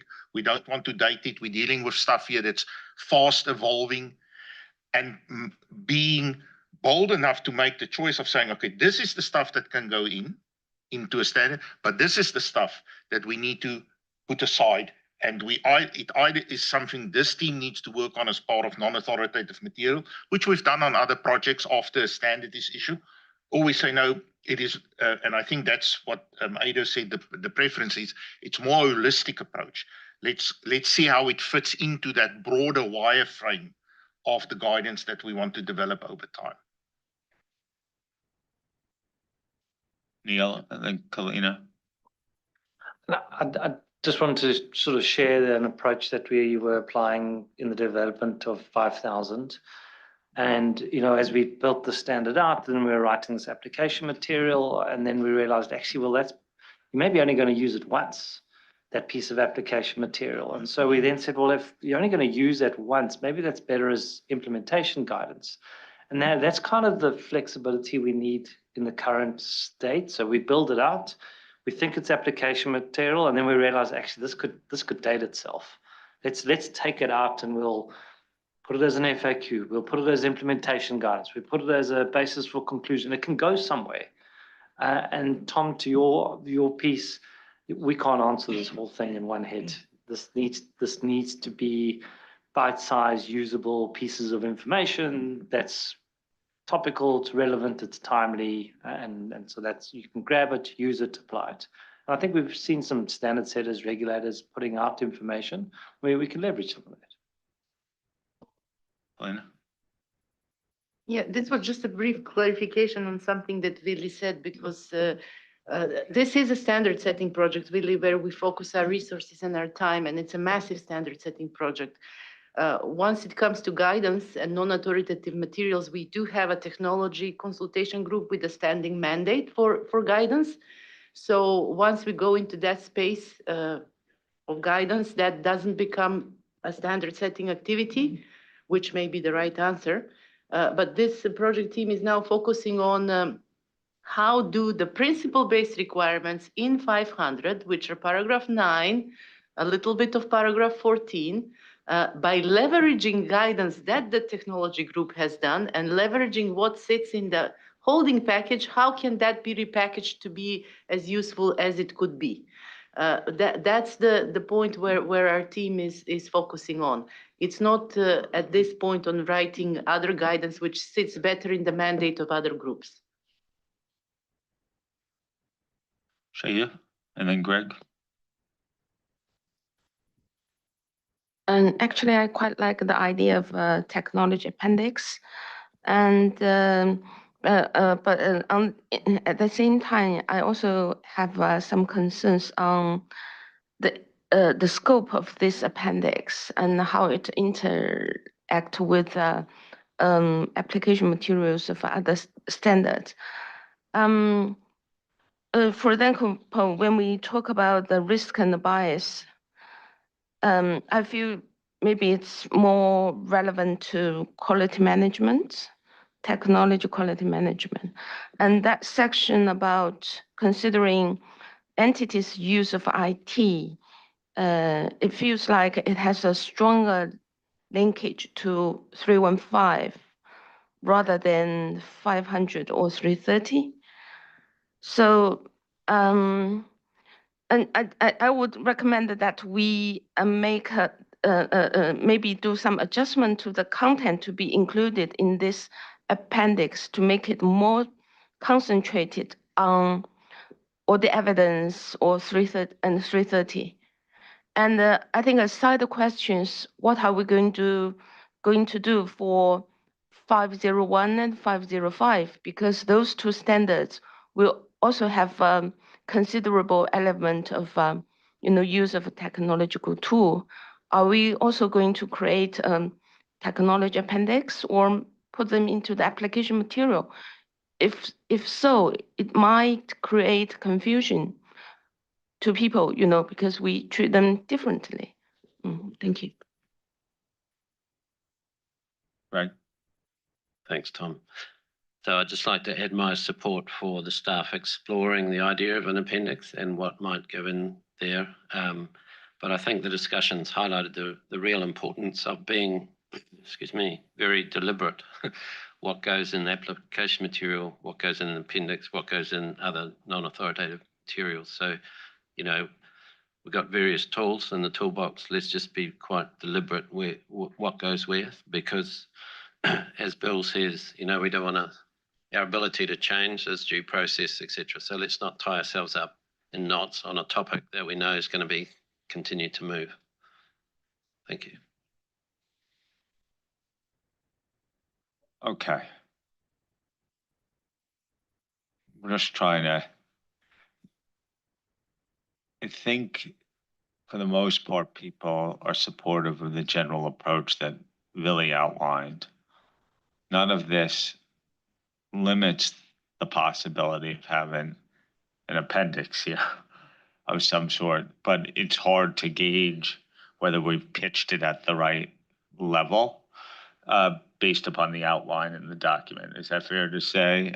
People sort of want to see what it would be. There's a question of who would do what in terms of non-authoritative materials, whether it's this staff team as part of this project or in addition.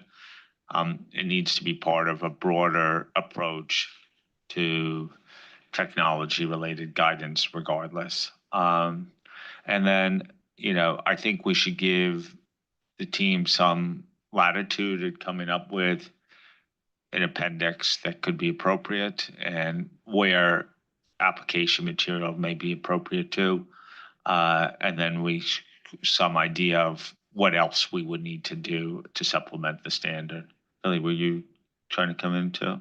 Yeah, I just wanted to reinforce Kalina's point. So I think the team now knows what to do. They're going to continue to work on the technology material that they had in mind for these in-scope standards. Some of it may survive, not survive, that's not the wrong word. Some of it may be in the standard as AM or in an appendix or both. And some, to Greg's point, we will be deliberate in deciding, based on this environment in which we are, it's not the right time now to put this type of thing in the standards. And then we'll take a decision about what to do with that, how we will proceed with that later. Is the board satisfied with that? Okay. One last topic here. Yes, one last topic. Now we are in agenda item 5L. So agenda item 5L is a changes paper, and it explains the changes in the proposed drafting paragraphs for 330, 500, and 520 that sit in agenda items 5M, 5N, and 5O. With the caveat that only those paragraphs that were not captured by the previous papers that we already went through. So, Tom, maybe the best way we do it is that we do it per standard. And I think the most significant changes are in 330. And then we have some in 500 and some in 520 that were not previously discussed. So if you're fine with that approach, maybe we can ask views on the changes paper and the related drafting for 330 first. Okay, so we're on agenda item 5L, pages 1 through 7. I see 330.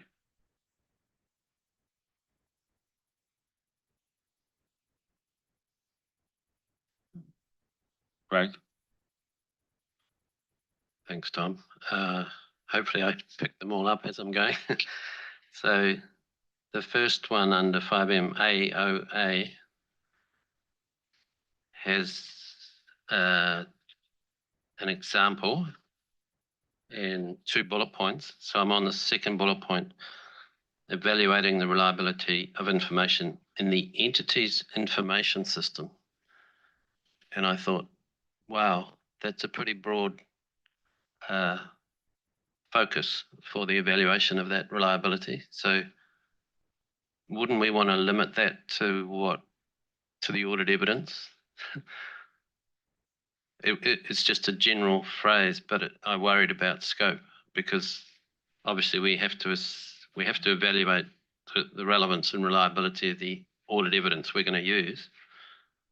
But I thought it was taking it a bit broad. So maybe just have a look at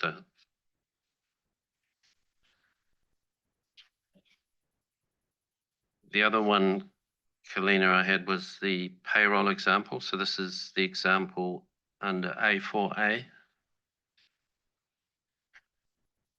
And towards the end of the example, it says, regarding the occurrence and accuracy of this aspect of payroll. So this is in the second to last line. And I was just wondering what was the intention behind the wording, this aspect of payroll. Are we sort of limiting the circumstances where you could just rely on controls for payroll, or I just wasn't sure what we meant by this aspect of payroll. So just maybe have a think about that. Thanks.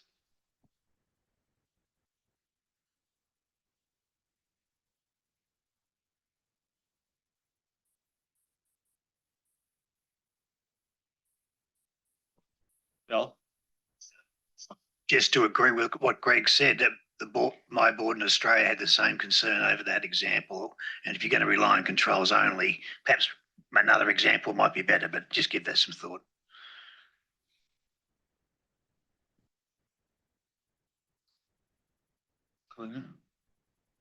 Sorry, Shaya? Thank you, Tom. A couple comments on page 13. The first paragraph on this page, it talks about we'll need to revise the control risk assessment in accordance with blah, blah. I would suggest we also add on, because consequently, more importantly, is to consider the implication to the further substantive procedures, right? So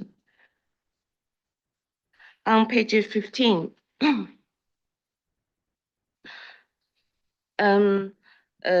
it's in the paragraph A19A.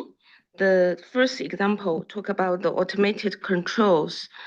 They say unless the related IT application has changed, I would suggest we also add on, or the related GITC is not operating effectively. And page 17, those few examples, yeah, I have similar concerns, because we were coming from, I thought those examples were put here to illustrate the situations where substantive procedure alone is not sufficient, or it cannot make you obtain sufficient appropriate evidence. But if I look at page 18,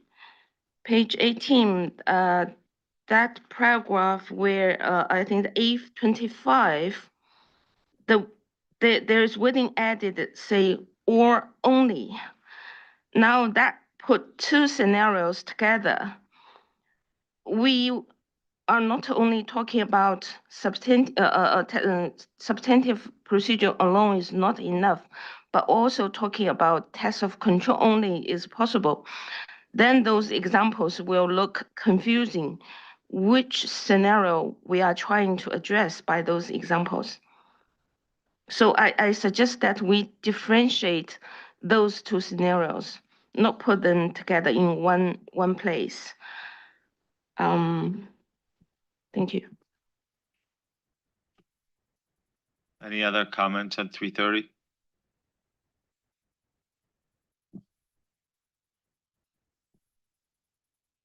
Should we move to the 500?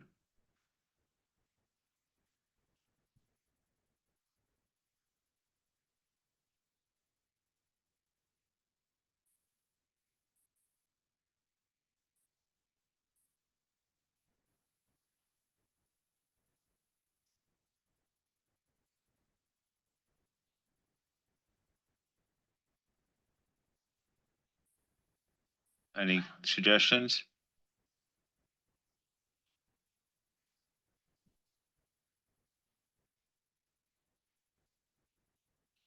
Good, 5 more seconds. Assume people are happy with the proposed changes. Okay.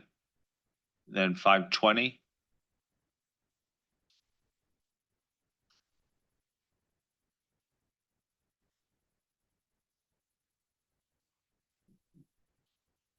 Okay.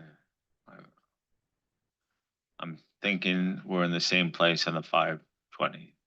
We've covered a lot of topics already. Okay. Back to you, Kalina. Thank you so much. We just have only briefly the next steps. So if we go to the next slide, just the indication what's ahead. So we are meeting with Josephine and Edo in January. Please, if you have offline comments which you would wish to share, please do so as soon as you are possible to do so. We will look at those, and obviously we'll incorporate what we can in the next version. So we will continue looking at the drafting for the in-scope standards, a few topics, as Willie mentioned, here and there that we need to revisit that were not discussed this time fully. And then in March, it comes the first full read of the revised standards. So all 3 standards will come back to the board with any changes and the conforming and consequential amendments to other ISAs. We will continue engaging in stakeholder outreach, coordination activities, reaching out to some of you if we need further input or explanations. And then, as it stands now, June 2026 is the targeted approval of the exposure drafts. So, Tom, this is what we had on audit evidence and risk response. Just to thank the board for this discussion and the input we've received. Bill? Just to include in next steps, and you might decide to do this in March or June, but I'll raise it now. Firstly, our communications have been very good, and congratulations to Megan and others for putting them out. The communication at the end of this project will be fundamental, and I think it's important that we have a nice, clear way of doing that. We did it with going concern and fraud, and I think we will need to do it here as well. And in particular, we've done a lot of clarification of terminology and other things, but I'm talking more about the specific areas where work effort may be affected. Okay, so that you've done it with the slides you've put up each time with the boxes and the areas you've attacked. But if we just focus on so that we can communicate to people exactly where we see work effort changing as a result of this project. Thanks, Bill. Okay, any other comments? Philippe, any perspectives you want to share from the PIOB? Thank you, Tom. I was particularly interested in the discussion relating to controlled testing, because as you reminded, it's a very sensitive point for the PIOB, because we are convinced that there are many stakeholders' expectations regarding this aspect. The other point is that based on your discussion and the effort, the intellectual effort it requires sometimes, due to the level of refinement and characterization of different tests and so on. I just want very modestly remind that in the public interest framework, there is one of the main objectives regarding the standards is clarity and simplicity. So I just want to say that because we hope at the end of the day that the standard, I'm sure for the professional, I have not any doubt regarding the competencies and the technical level which allows a clear reading. But, for some stakeholders, I think that, having in mind the fact that it has to be understandable and not too, technical for specialists and avoiding the use of technical words, acronyms and references and so on, could be positive for the objective of clarity. Thank you. Thank you, Philippe. And thank you for reminding us about that. I think that just the sheer reality, and we've talked about this between the sessions too and before, that these standards necessarily will be some of the most technical, detailed standards we will address because it drives so much of audit methodology and process. And so, clearly we want to keep things as simple and clear as possible, while making sure that we provide a level of detail that provides certainty to the marketplace as well. So good warning here. Okay, so we're going to have to do a little bit of a change in plans today. We went quite a bit over here, which means we're going to cut a little bit into lunch breaks that were planned. We're going to break for lunch right now. I'm gonna give 40 minutes for lunch. We're gonna reconvene at 1:30. We're gonna probably run for about 2 hours for 2410. We may compress a little bit of a break too on the back end. One thing we cannot be late for is our guest who's joining us at 4 p.m. From EFRAG. So enjoy your abbreviated lunch, but you don't have far to go. So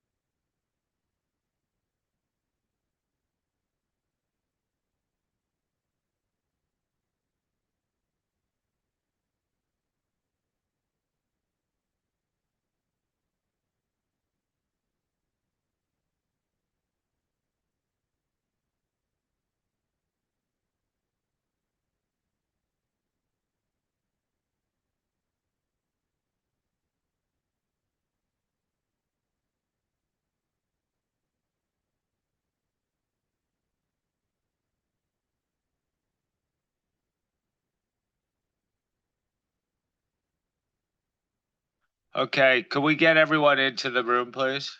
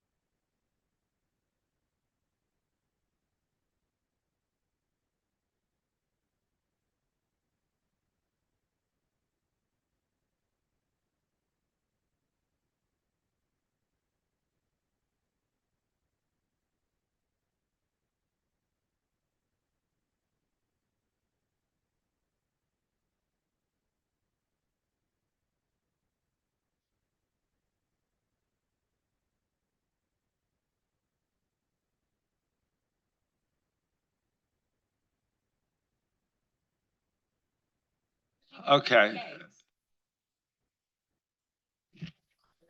We need to get back to the table. I'm just waiting for others to join.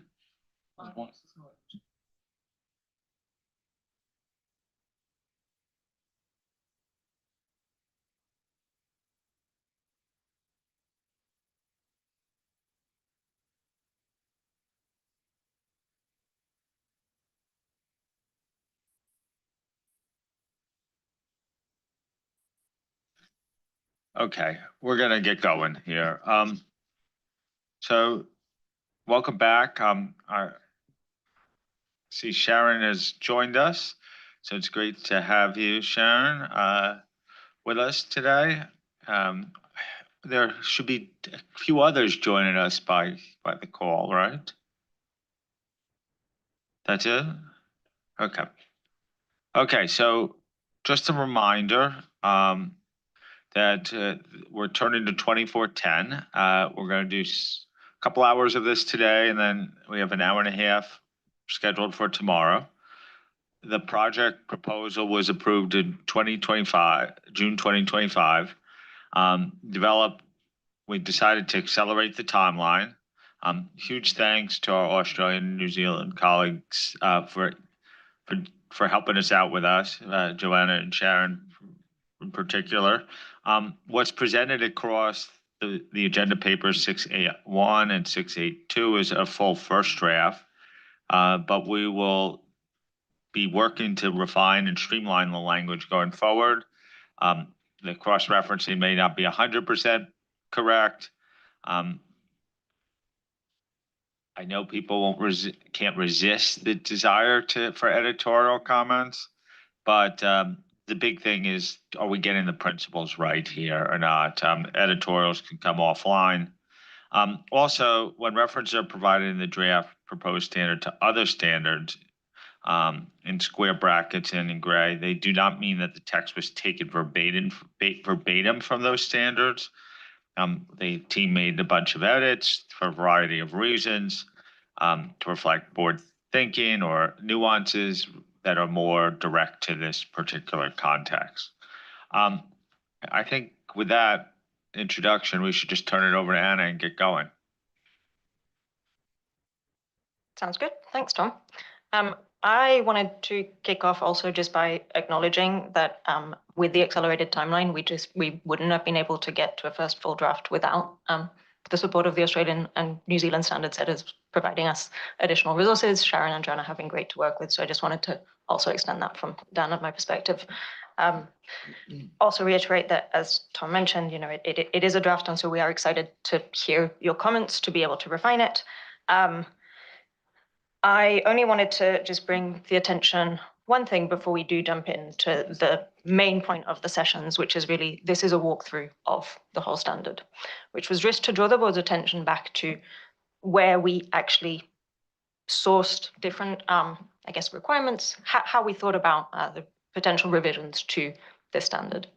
And the slide should look quite familiar because we have pulled it up previously, but really it is to highlight the different places that we were considering in really when we were standing back and going, what are the necessary enhancements to ensure that we achieved our project objective, which was really about consistency of interpretation and application and really establishing that baseline.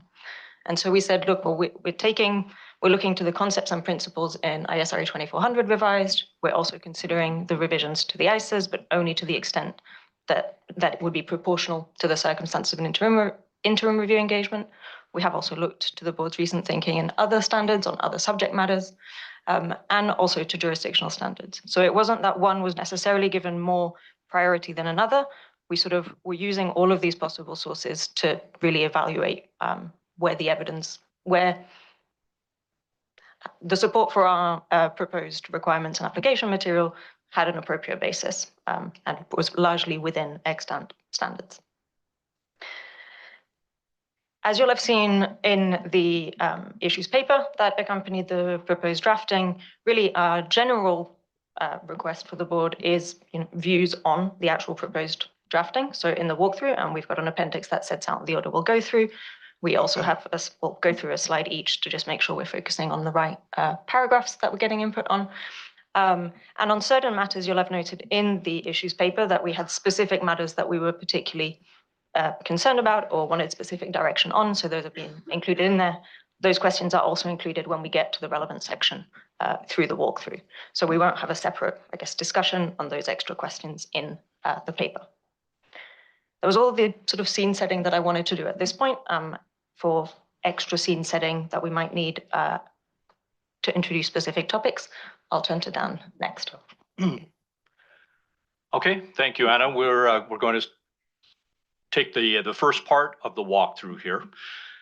And just a little bit of setup for you that the introduction of the standard was first discussed with the board back in June. The changes that have been made are explained in the significant changes paper. That's agenda item 6B. Just one quick word on the introductory paragraphs 10 and 11.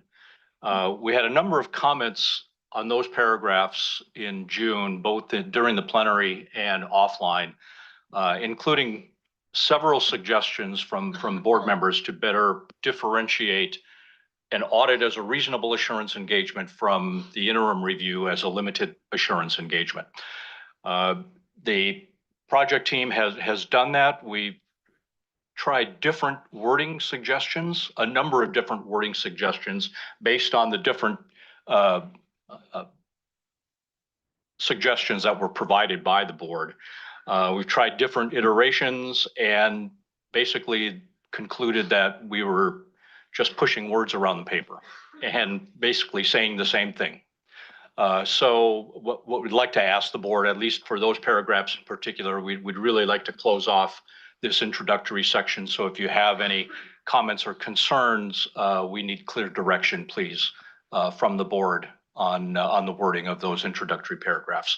And just a quick word on the objectives paragraphs 13 and 14, there have been no change to those paragraphs, has been no change since June. So Tom, we'll turn it back for comments on requirements 1 through 11, A1 to A7 application material, and the objectives paragraphs 13, 14.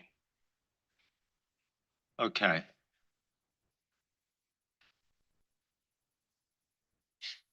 It's like a race there. Yeah.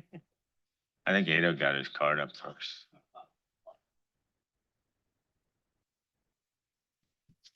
Thanks, Tom. And thanks, Dan. And Joanna, Sharon, Anna for all the work done and presenting us with a full draft. Then I heard you about the considerations that you had for 10 and 11. I do think there's, so we make it says in 11, therefore in contrast to an audit, an interim review engagement does not provide a basis for expressing an opinion. Of course, that is correct, but it's subtle because in a review engagement, you do a conclusion and the opinion is geared to reasonable assurance. And so can we be a little bit more explicit in that area that we refer to reasonable assurance rather than to opinion and conclusion? I think that's a subtlety that may be lost on readers. And then in respect to objectives on 13B, we were wondering whether we can just be more explicit that a report need to be issued. I know that is communication, but it is also in the requirements to issue a report on the work performed. Josephine? Great, thank you so much. I mean, I'm really pleased with where this is heading, and thank you so much for all the hard work. Just a minor point on paragraph 5, as the focus is on the auditor performing the interim review, not the firm, it might be best to align this wording with our more recent standards. So, you know, the IS area is premised on the basis auditor is a member of the firm and so forth. So just sort of align it up from that perspective. Thank you. Greg? Thanks, Tom, and thanks to the team, and hi, Sharon. So I just wanted to comment about potential application guidance that's not here for paragraph 14. So when I look at these sort of things, I apply the public sector lens, and I just think maybe this lends itself to the inability to withdraw type paragraph. We've got another standards. I think the most recent one we put it in was the fraud standard, so it's in there somewhere. But so it would just be an additional application material suggestion to add in here, so it's not the requirement. So I think it's 176 and 240. You might find similar wording. It's just the nature of the public sector audit environment. Thank you. Anyone else? Robert? Well, thank you very much. And also thanks for the team. It's been a pleasure working with you for the recent months, being a project board member together with Wendy. I might have shared this in our previous discussions. I don't know, just a few small items. Requirement 2 talks about the auditor, and requirement 3 talks about the auditor of the entity's annual financial statements. So you want to make this both the same, maybe. Then requirement 10, we will provide some small wording alignments for the last sentence. And then with the application guidance, I do know and I do recall that we've deliberately discussed the issue about engagement of for an interim review versus the engagement for an annual audit, and whether it can be put both in one engagement letter or it has to be separate. I think it's still not clear from what we think it's necessary in our jurisdiction, so we will give you some additional wording for this one. And it's an A1B, by the way. And it goes with A7. And then in, I don't know whether it's A7A, it's still valid, or do we stop at A7 here?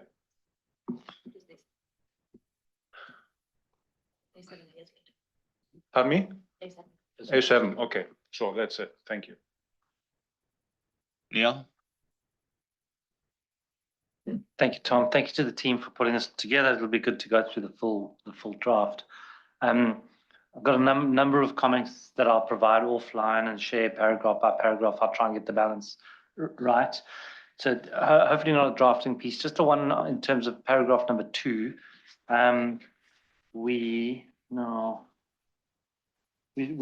got an auditor. So I think it's just an example where we needed the auditor of the entity's financial statements. So sometimes you've already covered that, sorry. Okay. And then paragraph 11, I felt like we needed to bring in the substantially lower wording to be retained on paragraph 11. And then 1A, we talk about the predecessor auditor, but we don't talk as much about the successor auditor. I think that's of particular interest, and they've got to get their audit level experience up, and I think we can do more in that space. Let me leave it there.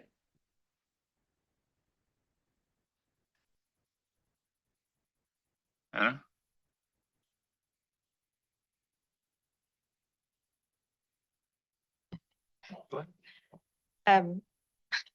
No, thank you. Yeah, I think we can definitely take those on board. Dan, I think you're still. Yep. Thanks for those comments. So we'll just move to my favorite topic, definitions. Yes, and just a quick word here on definitions. We added 2 definitions to the draft based on some comments from the board in June. But the paragraph I wanted to point to was 15A. And what the project team was trying to do here was find a creative way to avoid including about another 6 or 8 definitions that were related to groups in the standard. The extant standard is largely silent on interim reviews of a group, and the project team believes that the auditors are applying the concepts and terminology for a group audit to the circumstances of a group interim review. So we tried to do was find one paragraph to basically say that and point back to the glossary that there's some terms there that relate to group audits that also basically can be read in the context of a group interim review engagement. So that was the intent. Open to suggestions from the board on the wording or whether it could be clarified in some way through additional application material. We do have the 1 paragraph that refers to the various terms in the glossary. But Tom, that was all we wanted to say on definitions before opening it up for input from the board. Hernan?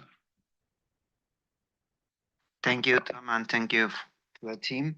I have some suggestion about definition of interim financial information. I agree with the deletion of the part referred to comprising either a complete or condensed set of financial statement. But what I could hear is that we need to clarify maybe in the application material which other kind of information rather than the historical financial statement could be interim financial information. That could be helpful for users to understand that we are talking about in one place, in one hand, about historical financial statement, and in the other hand, about other kind of historical financial information prepared for interim period. Thank you.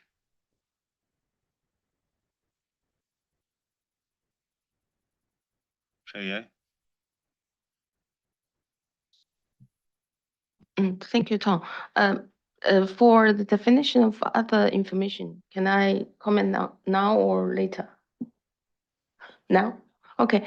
So the current definition, it might go beyond the equivalent for other information for an audit, because in ISA 720, it's very specific saying, annual audit. So for interim financial information, say if it's a PTE, there will be an interim report. So, but the current definition would make it go beyond the interim report. There are other documents, anything containing the interim financial information and the review report will fall into this category. So I would like to align this definition with that equivalent definition for annual audit. An example of that is that in some jurisdictions, the interim financial information together with the review report might be included in the prospectus, which is excluded in ISA 720. Thank you. Thank you. Robert? The only, also with respect to other information, the only thing I have is E1, a requirement for 15 little E1 seems to read a little different from a content perspective than the application guidance in A7 little a. In E1, you say, and maybe this goes in the same direction, other information included whether by law, regulation, or custom in a document containing interim financial information. In A7A, I'm missing this in a document containing the interim financial information. And maybe we also could provide some further guidance what is really meant by this or could be meant by this. Wendy? Thanks, Tom. And I am a project board member, as Robert referenced, and this has really been a great project, especially with the support from New Zealand and Australia, and Sharon and Joanna, and of course the project team, Dan and Anna. I have a comment on 15A, and the comment on 15A is the reference to the handbook, which sent us into a lot of discussion on group audits and is this the appropriate place to suddenly be referencing the handbook? Doesn't the handbook apply to everything? It got very confusing and was wondering whether or not it kind of flew in the face of not referencing audit material, although the handbook probably covers more than that. But the one suggestion that I came up with was considering whether or not we put everything related to groups in an appendix. And I have the same view on first time through. Maybe there are special topics that we don't need to have in the standards themselves. And yes, I meant an appendix, not application material. And I think that is my only comment, and because I don't find A7B to help with what my issue is on the reference to the glossary. Thank you. Ada? Thank you, Tom. In respect of other information, the definition of other information, it specifically refers to in a document, as Robert also pointed out, but there are some jurisdictions where the MD&A needs to go in a separate document. And to what extent would that then not be? So the question is, are we restricting too much in that case? Because when the MD&A goes at the same time out with the interim review report, but it's not in the same document, is that the intent, what we're trying to achieve? And yeah, I'm a little bit on the fence on the group audits. I get it. We have some suggestions for language, so I'm fine with referencing across a little bit because it is the auditor of the entity. They should be aware of what's in there. But yeah, we'll send over a number of comments here and there. Thank you.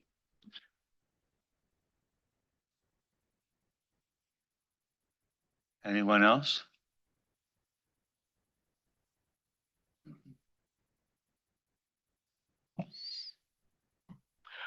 Yeah, before we move on, and thanks for those comments, by the way, and please do send in any and all suggestions for wording. The definition of other information may prove to be a very difficult one. I know I recall that the task force for ISSA 5000 struggled with the definition. The project team here talked about it. And Jerry, to your point, we thought about whether we could leverage from the definition in ISO 720. That might be difficult because it's anchored to the concept of an annual report. We have referred to interim review report here, so maybe that was add some confusion. We'll take it away certainly and talk about it a little bit more, with the benefit of input from Wendy and Robert as well. But please, if you do have suggestions for a definition, we'd very much like them. And on groups, Tom, just to get a sense, I think the board seems on balance to be okay with this approach of trying to find a way to, in a single paragraph, to leverage it. We can work on the wording and clarifying, and again, any suggestions you have in that regard would be helpful. Are people agreeing? Yep. Okay. Let's keep moving. Okay. The next piece should be relatively simple here, because really the only change in this section from June was a clarifying change in paragraph A11. So just open it up for any input from the board on these particular paragraphs.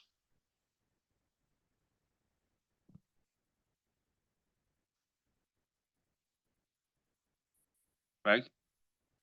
Thanks, Tom. It's not a massive issue, but just A19, the first bullet, we seem to be limiting the knowledge to the prior year's audit and the current year's reviews, whereas I would have thought we're talking about professional judgment. Wouldn't we want to apply the auditor's knowledge generally?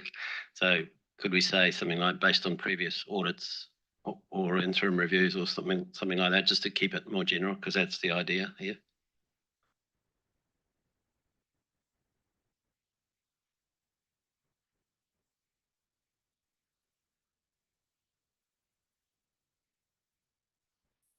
Anyone else on this section 16 to 23?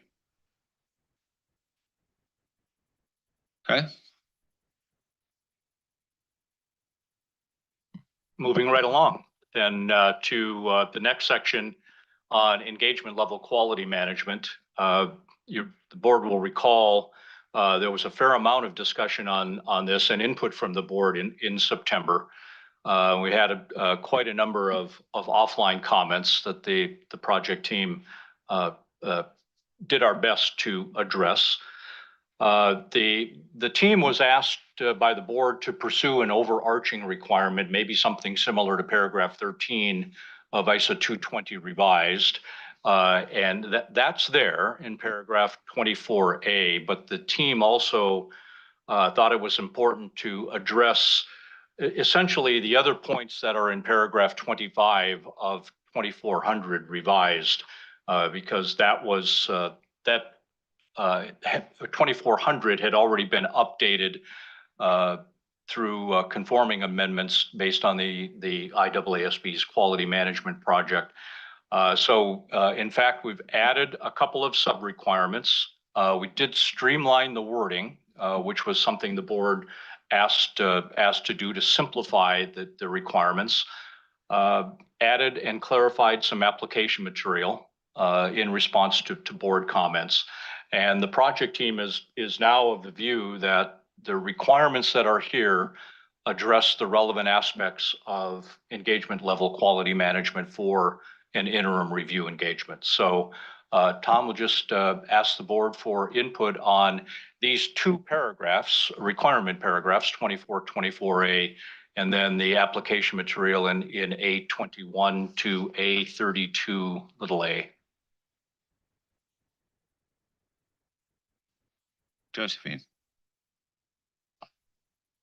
Yeah, thank you. And unfortunately, this is one area where I was completely happy with what we had, and now I feel like we've gone slightly backwards, and it's not really in the spirit, in my mind, in the quality management standard. It implies that we're relying only on the firm's policies and procedures alone here, and not the judgment of the engagement partner in the context of those policies and procedures in the context of the engagement.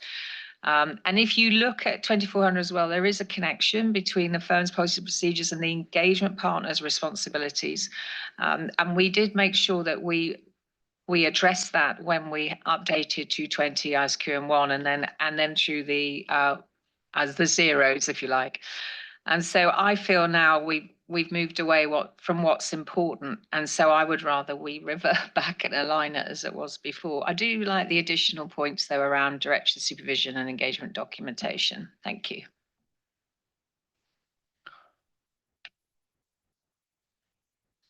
Neil? When I read the changes applicable to 24B6, when I read it all the way through, it feels to me like now the engagement partner shall take overall responsibility for the engagement being performed in terms of the engagement quality reviews, and I'm not sure that they can take overall responsibility.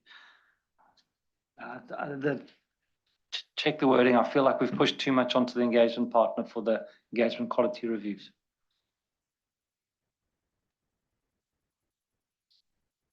Ada? So also on this paragraph, and this probably aligns with some, well, it's a bit of a hybrid between Neil and Josephine, but we thought it was necessary to pull out either here or maybe in application material that the engagement partner has the basis for determining whether the significant judgments made and the conclusions reached are appropriate given the nature and circumstances of the engagement. And that's something that's now missing, which we feel is essential. Thank you.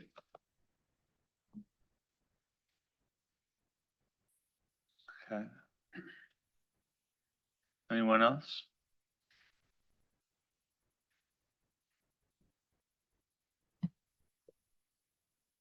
Okay, well, thanks for that, and we will have a look, Josephine, at the construct and maybe mirror it up a little bit better with the construct in 2400. And Ado, and I think in doing that, we probably would also pick up your point as well. And Neil, we can also have a look at, and your point was mostly on the engagement quality review, right? And just how the wording works there. So we'll have a look at that. Very good. Next section, acceptance and continuance, which also had a fair amount of discussion by the board in September. And the board asked the project team specifically to consider the appropriate level of detail in the requirements and the application material, recognizing that some matters may be addressed as part of the overall audit-client relationship.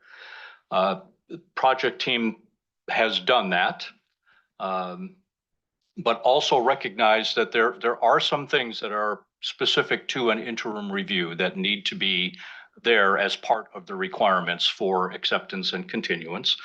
So the one thing we did do was, if you recall, in September, there was a paragraph, it was paragraphs 25 and 26 that had we looked at them, and as described in the changes paper, we thought that they could either, those paragraphs could be deleted because it could be either moved, repurposed in some other way, or the points were addressed through other requirements or other aspects of the standard. So the construct now is a little bit simpler because it starts off directly with the preconditions, which is similar to ISA 210. and then gets into some of the other, call it nuances of acceptance and continuance for an interim review engagement. So the revisions that you see, particularly with some of the application material paragraphs, were based on your very helpful offline comments in September. So with that intro, Tom, just looking for board reaction on these paragraphs, the requirements 27 to 36 big A and the related application material. Okay, 27 to 36A related application material.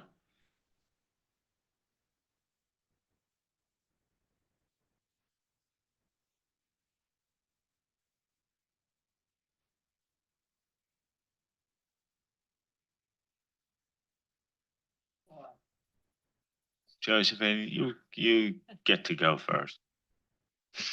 Thank you, Dan. A42C, they were in September, they are in 2400.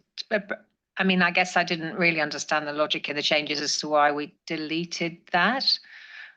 Just to include one example, I think they're still relevant, aren't they? I know that if there is a limitation, then there's no rational purpose. And so maybe it's just a matter of you explaining to me in more simple terms why we deleted those. Thank you. Neil? The first one on 27B2, we've got to qualify as management determines is necessary. I don't think we have that qualifier in the audit reports. So it's probably come from 2400, but I would prefer that we lined up more closely with the audit report in relation to that qualified management determining controls. Then just broadly, when we get to 29A, B, and C, my reading of that is that's got a much bigger implication when you are the auditor of this entity. And so I feel like we haven't given enough airtime, like, wow, you're the auditor of the entity, this isn't rational, you should reevaluate this client relationship. We kind of just walk past that. And it's one of the examples where I think we could do better at highlighting that we are the auditor.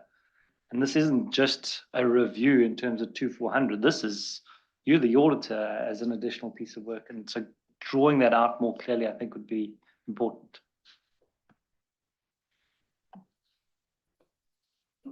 You want to come back in? Yeah. Neil, sorry, if you don't mind, I'd rather we didn't change little b, little 2, because that's consistent with the audit standards. So I think as an auditor, you then think, why, 210. So why am I doing something slightly different here? So that's for such internal controls management determines as necessary. We can chat about it offline. I think it's inconsistently applied. So in some parts it is, in some parts it isn't. And I don't think you'll see it in the audit report. It's looking for consistency across all of them. Okay.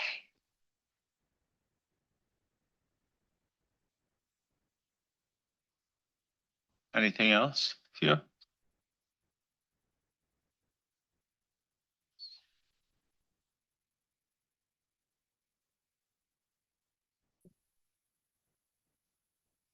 Okay, well, thank you for that. And I know a couple of you said you might send us comments. I should have said this in opening, but obviously we will welcome any and all actual input into the drafting offline.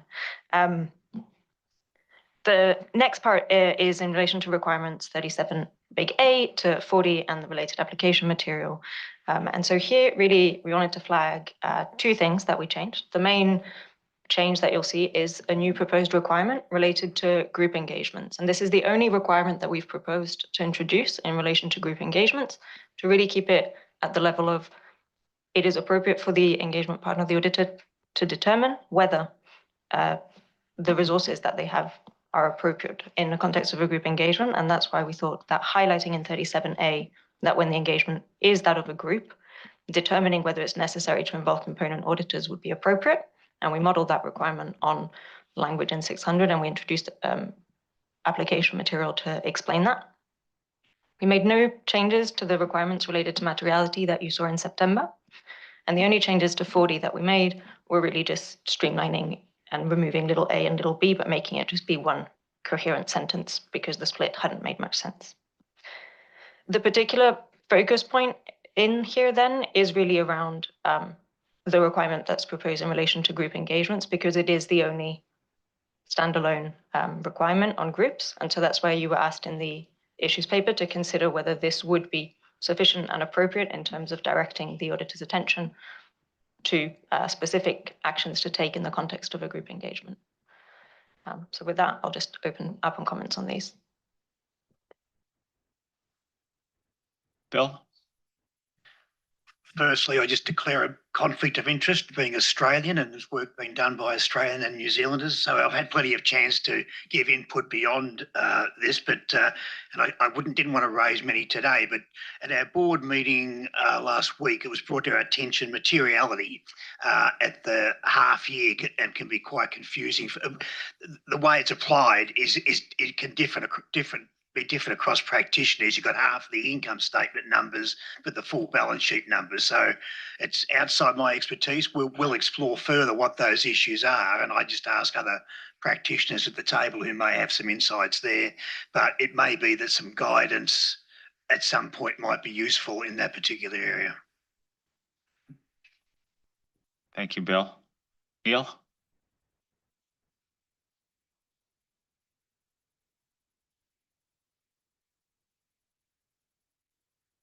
Great card, Makika.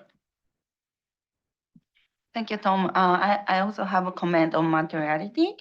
I think A52 and 53 refer to materiality. But in my view, I think, I'm also very interested in that the point Bill raised. But in my view, a very important principle stated in 320 and also 2400 is missing. When we look at paragraph 4 of 320, it says the auditor's determination of materiality is a matter of professional judgment. And this is already in A52, and that will be fine. But this sentence continues like the auditor's determination of materiality is affected by auditor's perception of the financial information needs of users of the financial statement. So this sentence is missing in the current draft, but for me, this part is even more critical. Yeah, so, and also when we look at 2400, paragraph A70, we have the same sentence and with further detail after this sentence. So I really strongly recommend that 2410 also include this point explicitly, because maybe it is very fundamental principle on materiality. Yes. And and then why I think this is because the information needs are not necessarily the same as annual financial statement, because it's very depending on intended users, depending on the entities. Yeah, so, and also related to this, maybe I have two concerns about A53. First one is actually the opening sentence suggesting using prior period materiality as a starting point.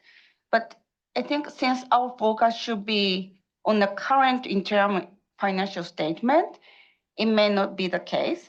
So I rather think starting point written in 3020, paragraph A4, is more principle-based and appropriate, and also it's relevant for interim reviews as well. And the second one is actually combining the second and third sentences of A53. It says it is appropriate, probably important to intended users, but it feels a little too absolute to show in application material, because in my view, users' expectation for interim financial information is various widely. And I have heard views from users that differs from what is stated here. So it's very differs. So the key point, I believe, is that each entity has different set of intended users, and those users have different expectation about the interim financial information and the review of that entity. So I believe it should be the auditor's professional judgment to determine materiality, considering each entity's users' needs. So for this reason, I believe A53 should be removed, and instead we should include the principles expressed in paragraph 4 of 320, as I read, which is also included in 2400. And this is more principle-based approach, which can be applicable and consistent globally, because the current maybe the practice is very varied. Thank you. Okay. Robert? Also with respect to materiality, and I refer to A53 little a. This paragraph appears to bring up two different things: the need of the use of a different benchmark versus the need to use the same benchmark as in the annual audit, but normalized. And I suggest that that the wording could be split in two paragraphs to handle each issue separately, to make it more readable for the practitioner. In addition, not only the benchmark can be different from that for annual financial statements, also the percentage used could be different too. And this could or should also be addressed in the paragraph or an additional paragraph. Then with respect to A53B, it's the materiality in the light of extensive estimates.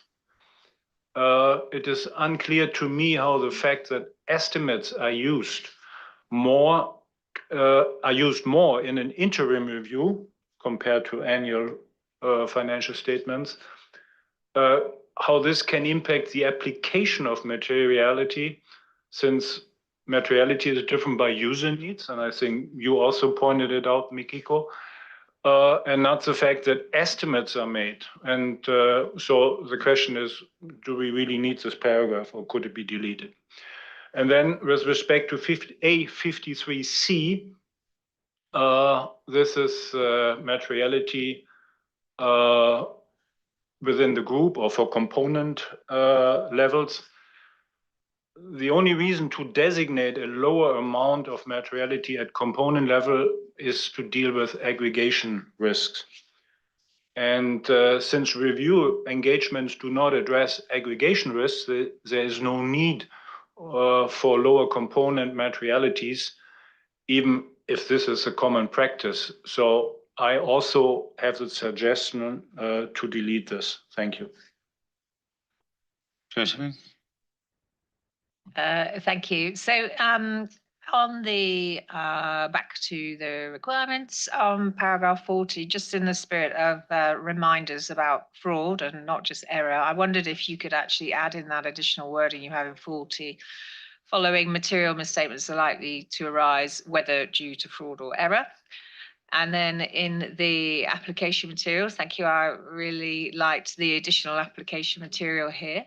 A51B, you've got a slight disconnect between the discussion about the group engagement partner may need to determine they have to do some work at one or more components, and then we start talking about the component order. So I know you're connecting those two, but just have another look at that wording. Thank you.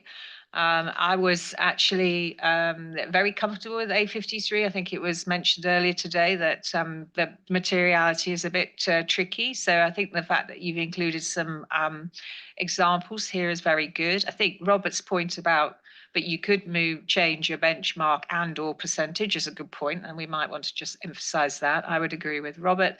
I also agree with Robert on this estimates point in A53B, and it's not the first time I've seen it. And sort of let it go. But it's not really getting across the message you're trying to get across. It suggests that you're going to have a lot more estimates in an interim review, and I don't think that's necessarily the case.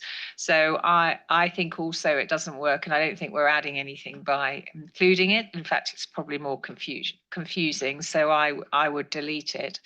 And then on component materiality, just because we don't talk about aggregation risk in the standard doesn't mean that we wouldn't have a lower level of component, a lower amount for materiality to be used by component auditors. So I wouldn't delete that. Thank you. Thank you, Tom. On 37A, where we now introduce requirements for a group audit. So I was wondering, because this is the only requirement we have, and to what extent does it make sense that that we have requirement in planning and performing, but not in quality management, for example, resources on the group engagement. So I was wondering whether we can deal with group audits entirely in application material. I think we should be light on group audits, and I think we can move it all to application material. I think that wouldn't. I think that would be a neat suggestion. More importantly, in respect to materiality, there are a number of questions that remain. How this is applied? There are more details in AM, but it's for example, unclear how misstatements carried forward from the previous year-end audit are being considered. We get the inference to pro-rating materiality for the period, but does that need to be done to the full extent? What do you do with asset-based materiality? And there was a suggestion, I think these are a good suggestion to look at the US guidance in this respect. And I'll send you over the details where that detailed guidance of the US can be found for you to consider. Let's see, what else? Application material. Yeah, no, I think I've dealt with it, and you'll see my comments as I send them through. Thank you. Wendy? Thank you, Tom. Back to my earlier comment about groups. I'm not sure if you said move all the application material, move it all from materiality into application material or throughout, because I would like all of the group references in application material or an appendix. That's the same thing to me. Otherwise I didn't have any issues with the requirements, and I have very similar comments to Robert's earlier. Just some concerns about the application material being too suggestive and perhaps edging into firm methodology. I don't like the reference twice to lower materiality, which is in A53 and A53C. So I'll send in some wording suggestions to deal with some of the things that I think can be streamlined and also flow better from one application material to the next. Thank you. Greg? Thanks, Tom. A couple of comments. First one on groups. Excuse me, having trouble today. A51C, the last bullet caught my attention, time and cost constraints. I'm not sure we want to say that, do we? So A51C, little c. You know, when we might involve component auditor, I don't know, but it worried me from a quality perspective that might be a factor. And then just on materiality, I've just got a suggestion given the discussion around A53. The last sentence caught my eye because of the words "this is appropriate," and it sounded a bit directive, which others have commented on, but I wonder if in fact the sentence without the "this is appropriate" at the start of it, I wonder if that last sentence belongs at the top of this paragraph, so that you sort of, you set out the principle, materiality represents what's deemed to be important to users, and then you talk about the benchmarks and I think that would flow better, and it avoids this is appropriate or it may be appropriate, or so just a thought there. Shaya?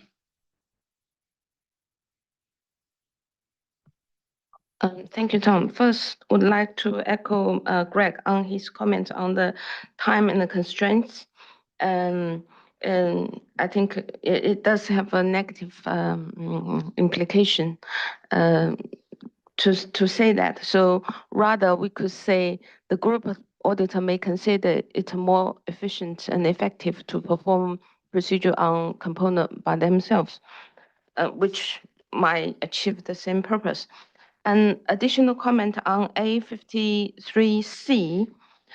In principle, I agree that in a group review, we will need a lower materiality for component, but the reason is not because of component auditor is involved. It's because there are components, even if that work is performed by the group auditor themselves. Thank you.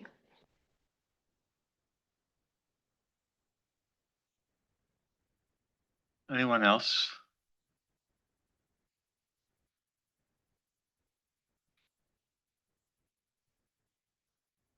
Okay, thank you. So if I'm hearing right, and thank you for all of these comments, maybe some work to be done on some of the language, obviously in terms of materiality. I do have one question that perhaps it's worth clarifying, and Dan will interrupt me if I start misspeaking here.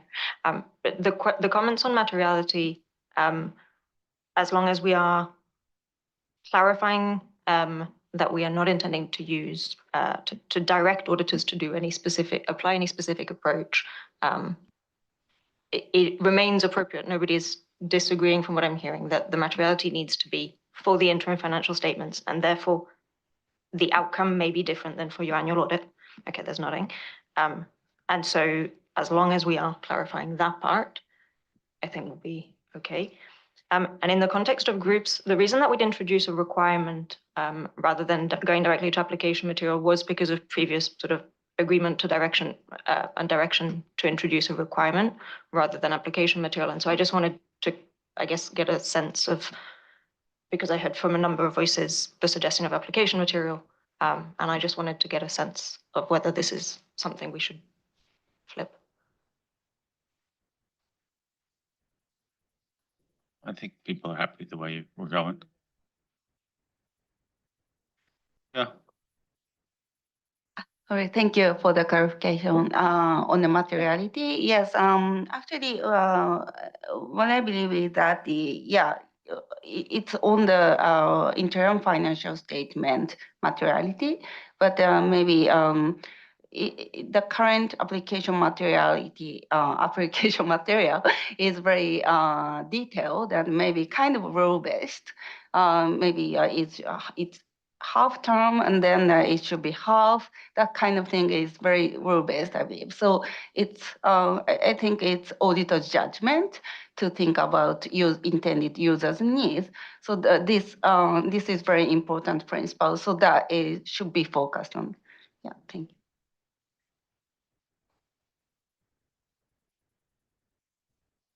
Okay, thank you. So next up, we're turning to the actual, what I will call the analogy to responding to, so where we're designing and performing procedures. We've obtained our understanding of the entity and identified the areas where we want to focus our inquiries, analytical procedures, and any other procedures. And these requirements in 41 to 44 are the first batch of entirely new requirements that you will have seen. And they were really focused at two things. One, number 41 was really at establishing the high-level principle of what it is we're trying to do in these procedures, in these inquiries and analytical procedures, and how they connect to the requirement in 40. And then the requirements in 42 to 44 were really pulling out from extant grey letter paragraphs and from the analogous paragraphs in ISRE 2400 revised, what really were the baseline requirements to ensure that we can meet that project objective of ensuring consistency of application and interpretation. And the supporting application material is really just intended to help guide auditors through obviously what we intended. So there wasn't anything specific I wanted to call out there.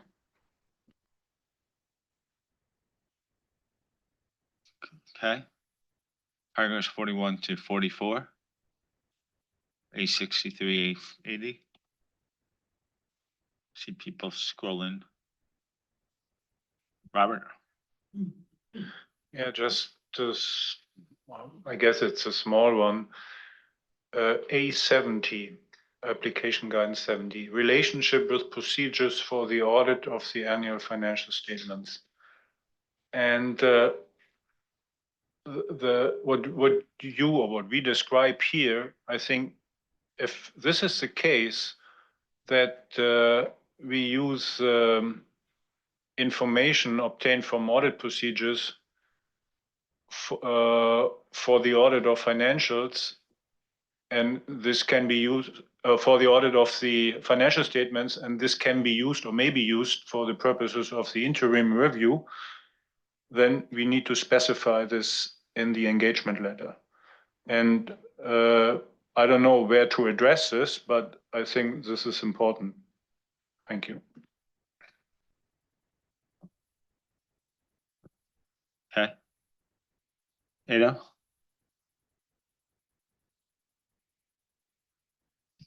Yes, thank you. Reading through the inquiries bullet list, it says how management makes the significant accounting estimates. Now, I was wondering whether that meant each significant estimate or more in general, all the significant estimates together. Given that this is the auditor of the entity, they'll probably have a view as to what the significant estimates are. But that was unclear to me. Well, I think there's something that we can leverage from 540, but needs probably think that through a little bit. But it also does bring, there is a tie to A70 as well. Well, this is then the example is given in the context of reading the minutes, and a little bit broader, but that's I like that paragraph for I'm trying to wonder whether we can put some more emphasis on it. And there's also then questions of where does documentation reside, which is some of the complaints that you hear. Why can't we have one source of documentation and pull from it?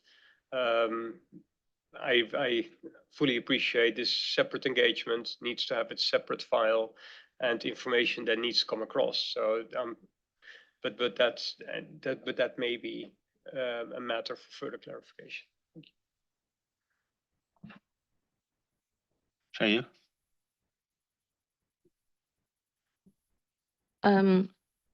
For paragraph 42, I, significant journal entries or other adjustment to interim financial information. It's not clear, first of all, what is significant journal entry? And secondly, what do we expect to achieve by making this inquiry? Because that procedure in an audit is to detect fraud.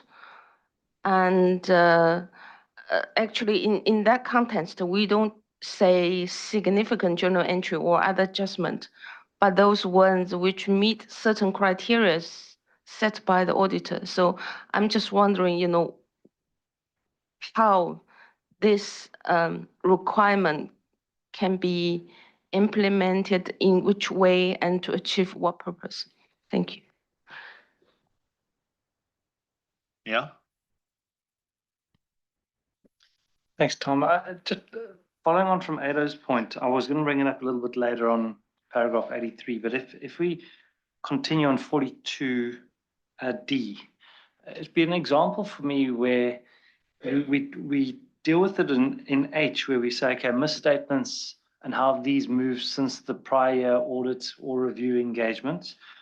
I feel like D would be another opportunity where we are asking about accounting estimates, have they changed? What are those assumptions? How are we moving from the audit? And then using the basis that we're the auditor. And so I'll bring it up a couple of times, but I want to make sure that we are reflecting the fact throughout that we're the auditor and we're looking at changes from the audit. We're leveraging that knowledge.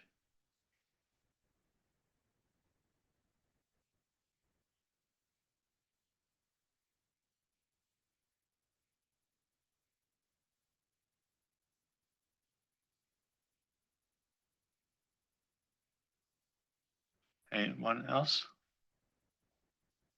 Josephine? Hi, I just want to caution the team on just assuming that journal entries are only about fraud, because obviously they're not just about fraud. So whatever you do there, just don't make it, don't adjust, God, can't speak today. Don't attach it just to fraud. Thank you.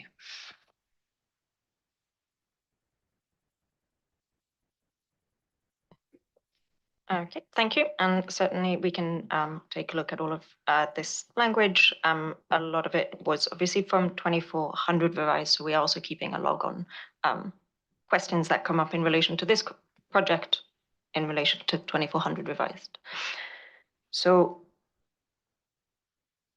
the next stopping point that we just wanted to pause at before I think the topic that I just overheard someone mention that will draw a lot of a discussion is specific requirements that we introduced, that we did bring in from the analogous requirements in 2400 revised on specific considerations in relation to related parties, fraud and non-compliance with laws and regulations. And the reason obviously for some of these enhancements were because especially in the context of fraud and NOCLAR, revisions to the ISAs since the issuance of ISRE 2410 meant that the work effort for the auditor of the entity, there was an uplift. And so we needed to reflect some of that in 2410. So our attempt at doing so is what is presented here. In relation to specific requirements to do with addressing related parties, we did have quite a big discussion with our project board members around the extent to which specific requirements on specific topics should be introduced. And we landed on showing them, again, just reflecting back on our overall project objective of consistency of interpretation and application. I think I'll leave it there.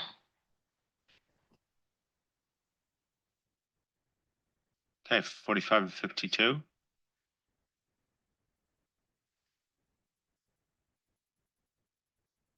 Robert? Yeah, just in the application guidance A81, when the auditor has to take action, the third bullet point says inspecting correspondence. And for me, it seems to appear to go a little bit beyond the review, this inspecting. I suggest to use the word inquiries about correspondence with licensing and regulatory authorities. Yeah.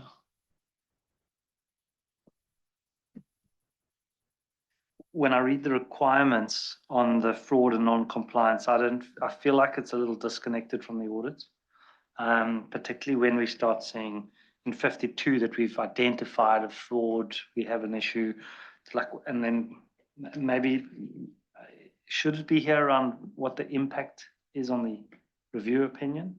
What is the impact on the report? I didn't see that came later. And then I know that we get that. I start seeing some of the guidance connecting it to the audit and the application material. I almost feel like if there's a fraud, there should be a requirement to engage or consider from an audit perspective as well. We talk about withdrawing from the client, doing this, doing that. I think it's coupled together with being the auditor. I don't think it's as easy just to withdraw from the client for the interim review.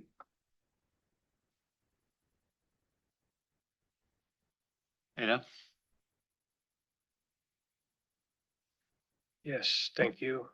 Yeah, I have quite a bit of, I struggle with the fraud and the going concern sections. I'll deal with fraud first. So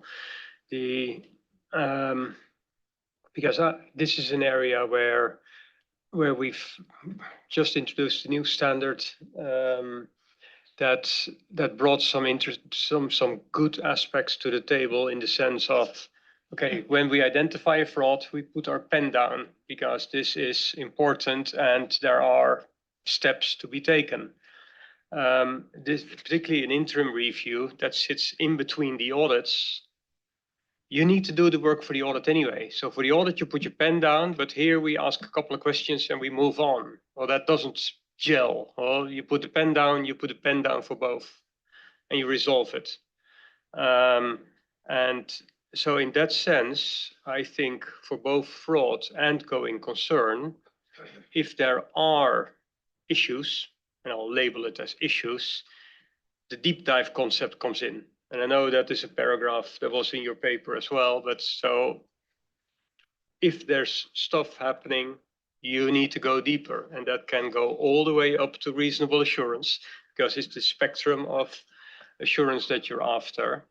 And I struggle with the notion that we can take a lighter touch on this if events or conditions are identified, including identifying a fraud, that there is a lower threshold for the interim review than for the audit in the context of an interim review engagement. I get it for a 2400 engagement, but not for an interim review engagement. Thank you. Josephine? Yeah, I mean, I think that so Neil's point about if you identify, then this is the route you go, and then to Ado's point, I thought 50 was what you were doing, and so I must have misinterpreted 50. It felt like it was slightly different wording, but if you respond appropriately to fraud or suspected fraud, that to me is that you've identified it, and now you're responding to it. So then you have to obtain an understanding of the nature and circumstances, and you have to get further information to evaluate it. So that's sort of your deep dive, I guess, for 50. But that's not clear, because I had the same issue Neil had when I was reading through. I thought, what? That's all I do? I have to do something with that. And then I read it again. So I see you're nodding, but so that clarity needs to come through, and it could just be maybe the order. I don't know, because then you talk about suspects. There may be instances when you've already identified one, so it could be geography. And yeah, yes, I support Ada, and just making that link to that deeper dive. That's important. Thank you. Bill? To continue the same theme, you took my point away from it. You beat me to it, Edo. I think that if there's a fraud, a suspected fraud, I don't think inquiry is anywhere near enough, and inspection of something is. And it'll come up a little bit, that's in paragraph A81, and it'll come up again in paragraph A90, where you say if there's a going concern issue in the audit report last year, you inquire whether it's been resolved. And the example you give is if a capital raising exercise was uncertain at the last annual reports has been successfully completed, you may decide to inspect documentation. I think you definitely inspect documentation. And as Edo says, you are the auditor. You're going to have to do it anyway for the annual audit. You would do it during the interim audit. So I support that.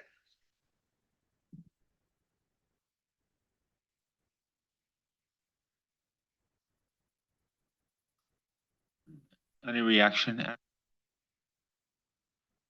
Yeah, I suppose this is very much one of the areas where we were trying to balance that line between the fact that, yes, it is the auditor of the entity who's performing this engagement, and it is a standalone engagement that is a limited assurance engagement, and trying to determine what is the appropriate work effort in those circumstances.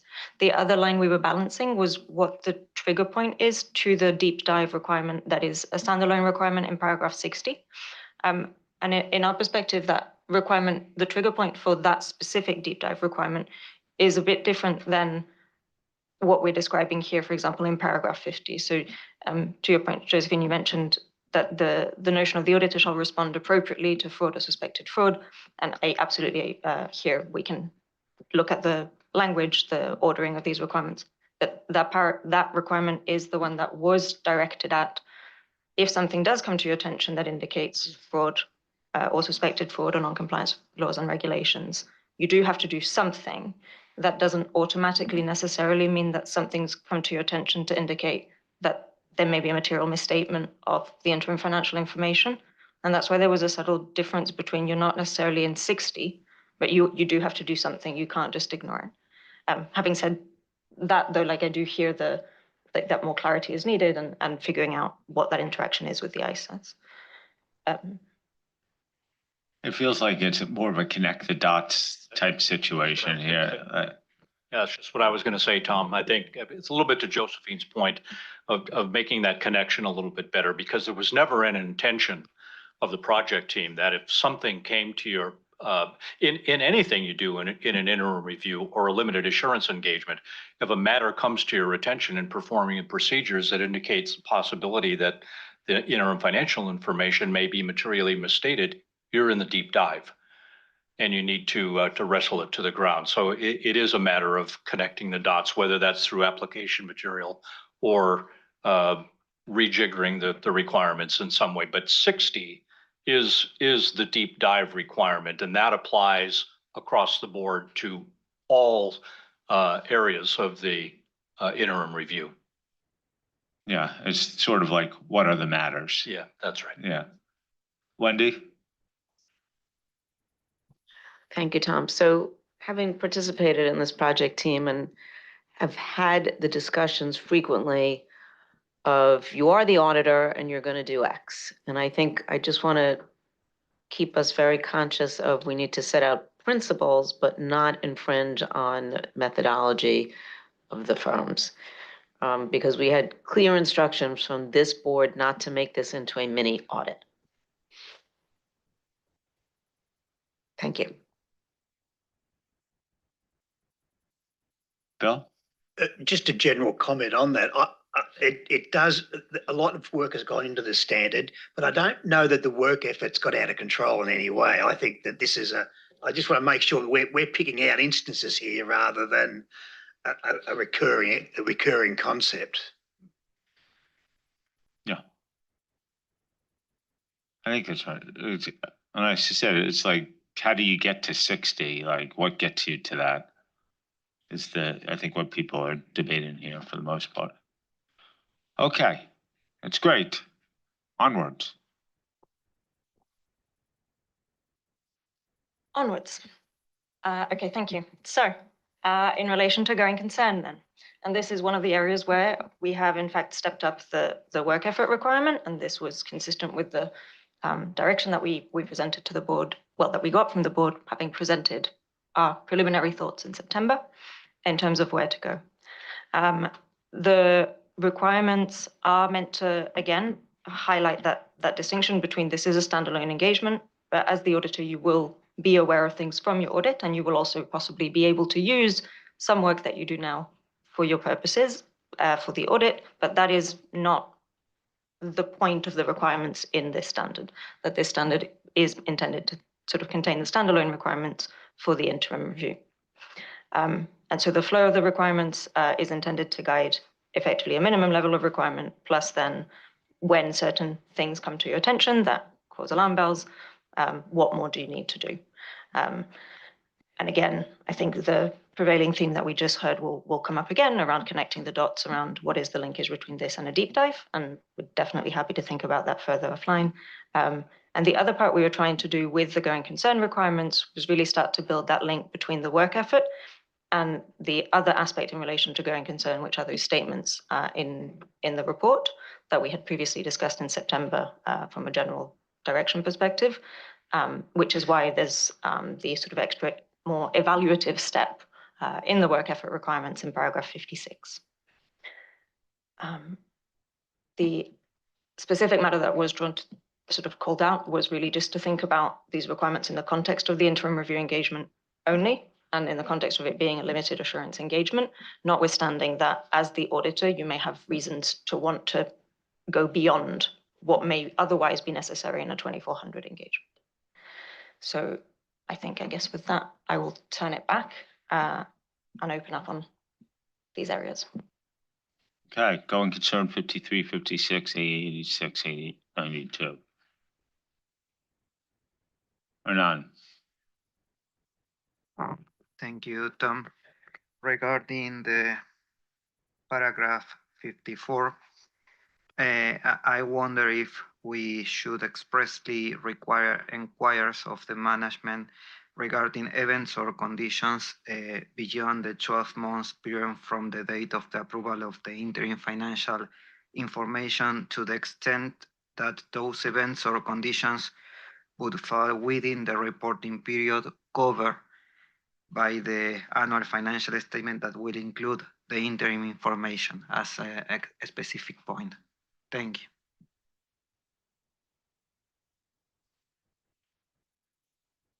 Greg? Thanks, Tom. I'm just not sure we've covered the key situation where management has not performed the assessment at the interim date. So we've got 53, which is inquire, what they've done, and then we've got 54, which is the time frame. They haven't gone out far enough. But what if they actually just haven't updated? We've inquired and they have not updated. They don't have an assessment at the interim date. It's sort of if we're going to have any requirements, we'd need that one, I think. So it's sort of similar to Paris 16 and ISIS 570 revised, I think. So have a look at that one. Makika? Thank you, Tom. Yes, my concern is similar to Helen and Greg. But overall, I support the direction to clarify the DC requirement, which is very important for users. But in terms of paragraph 54, I think this is the mirror of the 570, paragraph 21. I believe, but the when we see the 570, it seems 21 paragraph 21 is a combined requirement with paragraph 17. So where the auditor should evaluate management assessment. So in my outreach, I received some comment that it seems really when we have 54, that means we have the same 17 in 570. So this is maybe beyond the scope of limited assurance, because the auditor should evaluate the management assessment. So we need to clarify this point, first of all. And from my perspective, I think that what's important compared to 53 is that I think in 53, auditor inquire the past event, I believe. I think it said the new event conditions have arisen. Yes, so it's really the past and the current event. But maybe 54 is meant to maybe have something while looking expectation from management. So in that case, maybe I think 50, including paragraph 54 is a little bit beyond the limited assurance scope, but we can maybe add 53C, for example, and then the auditor inquire not only the past and the current event, but something in management mind in the future. That is really the the scope of limited assurance. Yeah, so this is my comment, and then we are not sure if, as Helen and Greg said, it's really the practical to have the 12 months assessment of management. Thank you. Okay. Shaya? Thank you, Tom.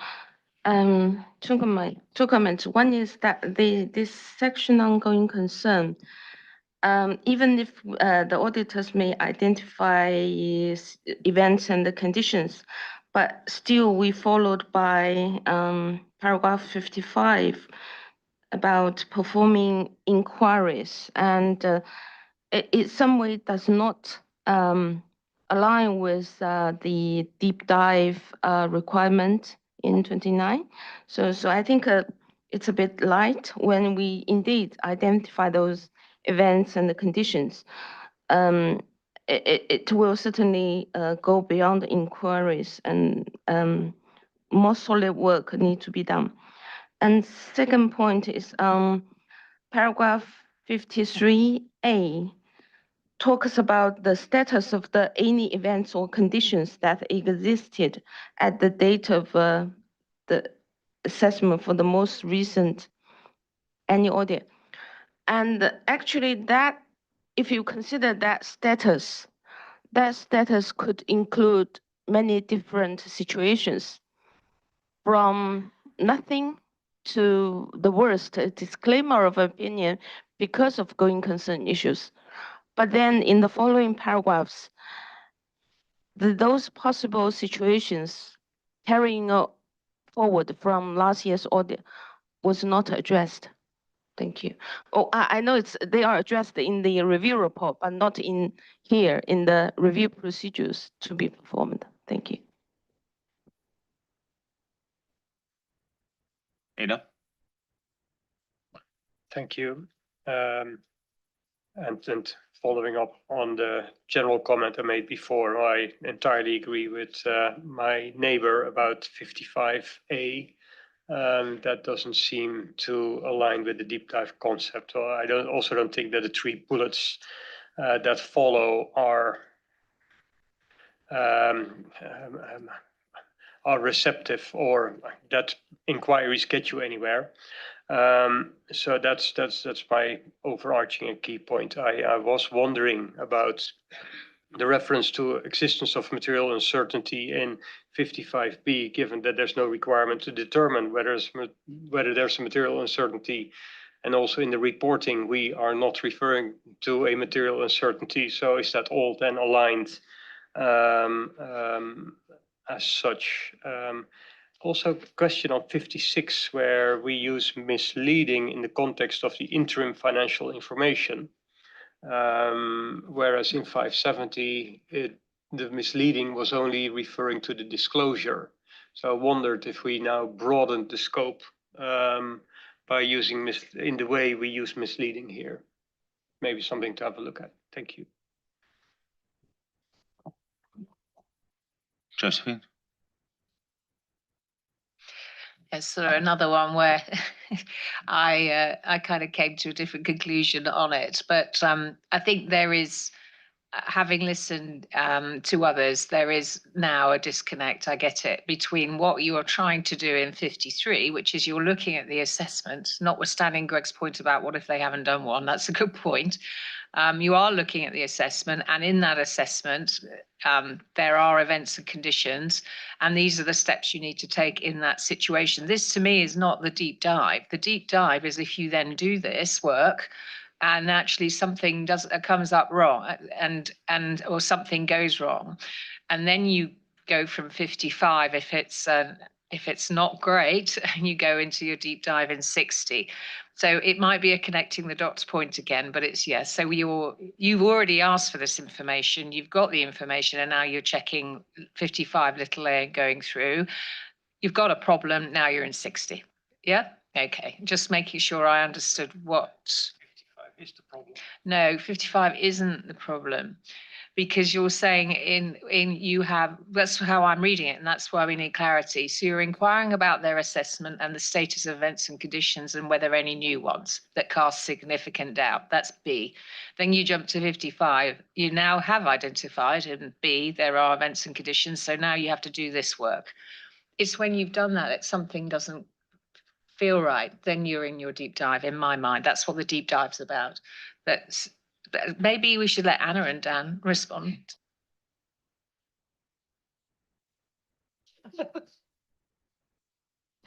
And I will certainly try, and I'll invite Dan to interrupt me again as necessary. But that is exactly what you're describing is what we were trying to describe. There is a difference between between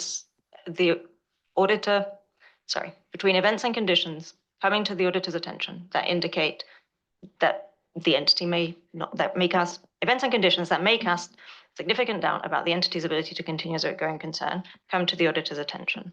On its own, that, in our view, isn't what sends you to the deep dive. It is when, having identified those events and conditions and looked at management's assessment, what they plan to do about them, how they plan to respond, the feasibility of those things, and then also looking at what they have disclosed about these events and conditions. For example, whether there's a material uncertainty or whether there's in fact not a material uncertainty, but they made significant judgments in landing there about the entity's ability to continue as a going concern. If all of that is fine, at the end of 55, you've done work, you've obtained information, and you've obtained evidence that things seem fine, you are not in deep dive territory. It's if the events and conditions have come to your attention and actually management have said nothing about it in the interim financial information, then that would be something that's come to your attention as the auditor that indicates that there may be a material misstatement of the interim financial information, and then you are in deep dive territory. So it is a nuance, and I will admit that I had to have a detailed conversation with Dan and Billy. That was a lot of fun on this matter. So I don't know if that helps answer anything. I think for this board is, are we supportive of that flow of logic here? Then to suggest, if we are, and it requires a deep discussion between Anna, Dan, and Billy, we have to be concerned that the marketplace would needs probably a little bit more clarity in drafting in this, but I think we could take that away.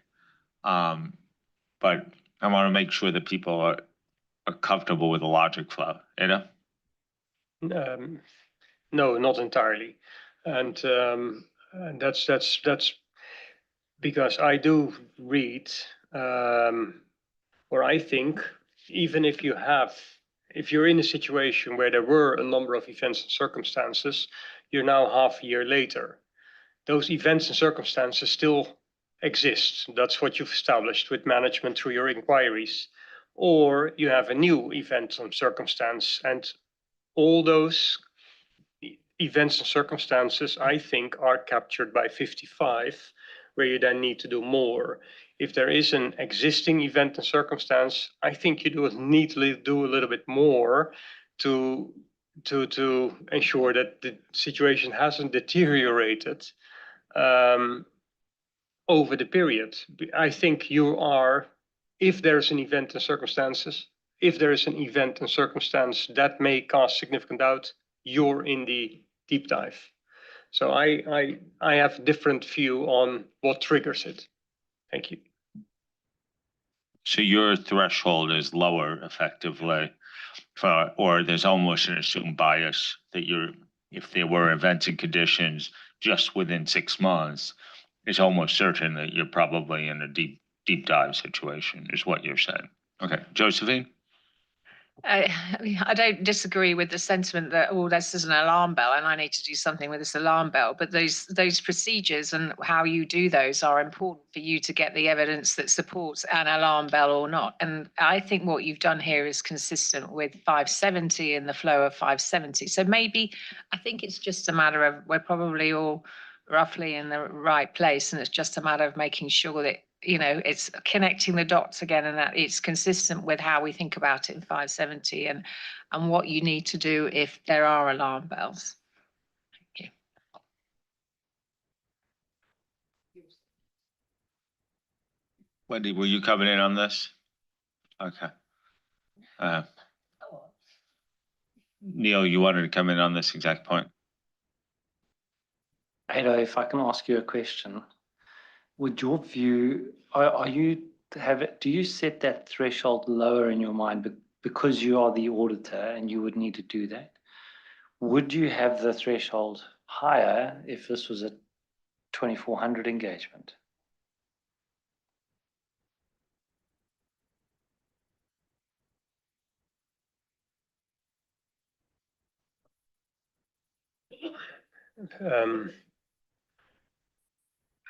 I think implicitly it will sit higher because you base it on inquiries in the first place.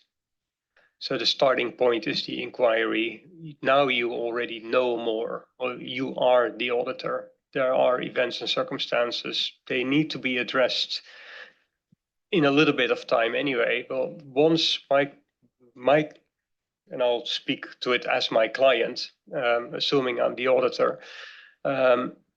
If I had a number of discussions about events and circumstances that existed, and having gone through how management would address those procedures being rolled forward every half year whenever I do my interim work. Well, I would expect management to be very robust on this. Also, to Greg's point, what is your assessment? Well, this is because we're in the danger zone now here. And so, yes, that threshold is probably different because my 2400 engagement is of a different nature than, my 2410 engagement is of a different nature than 2400.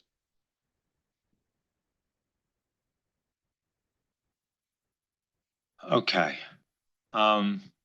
So Josephine was trying to, if I understood what Josephine was trying to do, we get, Ado, you're saying in practice that the assumption is that you're almost drawn into, it's triggered into the deeper dive. What Josephine, I thought, was suggesting is in practice, we may always get there anyway if the language flows, that this was more consistent with 570, right? No, I can see, I had read this in the way that I think about 570, that you have to go through these steps when there are events and conditions. Even though it's inquiry, you still have to work out, okay, there's the event. Do you have plans to deal with the event? What do the plans look like?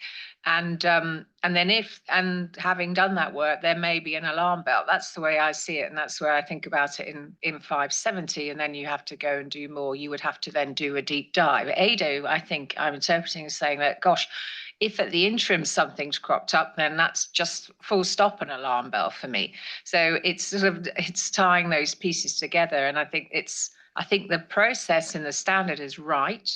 But I think recognizing that this could actually be an alarm bell. And even though you have to go through these steps anyway, you may still then have to do even more in paragraph 60. And maybe that's the connection we need to make. Okay. By physical hand right now, we have a number, I'm not forgetting everyone, I'm trying to resolve this issue for the board. By physical hands, who want to come in on this topic again? Billy and then Robert. Yeah, I think, the one thing we also need to make sure is that there's an intuitive thing because you're the auditor that is at play. But there's also at play, this is a standard that is driving you to express a review conclusion. And what do you need to be able to express that review conclusion? And that's the other element that we need to take into account as well. So the mere fact that there are events or conditions doesn't mean that there's necessarily a material misstatement of the financial statements. Yes, you need to find out what are these events or conditions about. Does it make sense in the context of what I already know about the client, inquire about your plans, that type of thing. But that may push you into 60. And I do agree, we need to make the link to 60 a little bit clearer, maybe on all these topics where we say these are, what's the heading? Procedures to address specific circumstances. But so maybe there's that little bit of separation as well, because I'm just afraid if these things start to bleed, I understand the connection that needs to be made. But if they are starting to affect the way we get to our review conclusion, then we also may be opening a door of, well, where do you draw the line then?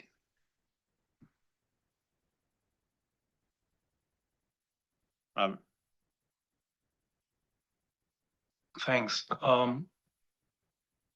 I guess I have three issues I want to put on the table. The most minor one, you described two scenarios, Edo, is when the conditions, events and conditions are worsening from year-end audit towards half-year or quarter review. There could be a third scenario, the conditions have developed to the better. So how are we going to deal with this? But this is just a minor one. I think we had a deliberate discussion in my outreach last week about paragraph 54, And it clearly says, in other words, we have to do a rolling forward, 12 months, quarter by quarter. Yeah, I think, yeah. And if we come to the conclusion that we have to have a deep dive, whatever it triggers, and this is a discussion here between Josephine and Edo's standpoint, if we come to a conclusion that we have to do a deep dive, how is this going to work out with the broader permission of estimates in an interim for interim financial information? Yeah. And how is this going to come together? Because the auditor at the end, he has to tell the preparer or management, listen, I do know and acknowledge that according to IFRS, you can use broader estimates, but now I make the inquiry, I need this and that, detailed information, I need detailed planning, financial planning or whatsoever. And all I'm saying is we have to make this crystal clear in the requirements and or the application guidance, because at the end, it's practitioner standing in front of management, telling management what he needs to do. Yeah. And this is the discussion which we had last week in my outreach. Thank you.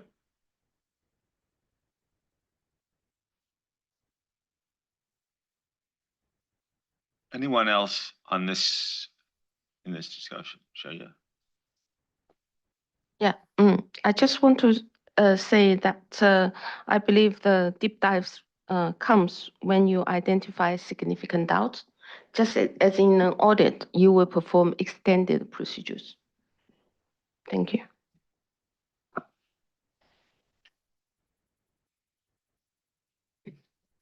Thank you. I think I've heard, we kind of discussed on two tracks, but I had put my card up on paragraph 54, and I think we just need to take into consideration some of the comments that Greg made and Robert just made right now. 54 as constructed seems very audit focused and not proportional, especially what Greg said about what if they haven't done an assessment. So to me, we have to stay more in the inquiry category, but I think we can work this through. And at the same time, the flow that Josephine and Edo are discussing, not quite the same way, could work if we do something with 54, because 54 just stands out in the middle of not flowing with what you're supposed to do. And maybe 54, some of it can be addressed in application material.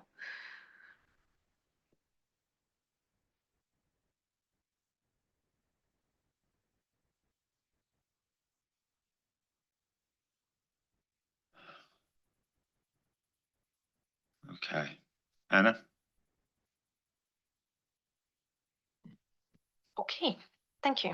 I think, yes, a lot to consider. I think the intent of 54, just to add as we consider, is obviously to reflect the fact that the going concern assumption covers the continued existence of the entity for the foreseeable future, and that if we have defined that in one context as being a minimum of 12 months, we were remaining consistent with that, and really that is that point. So notwithstanding that, we do probably need to work through Greg's point, that insofar as we don't have specific application material or anything on what if management have not done so, that really was, like, consistency was our driving decision-making factor there. But thank you very much for all of that. If we do keep moving on, in terms of the walkthrough, we then had some other specific areas that of procedures that apply in specific circumstances. So those just related to the use of the work of an auditor's expert, specific procedures to do with making sure the interim financial information agrees to the underlying accounting records, and then the specific deep dive requirement. In relation to the use of the work on the auditor's expert, obviously it was wonderful to have Dan to make sure that the proposed requirements did bring in the recent narrow scope amendments, sort of any changes that reflected those. So we brought those in between the requirements and the application material. Otherwise, the other two requirements were sort of left with minimum changes from 2400 revised. So I'll leave that there. And if I turn it back, thank you. 57 to 60. We've already touched a little bit on 60, 893 and 99.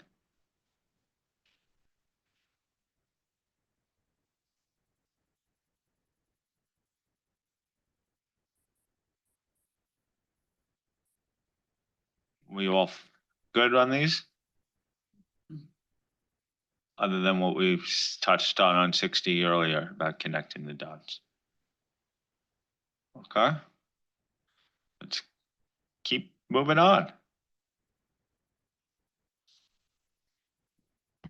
Excellent. So the following three items relate to subsequent events, written representations, and what we do with misstatements that we identify in terms of accumulation and evaluation of misstatements. A couple of things to highlight here, maybe in the context of the written representations. This one is one of the areas where we acknowledge that we have added more length to the standard by adding quite a detailed requirement that could be read as quite prescriptive. And we really were struggling with either we just had one very one-line requirement that didn't seem that helpful and supportive in terms of ensuring that it could be consistently applied, and then ensuring that it was complete on the flip side. So drawing on the references to the ISAs that we've and other standards that we've quoted in the grey paragraphs. In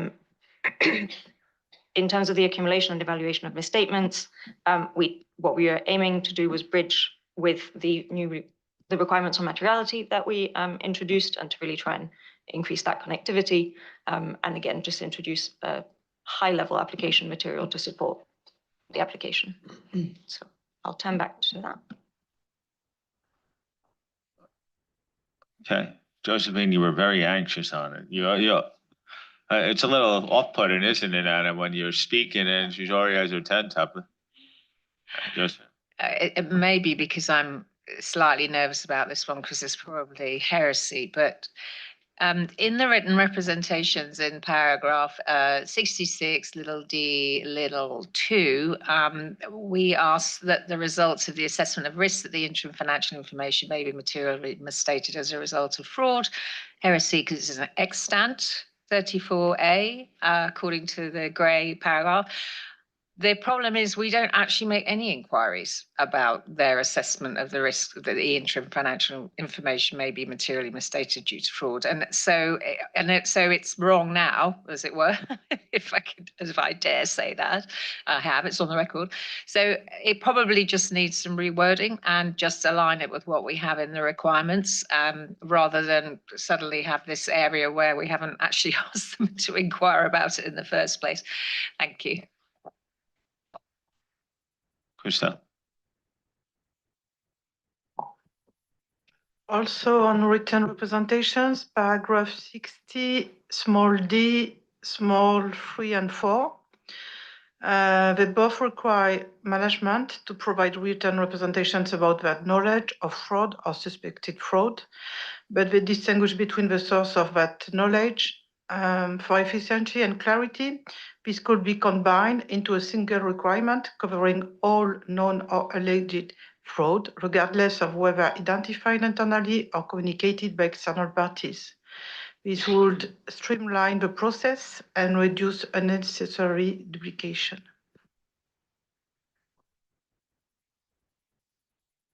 Okay. Shreya? Thank you, Tom. A question for paragraph 17.4. This evaluation of misstatement doesn't mention whether the auditor shall also consider the uncorrected misstatement carried forward from the most recent year or most recent year audit. So what my question is, what's the intention? Is the intention not to require that? Yes or no? And if yes, and then I have a follow-up question.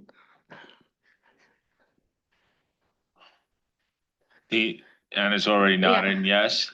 Okay, so Because normally the materiality for interim review will be lower than that for annual audit. So by requiring that, we might come across situations where the uncorrected misstatement from prior year was not material for annual financial statements, but will be material for interim financial information. Then what? Thank you.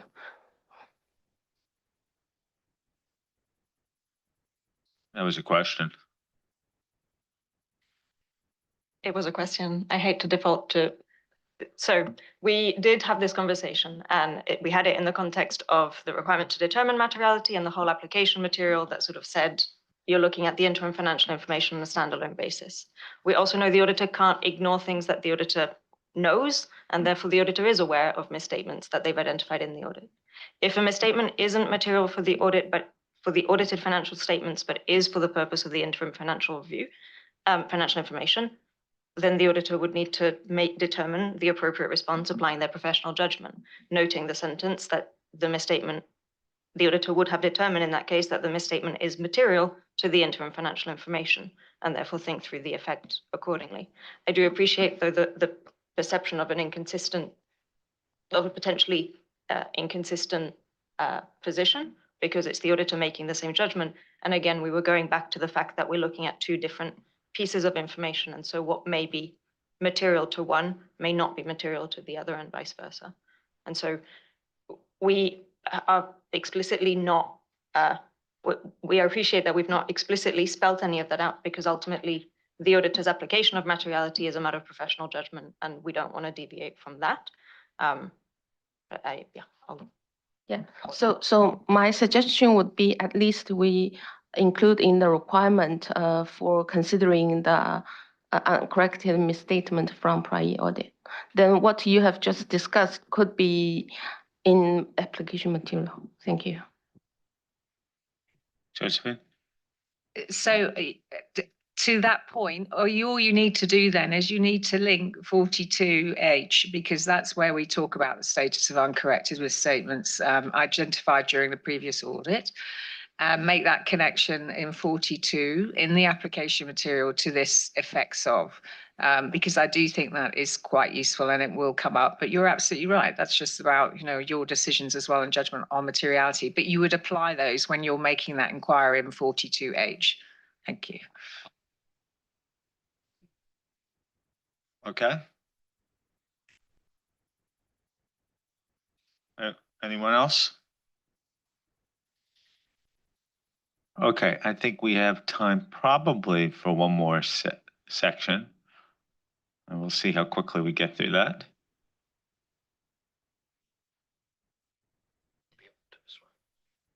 Dan is optimistic. So the next two sections were on other information and communication with management, and those charged with governance, where we have, again, potentially it might be perceived that we've added length beyond what's in extant, and we have not done so without believing there's good reason for it. Other information, the direction we had in September was to remain as far as possible more principles-based, rather than follow the approach that was mirrored in ISSA 5000, for example, which was far more extensive. Again, recognizing that it is the auditor performing these engagements, and nonetheless needing to be quite specific and clear about what requirements apply and when. So we ended up with 3 requirements that we think cover the primary circumstances and requirements that the auditor should follow in those then. In relation to the communications with management and those charged with governance, we ended up with 2 requirements that were ultimately one, which is the overarching requirement to communicate anything that comes to the auditor's attention that is of significance, basically significant matters. And again, triggers the application or prompts the application of professional judgment. And then a standalone explicit requirement to communicate on matters that arise in relation to fraud or suspected fraud or non-compliance or suspected non-compliance with laws and regulation. And that was really just to reflect the uplift in work requirements in ISA 240 revised and ISA 250 revised.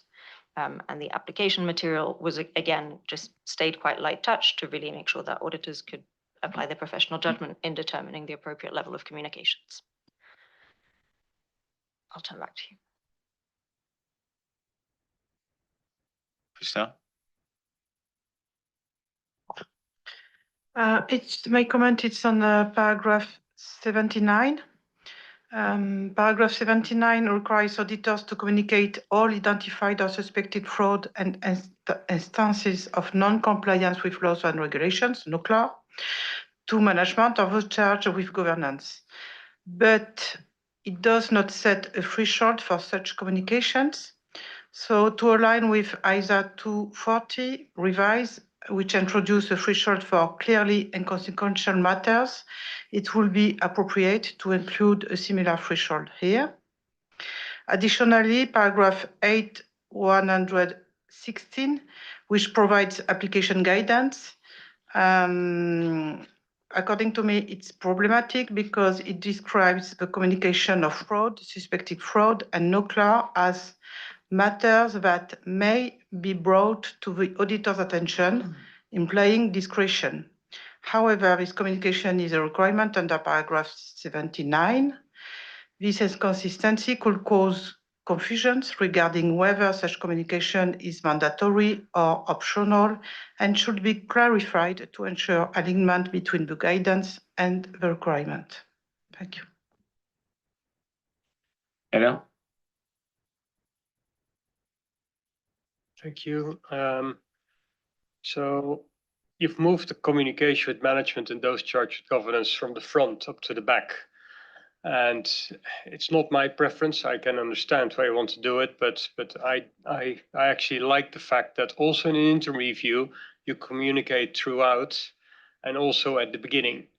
By moving it into the back and including a requirement for the communication of suspected fraud, non-compliance, etc., run into an issue as there are other paragraphs in this standard that require communication, which are now not captured here. So then that was the benefit of having it up front. Up front, you had these are the general requirements. And then as you went through the various topics, such as in paragraph 63 or 76, it says, thou shall communicate this with management and those charged with governance. And that's how we can also deal with the fraud and non-compliance matters in those paragraphs. So that would be my suggestion. Thank you. Okay. Any other comments here?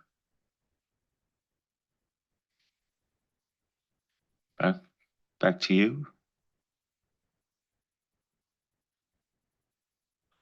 I think we're gonna stop here. I just wanted to see if you had any reaction to what you just heard.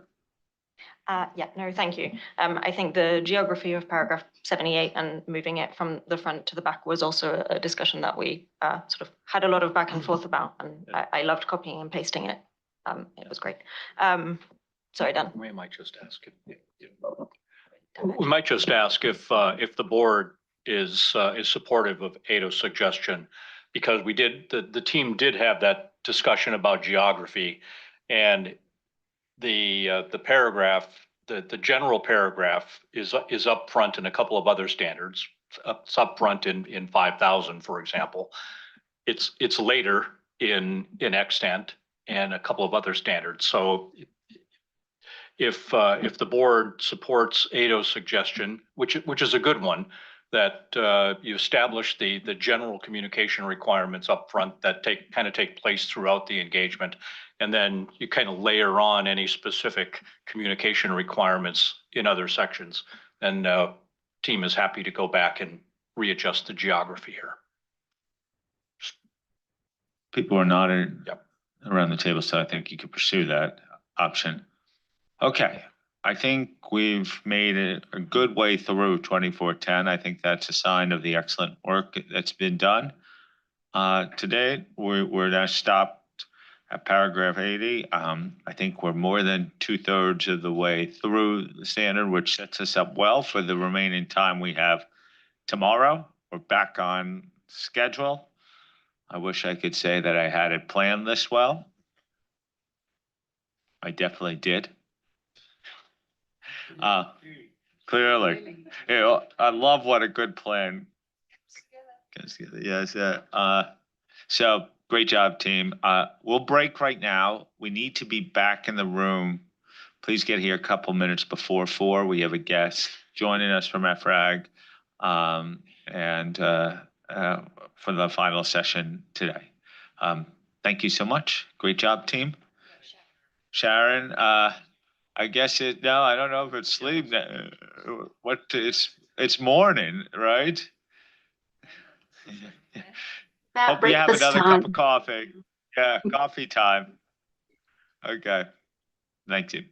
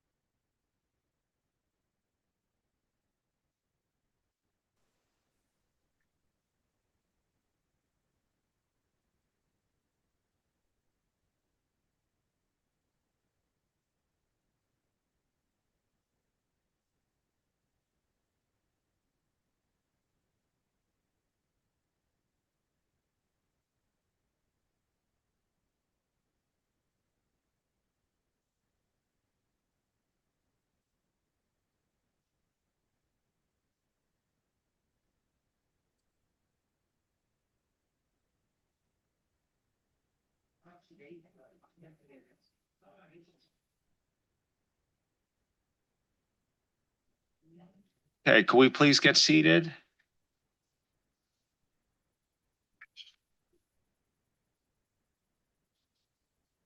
Bonsoir, Patrick. Hello. Do you hear me all right? Great to see. Yeah, we hear you well. We're just gathering from our break. Thank you for joining us. My pleasure. A bit late here. Sadly, I know based upon the amount of work you're putting out that you probably were working up to this point. Well, yes, but that's okay.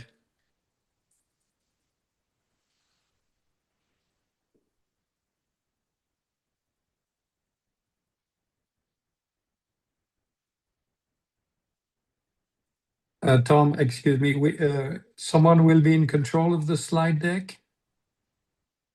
Yeah, yes, someone will be. So if you just give a prompt, we will. It's on the screen here. You should be able to see it on your Zoom as well. Yeah. Well, first of all, we know it is late there, and Patrick, it's great to have you back at the board. For those new board members, Patrick has spoken to us before. He's chair of EFRAG Sustainability Reporting Board. I've worked with Patrick now. It probably comes 2 decades in standard setting on and off, and we're really, obviously, one of the things we've been very focused on is being able to be part of the ecosystem that could support the leading sustainability reporting standards. So we've appreciated greatly the partnership with EFRAG over the last couple of years. So thank you and your team for all their support and the willingness to engage with us over the time. We really just want to make sure that we have as much time as possible to engage with you, and we really look forward to your presentation. We know so much is happening in the world of ESRS. I'll hand it over to you now. Thank you, and good afternoon to all. It's always a pleasure to interact with the IAASB. Indeed, Tom and myself go a long way. So I'm here to make a presentation about the state of play currently in the EU. Probably some, if not many of you, are aware of the developments. However, we'll try to give a little more flavor or flesh around the bone. It is a crucial moment because we have delivered last week on Tuesday, December 2nd, our technical advice to the European Commission in a letter that is, by the way, available on our website, together with the 12 amended ESRS that we have elaborated over a period that goes from beginning of April till the end of November. Our board made its decision on November 28th, and we took a couple of days to prepare the cover letter, and we delivered the cover letter on Tuesday last week. So exactly a week ago. Then, by the way, for those who were in a position to register, we had a conference on Thursday last week, so December 4th, during which we made a presentation of the major levers of simplification that we activated.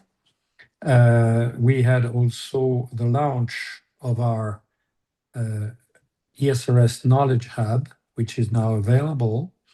And we had the honor of receiving a keynote speech from the commissioner in charge of those matters, Maria Luis Albuquerque, who kindly came to us and explained to us where we are today and what she expects. By the way, this online event, we only had 120 persons in the room. It was the maximum capacity. You know, we had more than 7,000 people registered. So it was, of course, a significant event.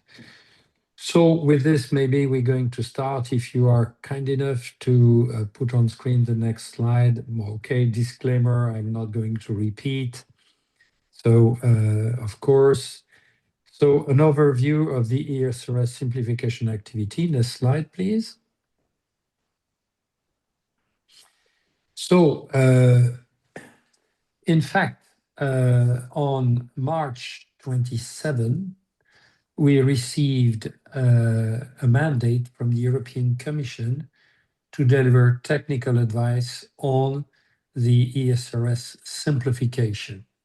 And let me explain that this is part of the so-called omnibus initiative proposal that the Commission tabled, you know, a month before, so at the end of Feb. In fact, regarding sustainability reporting, there are two key elements in the omnibus proposal. The first one is to de-scope certain companies from mandatory reporting, and the other one is the simplification, which we are going to discuss today. Maybe a few words on the first aspect, which is the de-scoping. The Commission tabled a proposal, because you do remember that the Corporate Sustainability Reporting Directive that was adopted at the end of the first semester of 2022, you know, was putting under a mandatory regime of sustainability reporting all entities that under EU criteria are considered as large. And I think I had the opportunity before to explain to the IAASB that large in the EU is not so large, because we're talking about companies over and above 250 employees, plus a certain criteria of turnover and a total of assets. But if we take the employee number, we had in the same basket the very large multinationals and the 251 employee company in the EU, a total of 50,000 companies about or thereabout. That created a reaction because, to be frank, when we developed the standards, which were adopted in July 2023, it was pretty obvious that we were somehow capitalizing on the best practices, and we were creating, you know, maybe that was the spirit of the CSRD, but we also felt that we had to catch up with the quality of financial reporting, and we were pretty quote unquote ambitious in terms of depth and also granularity of information.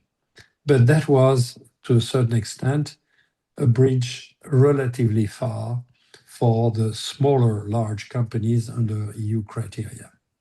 So following, you know, a change in geopolitical environment and also strong representations about the competitiveness of the European economy and European businesses, the Commission tabled the proposal to have, you know, to exclude from the scope of mandatory reporting companies over and above 1,000 employees. You need to know that So it's a combination. The objective number one, which is the de-scoping element, is what we call in the EU level 1, so it's legislative level. And then the second objective, which is to simplify the ESRS for the ones in the mandatory regime above the threshold, is level 2, i.e. regulatory level. So CSRD has to be adopted by the co-legislators. Co-legislators in the EU means the Council and the European Parliament, while the standards, revised standards, once simplified, have to be adopted by the European Commission as what we call a delegated act. So we were tasked with the second objective. The first one is, of course, in the hands of the co-legislators. And the final discussions took place at the beginning of this very week. And I understand, we have to be careful, but that at the end of the day, the proposal that was tabled by the Commission, 1,000 employees, and an additional criterion of 450 million euro of turnover would be the threshold between the voluntary regime that other companies can apply and the mandatory regime under the revised ESRS.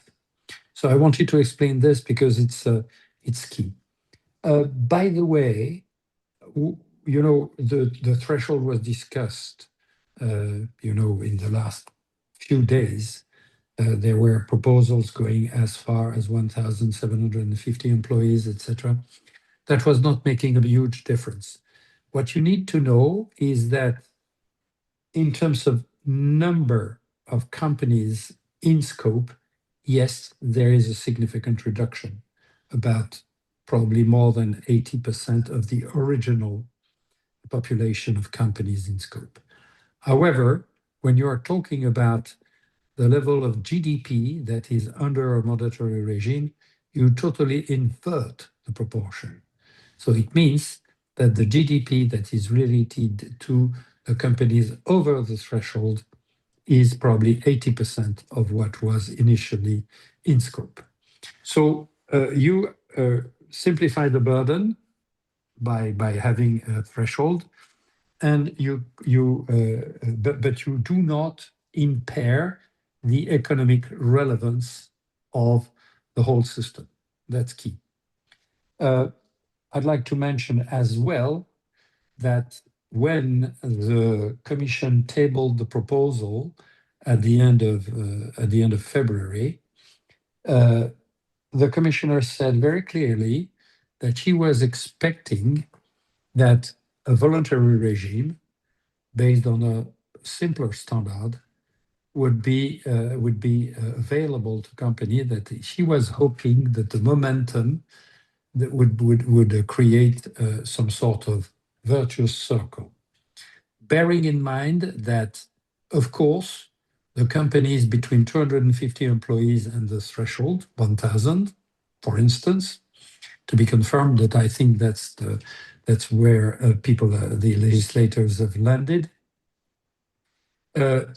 These companies are, of course, confronted with transitions, are, of course, confronted with sustainability-related challenges, and are, of course, in value chains of larger companies, and also they are needing financial resources, funding for their projects. And so either because they want to manage their challenges, or because they want to communicate with the stakeholders, or because they want funding, or they want to be able to participate to procurement processes, I think it's not the end of the story. The companies that are considering that they are off the hook and that they can forget the exercise, that might, to a certain extent, be back on their agenda relatively soon. So on March 27, we were given a number of key objectives. Reduction and burden on SMEs via the trickle-down effect, enhance the EU competitiveness, reduce complexity, in particular with a substantial reduction of mandatory data points, and focusing on practical sustainability reports, clarify the double materiality approach, and improve communication. Next slide, please. So we worked in 2 phases. Let me tell you that, of course, by usual standard setting due process, and I know that you are familiar in your own remit with these concepts, it was not easy because initially the due date was the end of October. We were given at the end of June 1 more month, so end of November, but that was very tight. Of course, we benefited from a full-scale exercise with what we call wave 1. So the companies that had to report on financial year 2024 at the beginning of 2025. So we've been able to interact with those companies by a number of initiatives and to see where it was hurting, where it was difficult, where it was a bit too complex. So phase 1 went from beginning of April to the end of July in 3 steps. The first step was to gather evidence. So we had a call for input, and we also had outreach events. The call input, we received more than 800 contributions, which is unheard of. So, you know, we really were very, very satisfied to be able to take on board the wealth of experience that had just been, taking place. So, of course, you may imagine the work to analyze all this feedback, but then that was in mid-May and until the end of June. We analyzed the feedback. We had meetings to decide at Sustainability Reporting Board level together with the Sustainability Report Technical Expert Group. We had meetings to decide on the key levers and the strategic directions. We didn't want to be obsessed by the quantitative reduction in data points. We wanted to focus on substance and the levers for simplification and see what would be the outcome.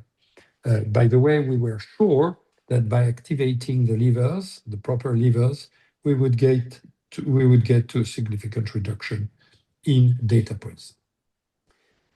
Data points is, of course, a trap somehow because we wanted to be crystal clear with the market. So we published an implementation guidance on the first set of standards called IG3, Implementation Guidance number 3, which was identifying the full universe of granular points that companies would have to consider under the materiality assessment. And we identified 800 data points and 300 voluntary data points, a little less. So, of course, that, we made possibly a wrong communication step here because that mesmerized, in particular, the smaller large companies that were scared by the amount of data points. By the way, when you compare with financial reporting, the concept of data points, we are between 1,500 and 3,000 data points in a proper set of financial statements. So strategic direction mid-May, and then a drafting exercise. We had dedicated working groups. By the way, I had a board today, and we made a little computation. We had more than 50 meetings during 2025, which is huge. So I take this opportunity to express how impressed I am by the dedication of the board and tech. And then we drafted the exposure drafts, which were published at the end of July, on July 29. And well, we say here July 31st, I think it's 29th, but no problem. And that was for 60 days. 60 days is a bit short by our standards, so it's a quote-unquote deviation of our normal due process, which would imply a longer period of consultation. However, when we tried to analyze the work plan in detail, we felt that it would be impossible to have more than 60 days. And by the way, when we were given 1 more month by the Commission, we almost gave everything to the public consultation. So between August and September, so the period for the public consultation, which is the beginning of phase 2, we have, of course, received the feedback from the public consultation, more than 720,000 comments. You can imagine the log that we had, but you're familiar with that. And also we had more than 20 outreach events with the major European stakeholders and national standard setters. And starting, beginning of October, mid-October, we had to analyze the feedback. We did so for as quickly as we could in 2 batches. And then we had a good look at what the feedback was telling us, and we compared our strategic directions from May to make sure that we were on the right track and to amend where necessary. And of course, then came the drafting exercise with the delivery of the V0 at the very late stage in October. V0 that was not public, but that was then subject to a written procedure internally taken board, and then that led to the V1, which was discussed in public meetings mid-November, and then amended on a number of points to make sure that we had covered the ground that we wanted to cover. And then we have delivered the technical advice on December 3. So I said Tuesday, no, I think it's Wednesday morning, in fact, apologies, and together with the 12 amended ESRS. So you have a good picture of what was a very busy year for us.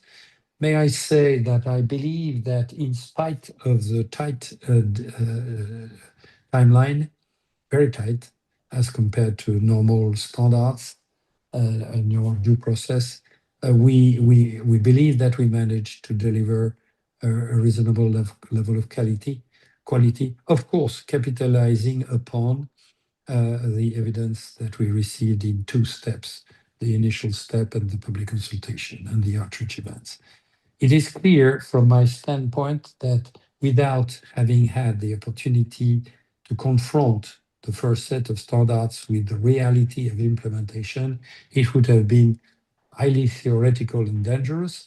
But with the gathering of evidence that we have been in a position to conduct, we feel that we have a solid ground for solid foundations for what we have delivered. Next slide, please. So the overarching logic, as I explained, is to reduce the administrative burden, but to ensure the quality of sustainability reporting, i.e. to maintain the core of information that was available. And the approach was, as I said, to gather evidence, phase 1 and phase 2, and to capitalize on the wealth of experience and knowledge. Next, please. Next slide, please. Thank you. Of course, as I said, it was not our priority, but we at the end of the day, we of course measured by comparison with the so-called famous/infamous IG3. We compared the number of data points that were left, bearing in mind that we decided That was a decision that we took with the Commission. The Commission had created the voluntary data points initially during their own process at the beginning of 2023, but that was not interpreted properly by stakeholders and preparers in particular. So we decided to kill that category and either to transfer to what we call non-mandatory implementation guidance or drop, or for a handful of them, put them in the mandatory section. I say a handful because we're talking, I think the fingers of one hand would be sufficient to count. So it's really a handful, but one hand. So at the end of the day, eliminating the least relevant data points and putting the cursor on a more principle-based approach, we reduced the level of mandatory data points by 60%. And when you take the voluntary data points, it's 70%. In fact, it's 61 and 71%. By the way, no trap here. We counted exactly the same way. We have not merged.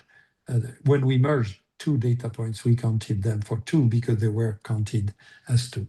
So it is the outcome of a process which I'm going to explain now. Next slide, please.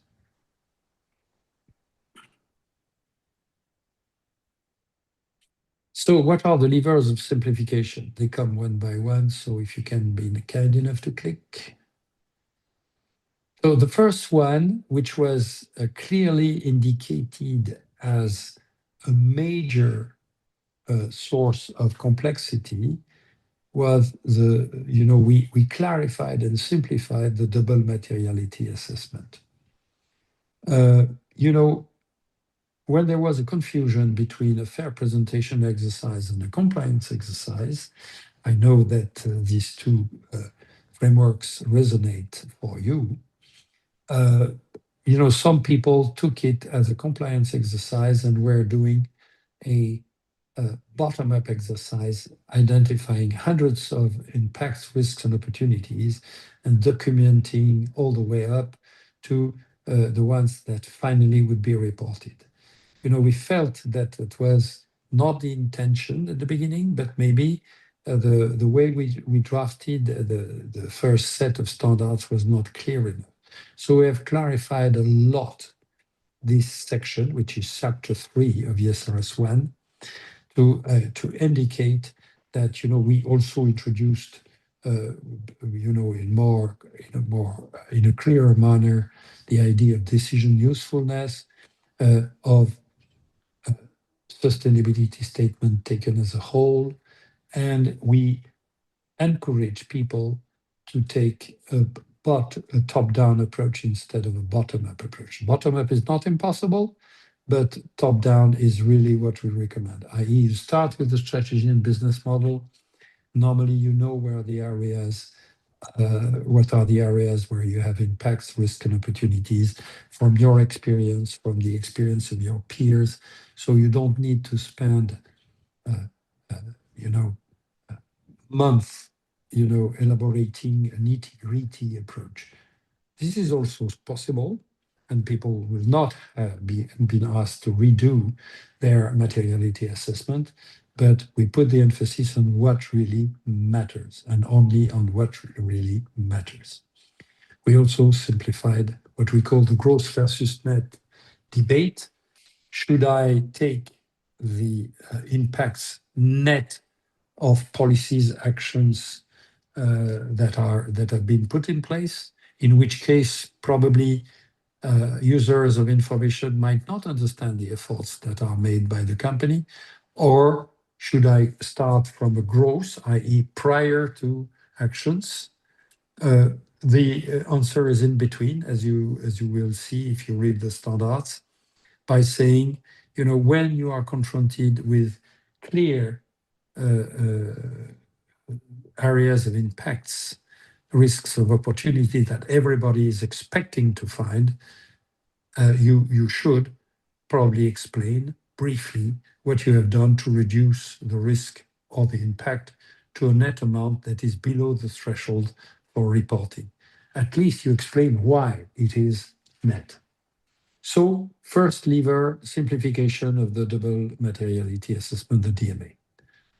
Big, please. Next. So better readability and conciseness of sustainability statements.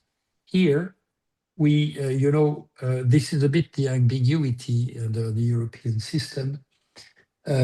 We are requested to have a sustainability statement as a separate chapter of the management report.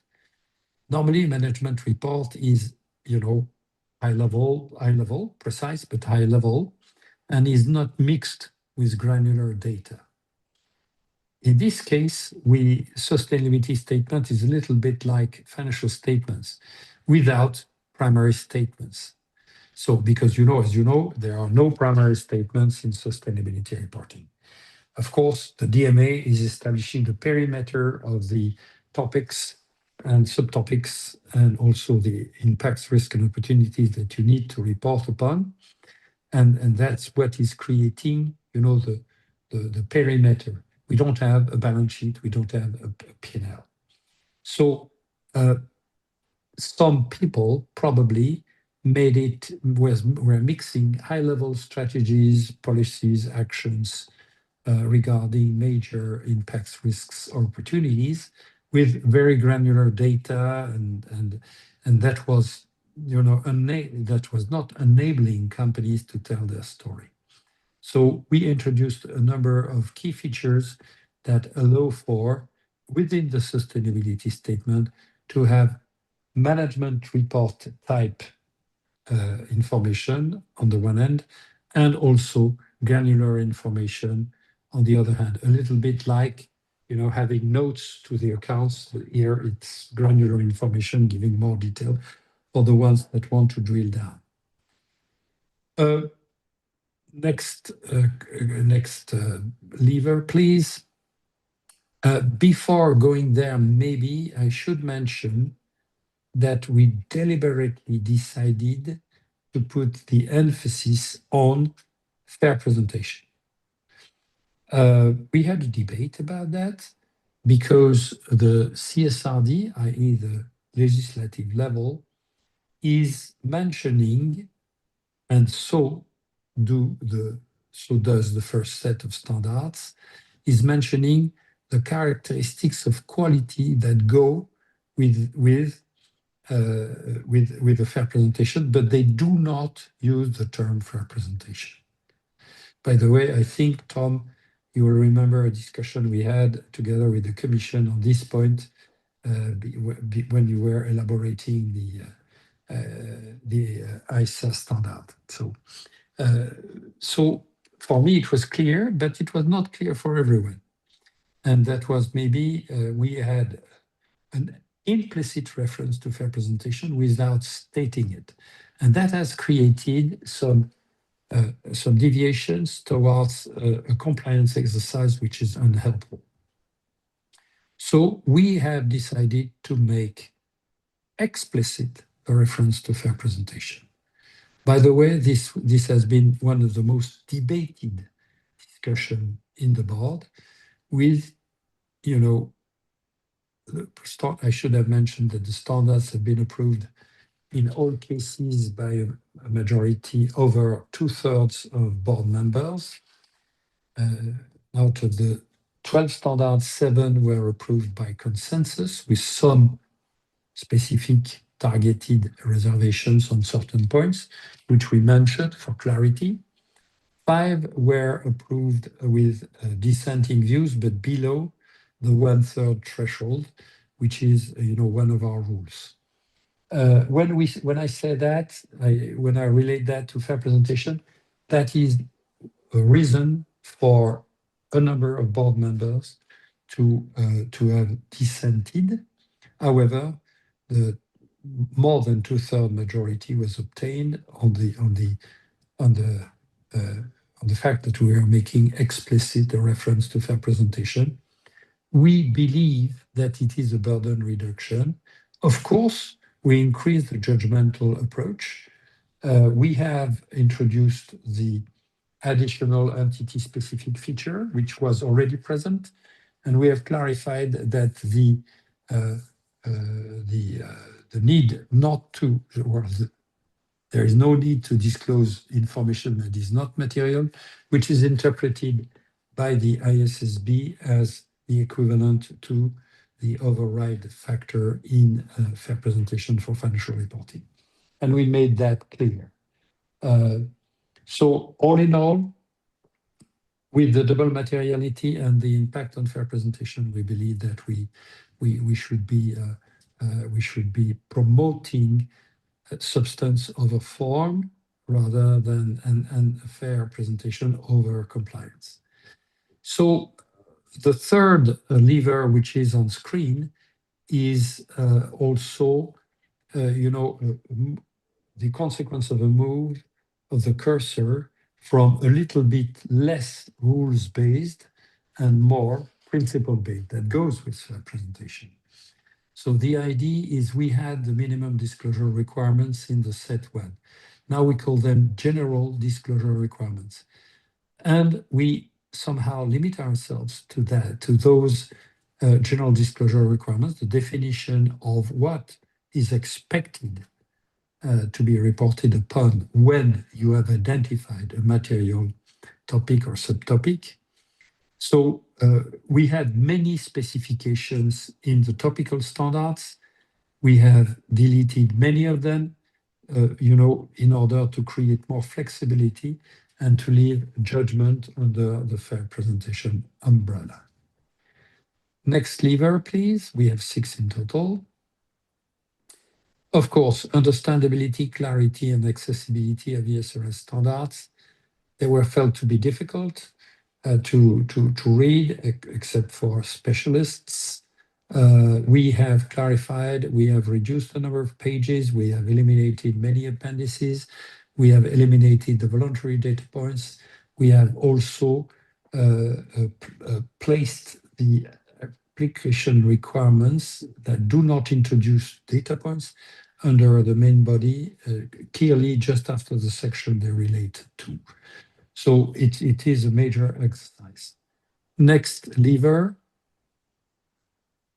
is some requested, we were suggested many burden reduction reliefs that were specific. So what we did is that we had a good look at each of the suggestions that was made to us, and we decided in the end to retain many, of course, without distorting the relevance of the information provided.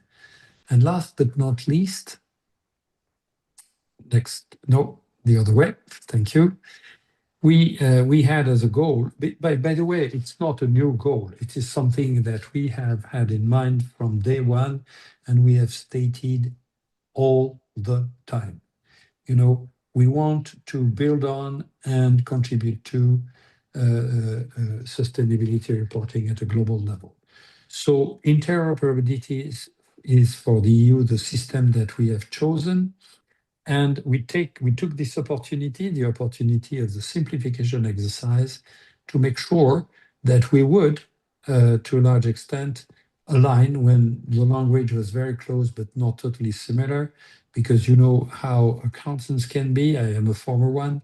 You can take 2 words that are slightly different, elaborate for a long, long time what is the difference in real terms. So that's where we are. And at the end of the day, I think we succeeded in enhancing interoperability, subject to a couple of points, which I will briefly mention.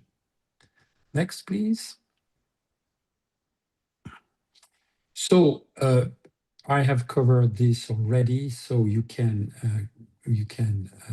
click to the next one, please. This is for your, this can be distributed and you will have more details here. Go to the next one now, please. So here you have a detailed presentation Tom, my intention was not, was to make this available, but was not to go into detail because that would be very long and very long-winded.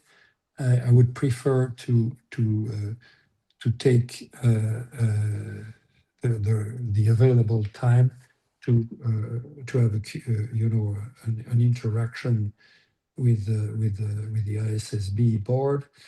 Let me mention, however, a couple of points. I mentioned what was, all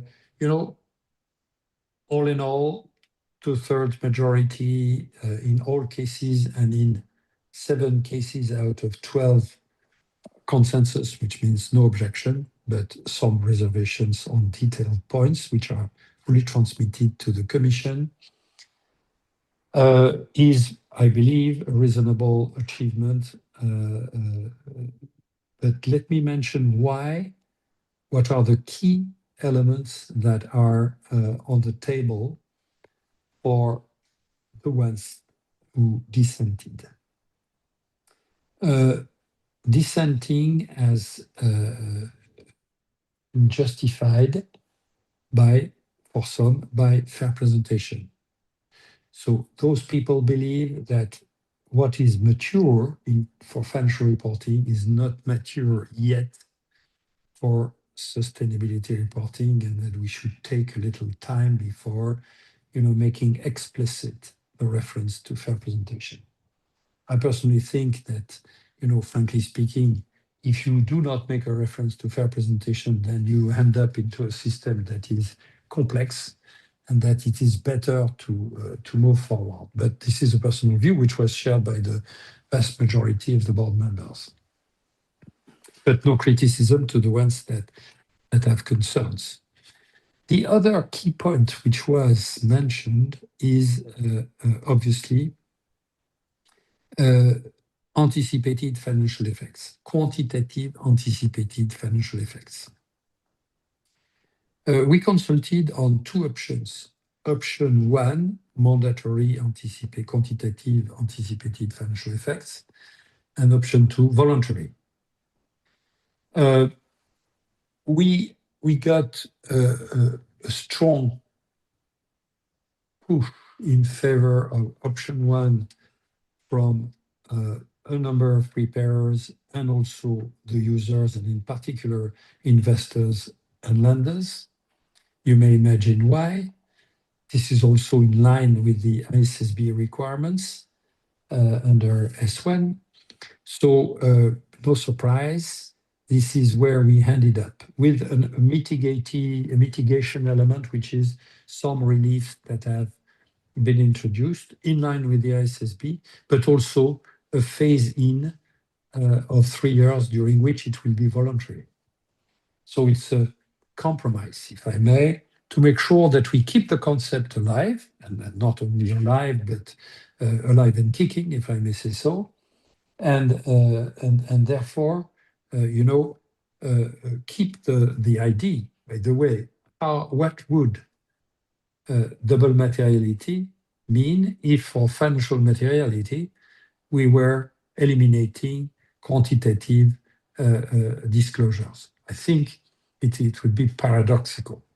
However, that was a reason for some members to dissent, and other members did not dissent, but made strong reservations on the fact that we were giving a phase in. So somehow we took a middle of the road approach to it, where the users of information were concerned about the phase in, and some of the preparer community would have preferred a voluntary regime. However, we maintained the direction of travel of option 1 with mitigating reliefs and a phasing. The third point, which was a reason for mentioning, an element of dissatisfaction, is that we had some members of the board that felt that we had not gone far enough in terms of reduction, and they would have expected more without really necessarily being specific on where to do it. And on the other hand, one at least, and others expressed reservations rather than a dissenting view, they felt we were reducing too much. So again, a middle of the road approach, and I hope we struck the right balance between reduction, simplification, and making things easier to implement, but also maintaining the core level of information that is needed for the Green Deal and also for the management of companies. So with that, Tom, I think well, maybe one last word. Now that we have delivered the technical advice to the Commission, the discussions between the Parliament, the Council, the two co-legislators, and the Commission are about to be finalized, I understand. I cannot disclose, that will be public soon, I believe. So it is quite possible that a compromise will be reached before Christmas on the CSRD itself, which will not, by the way, to the best of my knowledge, modify the parameters of which we have taken into account for our own exercise at the regulatory level. And then the Commission has mentioned that they wanted to deliver the delegated act by mid-2026. As you may know, they have to consult the member states, they have to consult a number of European supervisory authorities. Then they will have to have a 1 month fatal flow consultation open to everyone, and then they will publish the delegated act. So that's where we are. Tom, back to you. Thank you, Patrick, for that presentation. Would anyone like to ask Patrick a question? Christelle? Thank you, Patrick. Christelle Richard. Hello, Christelle. I will have two points for you and for the board, because we are an international board. The first one will be on the extraterritorial dimension of the CSRD, because I think it's important for the board member. If I understood well, but please tell me if I'm wrong, by 2029, more than 650 non-European companies, including companies from US and China, are expected to fall within the scope of the CSRD, and so to apply the simplified ESRS. So I would like to have your confirmation or your feedback on this point. My second point, of course, it's about the assurance standard and the fact that the most important thing, I think, concerning the sustainability reporting in Europe in the coming months will be the finalization of dedicated sustainability assurance standards to support the implementation of the SSRD and ESRS.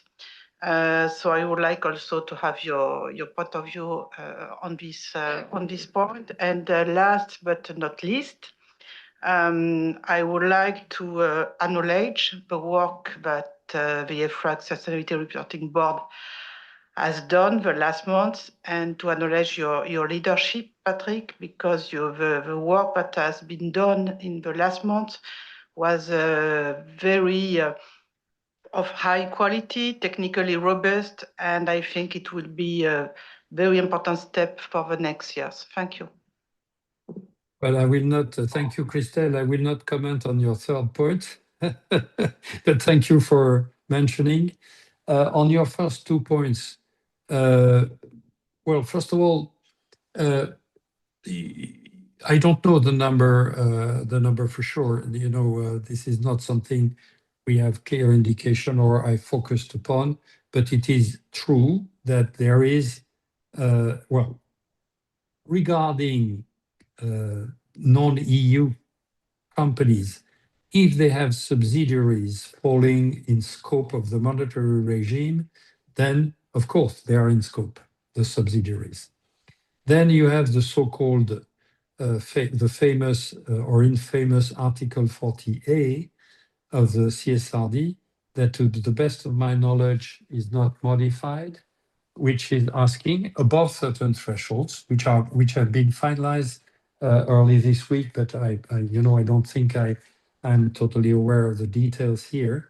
But if you have a turnover, a certain level of turnover in the EU, you will have to provide information at group level on the information required under Article 40A.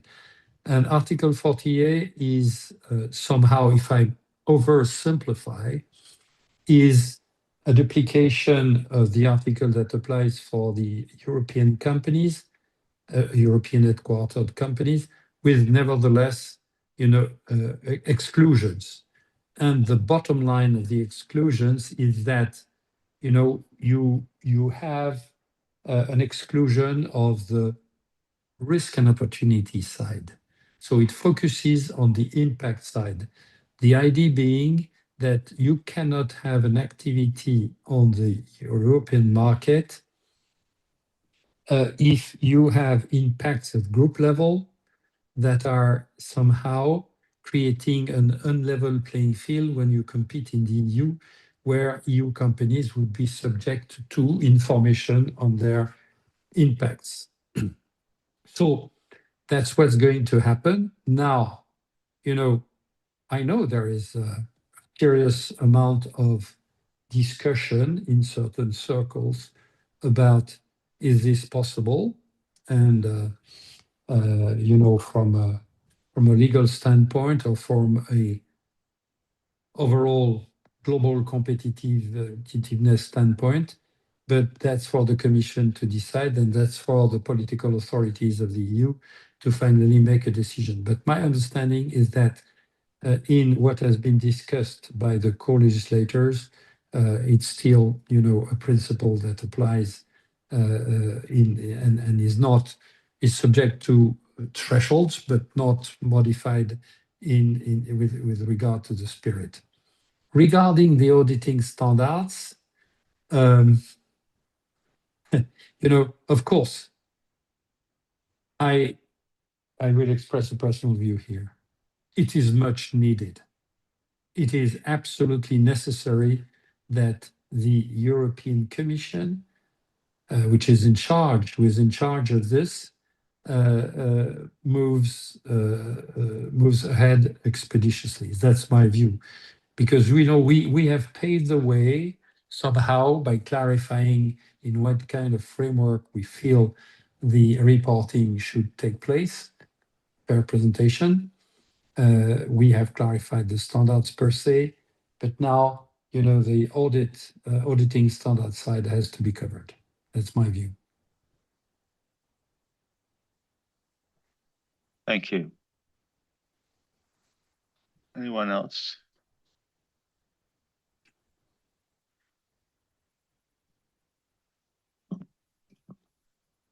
Patrick, could you explain some of the activities that, now that you have a revised standard, ESRS is out, that the board is doing either to build awareness or to engage with the profession out there? Yes, of course. However, Tom, let me mention, some of you might know it. I am at the end of my term, and I have not asked for another term. I think it's time for me to pass the baton. The due date was mid-November. Of course, people consider that I had to deliver, so I'm still in charge until the end of December, and then my successor is the process for appointing my successor is underway. That should take place beginning of 2026. So I'm not saying that I have no view about what should be done, By the way, I have to mention that we already prepared a standard for non-EU companies that we never put forward for public consultation because the omnibus proposal was tabled and it was not necessary. But you can see in this initial of this stabilized version under set one, what was the orientation. And I think that the board and my successor will make sure to follow very similar principles because that's the logical way forward. So I park this. Now we are discussing tomorrow morning the priorities for the first 3 months and also the work plan.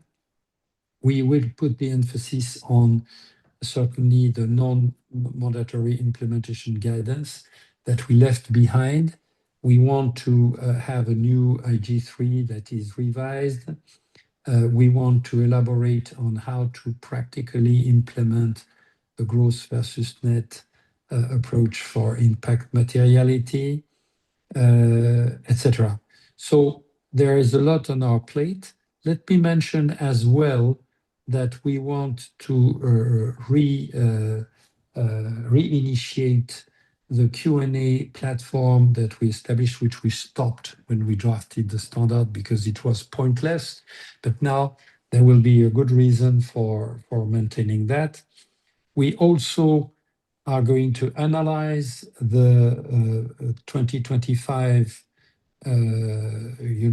reporting published early 2026.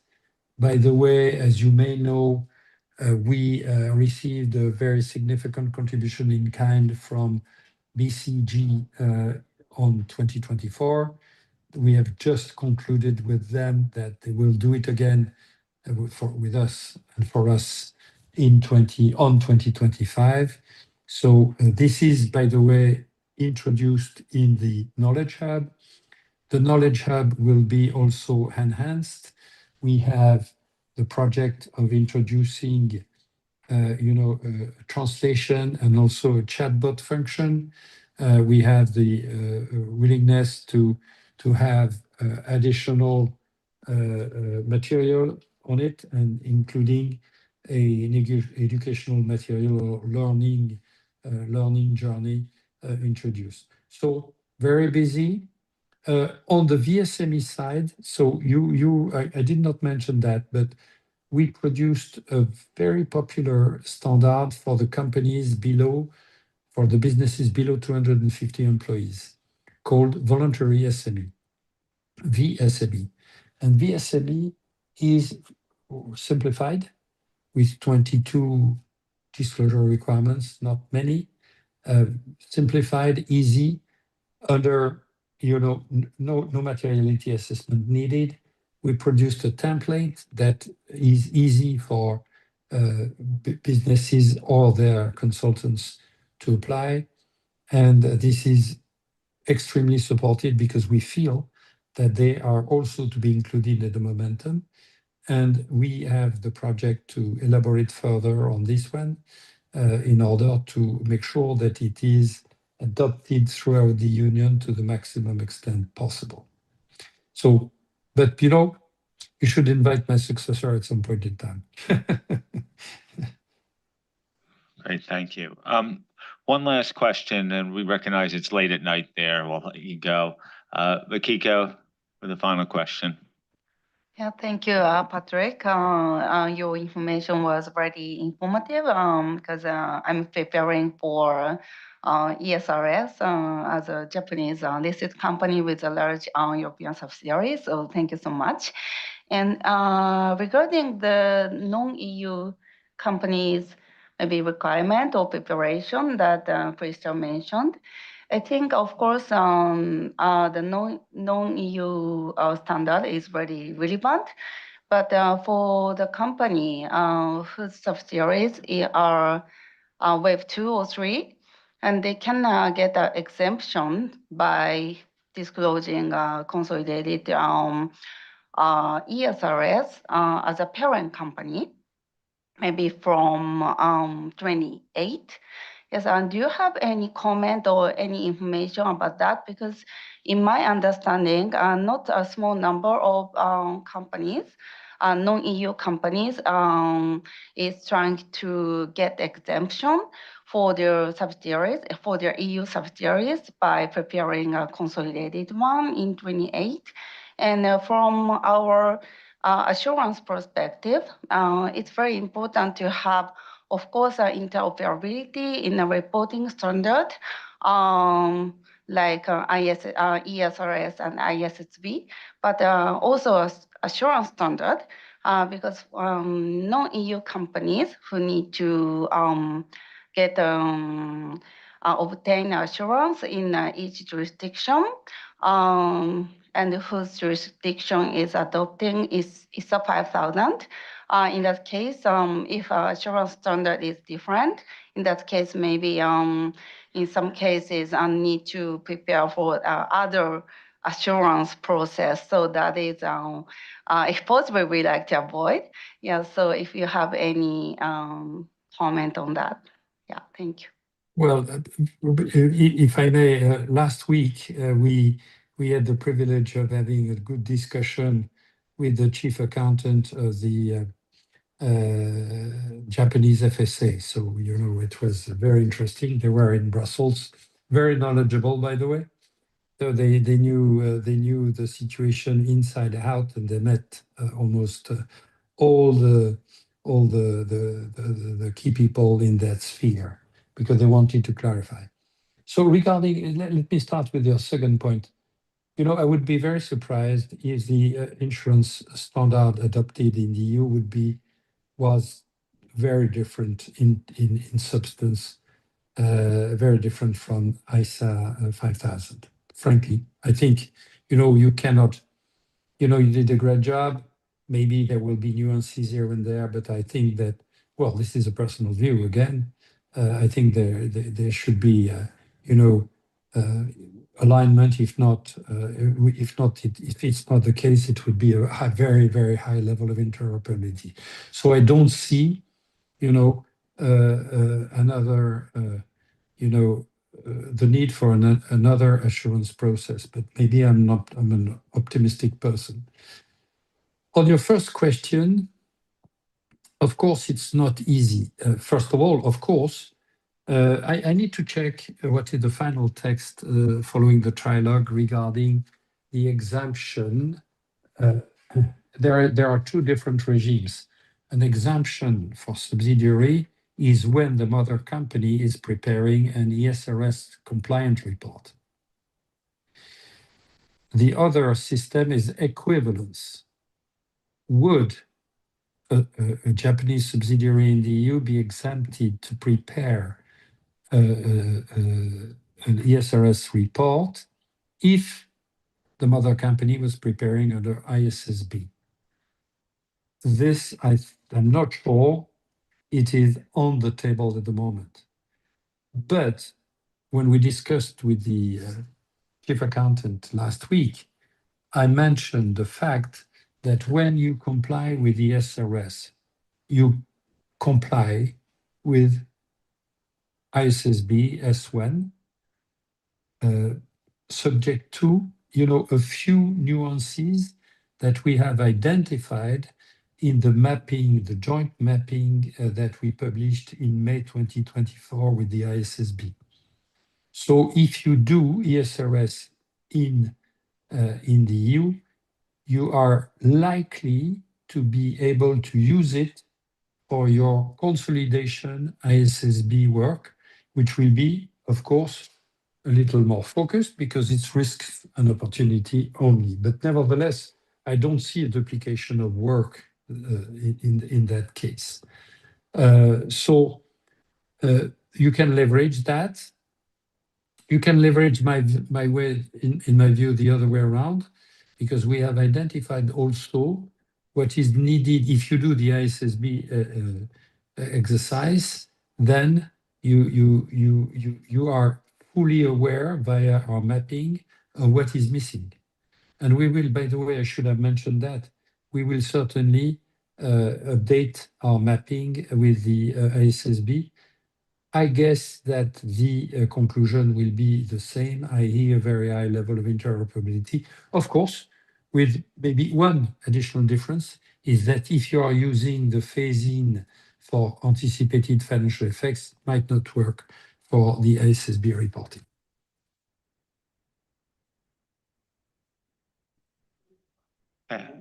Thank you very much for that, Patrick. As I said, I'm conscious how late it is, and we appreciated your time, but also I want to echo Christelle's comments and how much I've appreciated working with you over the decades now in standard setting, and thank you for your enormous service to capital markets and broader economy.